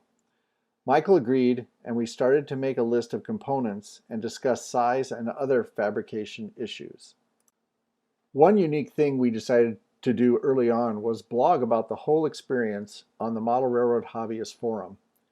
We thought, why not include other modelers in on the development to both get their ideas and input, but also gauge the interest in case the throttle would become a viable product. As the development continued and we made changes based on our and other modelers' input, I created more refined illustrations of the throttle to show the progress. This all started in early spring of 2016, and by late summer of that year, we had initial printed circuit boards and the first crude machining completed. We decided to take the rough prototype to the St. Louis RPM meet to show prototype modelers what we were developing and see if there was enough interest to start to think in terms of a final product. Needless to say, we had a great response at the RPM, which encouraged us to keep going. Here you can see one of the early printed circuit boards with most of the final components in place. At the same time that Michael and Nathan were refining the electronics and programming, I was working with our machining company to refine the aluminum faceplate and handles. Now things were coming together. Here you can see the final configuration of the faceplate and handles, etc. We are proud of the fact that the ProtoThrottle has been designed and fabricated exclusively within North America. This slide shows where the majority of components come from. Here's the throttle face again with each control named. Going clockwise from upper left, we have a large latched auxiliary button. To the right is a status light. Then we have a spring-loaded horn handle. Below those is the main LCD screen with 4 low-profile control push buttons. Below that is a fully detented throttle handle, which includes idle and all 8 notch positions, just like the prototype. Below and to the left is another latch button for the bell. Next to the bell is a fully detented 3-position reverser handle, just like the prototype. Below that is a resistive variable brake handle, where full left is disengaged and to the right is fully applied. Below that are 2 fully independent and robust light switches, which include positions for off, dim, bright, and bright with ditch. And finally, at the bottom is a machined opening for a lanyard attachment. The throttle's faceplate is anodized aluminum to give the look and feel of a real control stand. The ProtoThrottle is wireless and uses 2 radio receivers called XBs, one inside the throttle and the second on either of our 2 receivers. Between the 2 receiver models, the throttle can interface with all the major DCC systems on the market. The XB radio modules are the company's Pro version and have a range of roughly 600 feet, more than enough for almost all model railroad applications. In addition, the radio signal has proven to work well on layouts with view blocks and wall separation. Users only need 1 receiver to operate up to 20 throttles. Here is our receiver for direct cab bus applications such as NCE, Lens, and DigiKeys, while our second receiver covers Wi-Fi applications for systems such as JMRI, MRC, Digitrax, and ESU. For proprietary systems such as Digitrax and MRC, users are required to purchase those companies' Wi-Fi modules in order to work with the ProtoThrottle. I use the receiver for my NCE power cab system that I use on my layout, and here's a picture showing the receiver connected to the cab bus with the hammerhead throttle in the lower left. Setting up the system is straightforward, but does require users to pay particular attention to the specific steps we outline in our receiver manuals. We are happy to help any customer who runs into a problem. They simply need to contact us via our support email on the website. We also have a very active groups.io forum where active users are more than happy to help solve any setup issues that arise. There are also some very nice YouTube videos that outline the setup steps in detail. I'd like to share a couple of videos with you now. The first one is off of my layout under development, and it shows the ProtoThrottle that has a compressed speed curve and is just running up and down the track and operating the lights. So I'll play that video now, and then afterwards I've got a second video from my good friend Tom Klamoski, who has a wonderful layout based on the Georgia Northeastern Railroad in Georgia. And that video shows how the ProtoThrottle integrates into an operating session that I think many of you will enjoy seeing. So we'll play these two videos and go from there.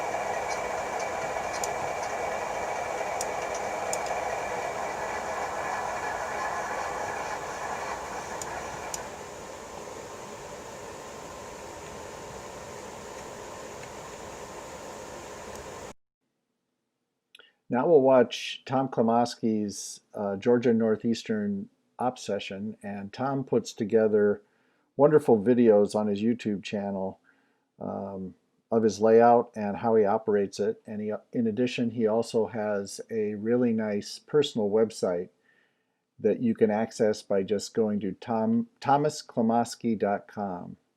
So enjoy the video, and afterwards we'll have a Q&A. Thank you so much for watching.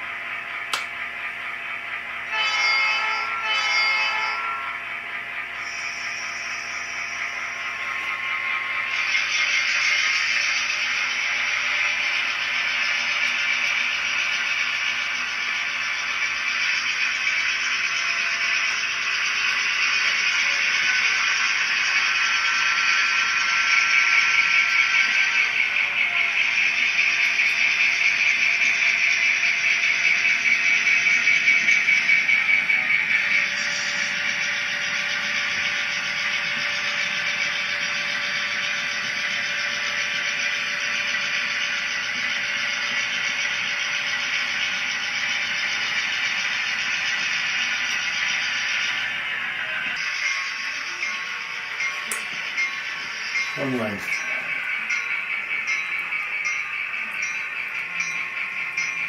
That'll do. Okay. Ready. Come back to about 8 car lengths. Check switches anyway.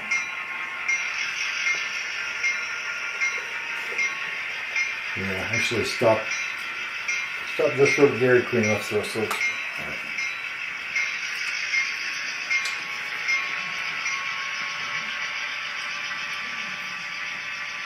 Yeah, all right. Got to get off and throw that switch. You're not expecting me to walk on the way, do you? Of course.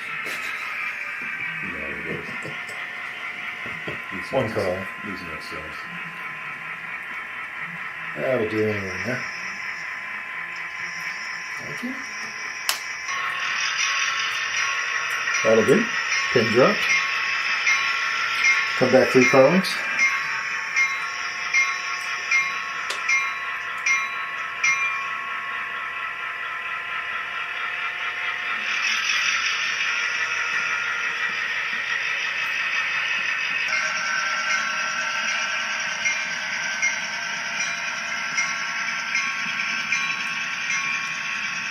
About 5 cars.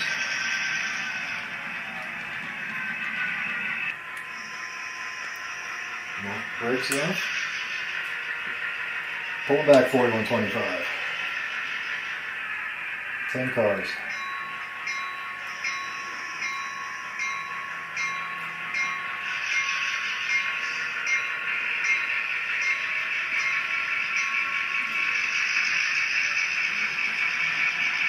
About 5 cars.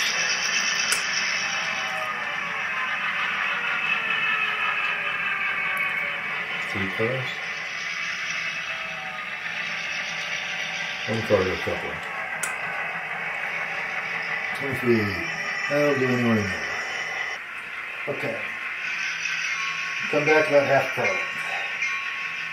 Got a box car load of bricks. Okay, that'll be good.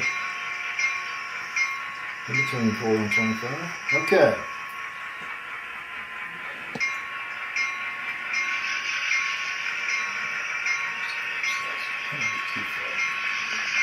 What were your thoughts on the ProtoThrottle? Very intuitive once you work with it. It only takes about, 3 or 4 minutes to get used to it in your hand. Controls are intuitive. Works great.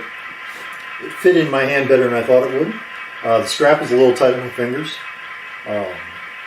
Got to adjust the braking effort a little because you got to go way over and then you hit emergency a little too quickly. Mm-hmm. But Tom was saying that's probably something to do with the decoder as well. Other than that, I enjoyed it. All right. Thanks, guys. Thanks.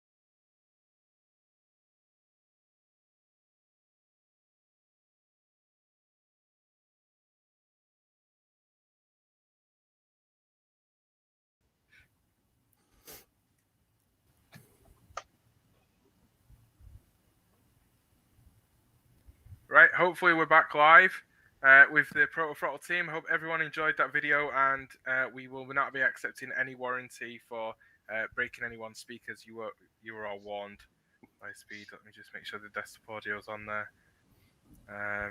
Just a second. We have laggy Australia. Okay, cool. All right, I'll hand it over to Speed, who is going to question our team here from ProtoThrottle. So, Bob is not sure if he's too picky or not, but do you have to hold this in your right hand to have the best experience? Anybody? Scott? Nathan? No, you can hold it in either hand. That's no problem. Okay. Then what's with the weather look of that throttle? Oh, that one is my personal throttle that I took the faceplate off. And since I'm on my layout, I run early EMD diesels. And a lot of those during that time frame had seafoam green interiors in the cabs. And so I wanted to simulate a seafoam green beat up interior. So I took it apart and painted it and beat it up and weathered it and sealed it and put it back on. And so you can do that with your ProtoThrottle if you want. I would say it turned out it was such a hit that Scott made two of them, one weathered seafoam green and one weathered black, that we auctioned off last year with all proceeds going to charity for Lionel's A Modeler's Life podcast. So we raised about, what was it, Michael, about 2,100? Yeah, I think that was about right. For cancer. Raised it for cancer research or cancer care. Yep. Do first generation diesel modelers simply not use the ditch light option?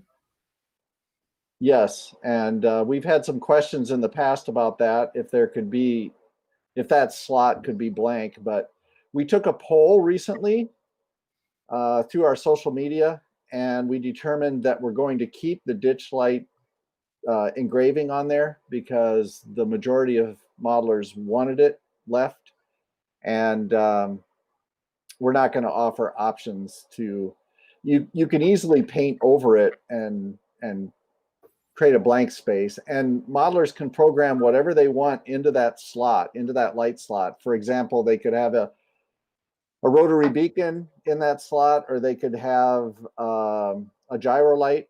Really, whatever they want to use, they can program in. Someone just asked, is there an Alco version? No, there's no Alco version. Sorry. We had to make a choice, and we based it on an EMD control stand, first generation. So what's the best option for Wi-Fi app and NCE? I'll let the electrical engineers answer that one.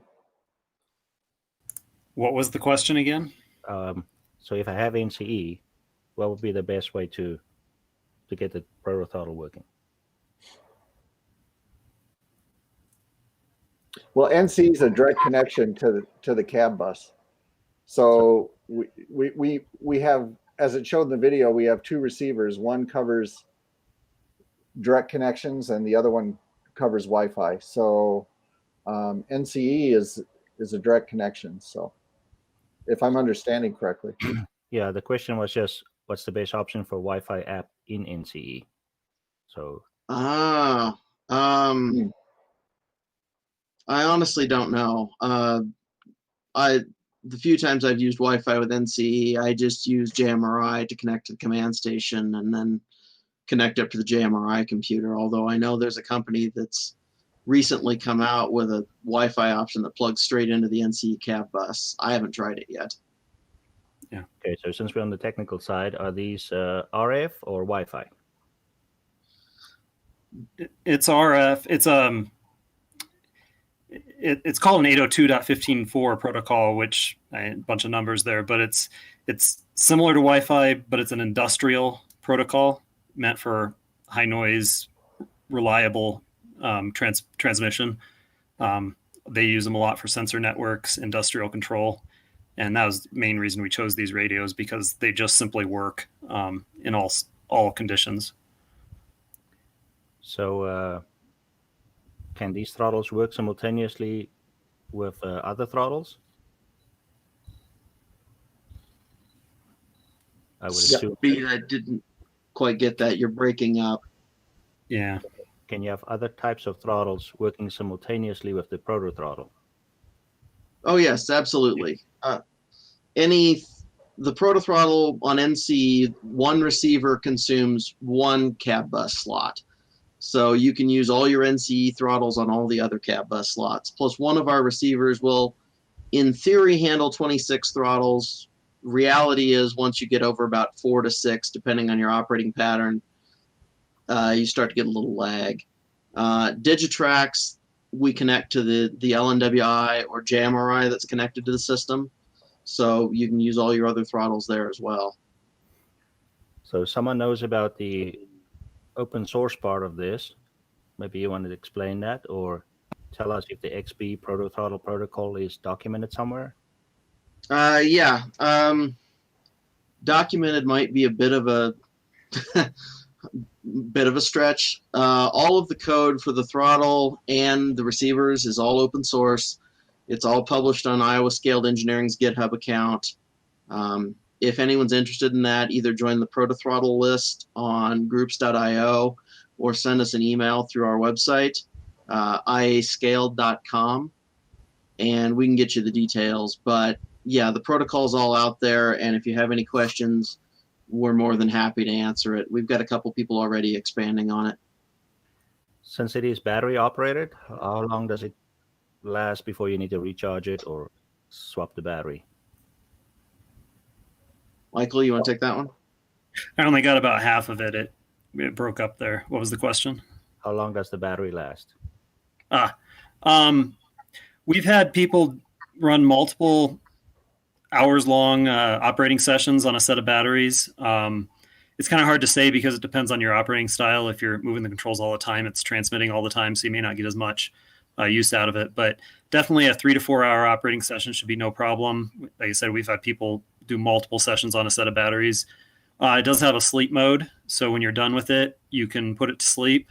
And in that state, it should last an hour on the shelf just sitting there. Or not an hour, a year on the shelf just sitting there. And can you use multiple throttles together in a layout? Yeah. Yep. Each receiver, like Nathan said before, each receiver can handle technically 26 throttles, but practically probably 5 to 10, again, depending on your operating style. And if you go above that, you can add a second receiver and connect the additional throttles to that. And do you guys know if you can use this throttle up to do a remote operating session? Yeah, actually, there's a modeler in Canada, Pete Mulvaney. I think some of you are familiar with him.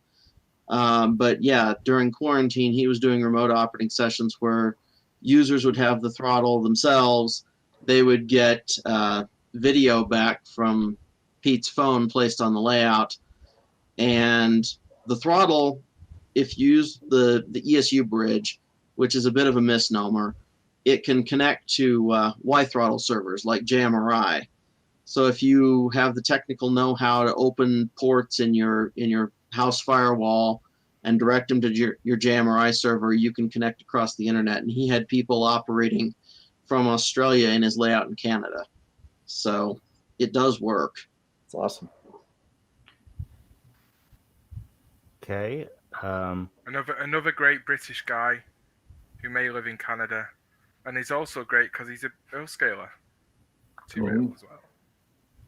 Okay, big question. Where do you buy one of these throttles? You can buy them through our website, which is iascaled.com. Spring Creek Model Trains also carries them. So you can go either place and purchase them. And two people ask if these are available in the UK. Because of some additional testing that's required for both the UK and Europe, and as someone brought up, the UK standards will be changing at the end of the year, so we don't know exactly what those will be yet. We have not been able to offer sales into Europe. There's some additional testing that we would need to do to be legal to sell there. The radio frequency is legal. The modules are certified. We don't have emissions problems that would prevent it. It's just that CE also requires some EMI and susceptibility testing that we haven't performed. So we can't ship directly to the UK or continental Europe at the moment. They are available for the US, Canada, Australia, New Zealand, because those we have done all the paperwork and regulatory work for. Cool. Another big question, is there any plans for a Steam version? For us, no, we're probably not going to tackle that, but there is a group in Australia who is working on it. You can find out more about that on the NMRAx forums. Yeah, and one of the lead guys, his name's Mark Stafford, and I've talked to Mark. He's a very enthusiastic Steam modeler, and yeah, log on to NMRAx like Michael said, and look up Mark, and you can dialogue with him. they're working very hard to develop a Steam version. Cool. So the big question is, how many have you sold if you didn't sell 6? We're at 550 some right now. I don't remember the exact number. So we're getting. How long is this? Hang on. And how long has this been on the market to be at 550 something? What has it been? Year and a half? Yeah. Year and a half, I think. Where's Lionel when you need him? So how many do you think you're going to sell? Yeah, Scott. We're going to sell 6 with a couple zeros on it on the end. At least. Cool. Okay, and then someone asked, if parts break, do you sell them separately or? Well, Michael and Nathan are the repair team, and so they do a very good job of repairing anything. We have a year warranty on each throttle, but if anything breaks, we're a small cottage industry. We all have day jobs. We do this because we love it and or enjoy it, and we'll take care of you. Cool. That's the best we can say. We've tried our best to help out all our customers top notch. Michael and Nathan, do you have anything else to add? No, I mean, there was a flaw with the brake handles on some of them where some units were susceptible to cracking. So we've done a ton of warranty returns on those. And, honestly, I don't care when you bought it. If you send it back to us, we'll get you fixed up and send it right out, no charge. It was our design flaw. We used a metal set screw with a sharp point on some of them, and it caused cracking that eventually would cause the brake handle to break. It gives me something to do while I'm quarantined in my house for months on end. Other than actually work on my layout, which that just can't happen. You could have had that Steam Throttle done by now, and the Alco version. Well, let me put it this way: we all 3 of us enjoy good customer service, so we don't want to give bad customer service. We want to be good customer service. Okay, one more question. Is this thing pretty much plug and play? When I buy it, I just plug it in and it goes? Depends on your DCC system. With NCE and Lens, absolutely. You just plug in the receiver, turn the throttle on, and can start operating. The other receiver for Digitrax or JMRI requires a little configuration to tell it how to talk to the Wi-Fi network that it's connecting to. Typically, it isn't that difficult, but occasionally we'll run into some weird cases, and just contact us and we can step you through it. And our groups.io forum is very active, and there are some really knowledgeable guys on the forum. And so if you become a member and you post a question, even a technical question, oftentimes one of the forum members will answer it before Michael and Nathan ever even see it. So join the group. I was going to say, I will note that while getting the throttle to work is usually pretty easy, it does also require some investment in programming your decoders, because decoder manufacturers are targeting normal throttles, knob, a few function keys, that's it. The ProtoThrottle uses it uses standard DCC speed and functions, but to have a function assigned to the brake independently and set the brake rate such that it's prototypical requires some amount of programming. Independent headlights is something that every decoder manufacturer implements differently. So there is an investment in learning the decoders, learning the CVs, but like Scott mentioned, the group there is filled with users with all sorts of decoders and all sorts of knowledge, and they're usually very helpful about, hey, how do I program this decoder to do something? Someone did ask, is the brake function part of the decoder or is it all in the throttle? We depend upon the decoder for the brake functions. such that you can speed match a consist and get the brakes matched and everything else, rather than putting the physics into the throttle itself. Okay, someone also asked, it looks quite big. Does it get uncomfortable after a long period? No, and that the vast majority of our users, virtually all of them, have said that it's comfortable to hold. It is a little larger than a typical throttle, but we've incorporated a device that comes with the package. It's called a love handle. It's basically a very nice cell phone strap that you can buy for your cell phone, but we use it on the ProtoThrottle. And you can stick it on the back of the box in whatever position. Yeah, there, Michael's showing it. And you only need to put just past the first knuckle on one finger or two fingers, like he's showing. And it allows you to hold the throttle very comfortably and securely. So that's an option. And a late question on YouTube. Do you have recommended programming settings? I assume that's for the decoders. Well, like We it was do- mentioned. Oh, go ahead. Yeah, I was gonna say we do have some examples online right now of how to program a certain locomotive, or at least a starting point. I have a few more we still need to write up, but and then also the groups IO list, like Scott said, is a great resource if you have a particular decoder or locomotive and you want some recommendations on how to configure it. That's a great place to go, and people are willing to share their settings. And we do on the groups IO list. There's a file section within the menu where you can go and like myself and others have placed decoder settings in there, so you can download the file and reference those CVs and put them directly into your locomotive. You might have to tweak it a little bit, but it's a start. Cool. So Nathan, if you could please go to YouTube. Andy is asking a whole bunch of specialized, take it all apart questions. So if you could answer those over there, because most of us don't really care about the Zigbee versus Z-Wave versus upside down. So guys, Sure, I'll go have a look here. For an awesome clinic and an exciting technology, and the order should be coming in as we speak. We appreciate it, Speed. Thank you so much. And Gordy, thank you. Yes, thank you. We much appreciate this. No, thanks, guys. Don't disappear just yet.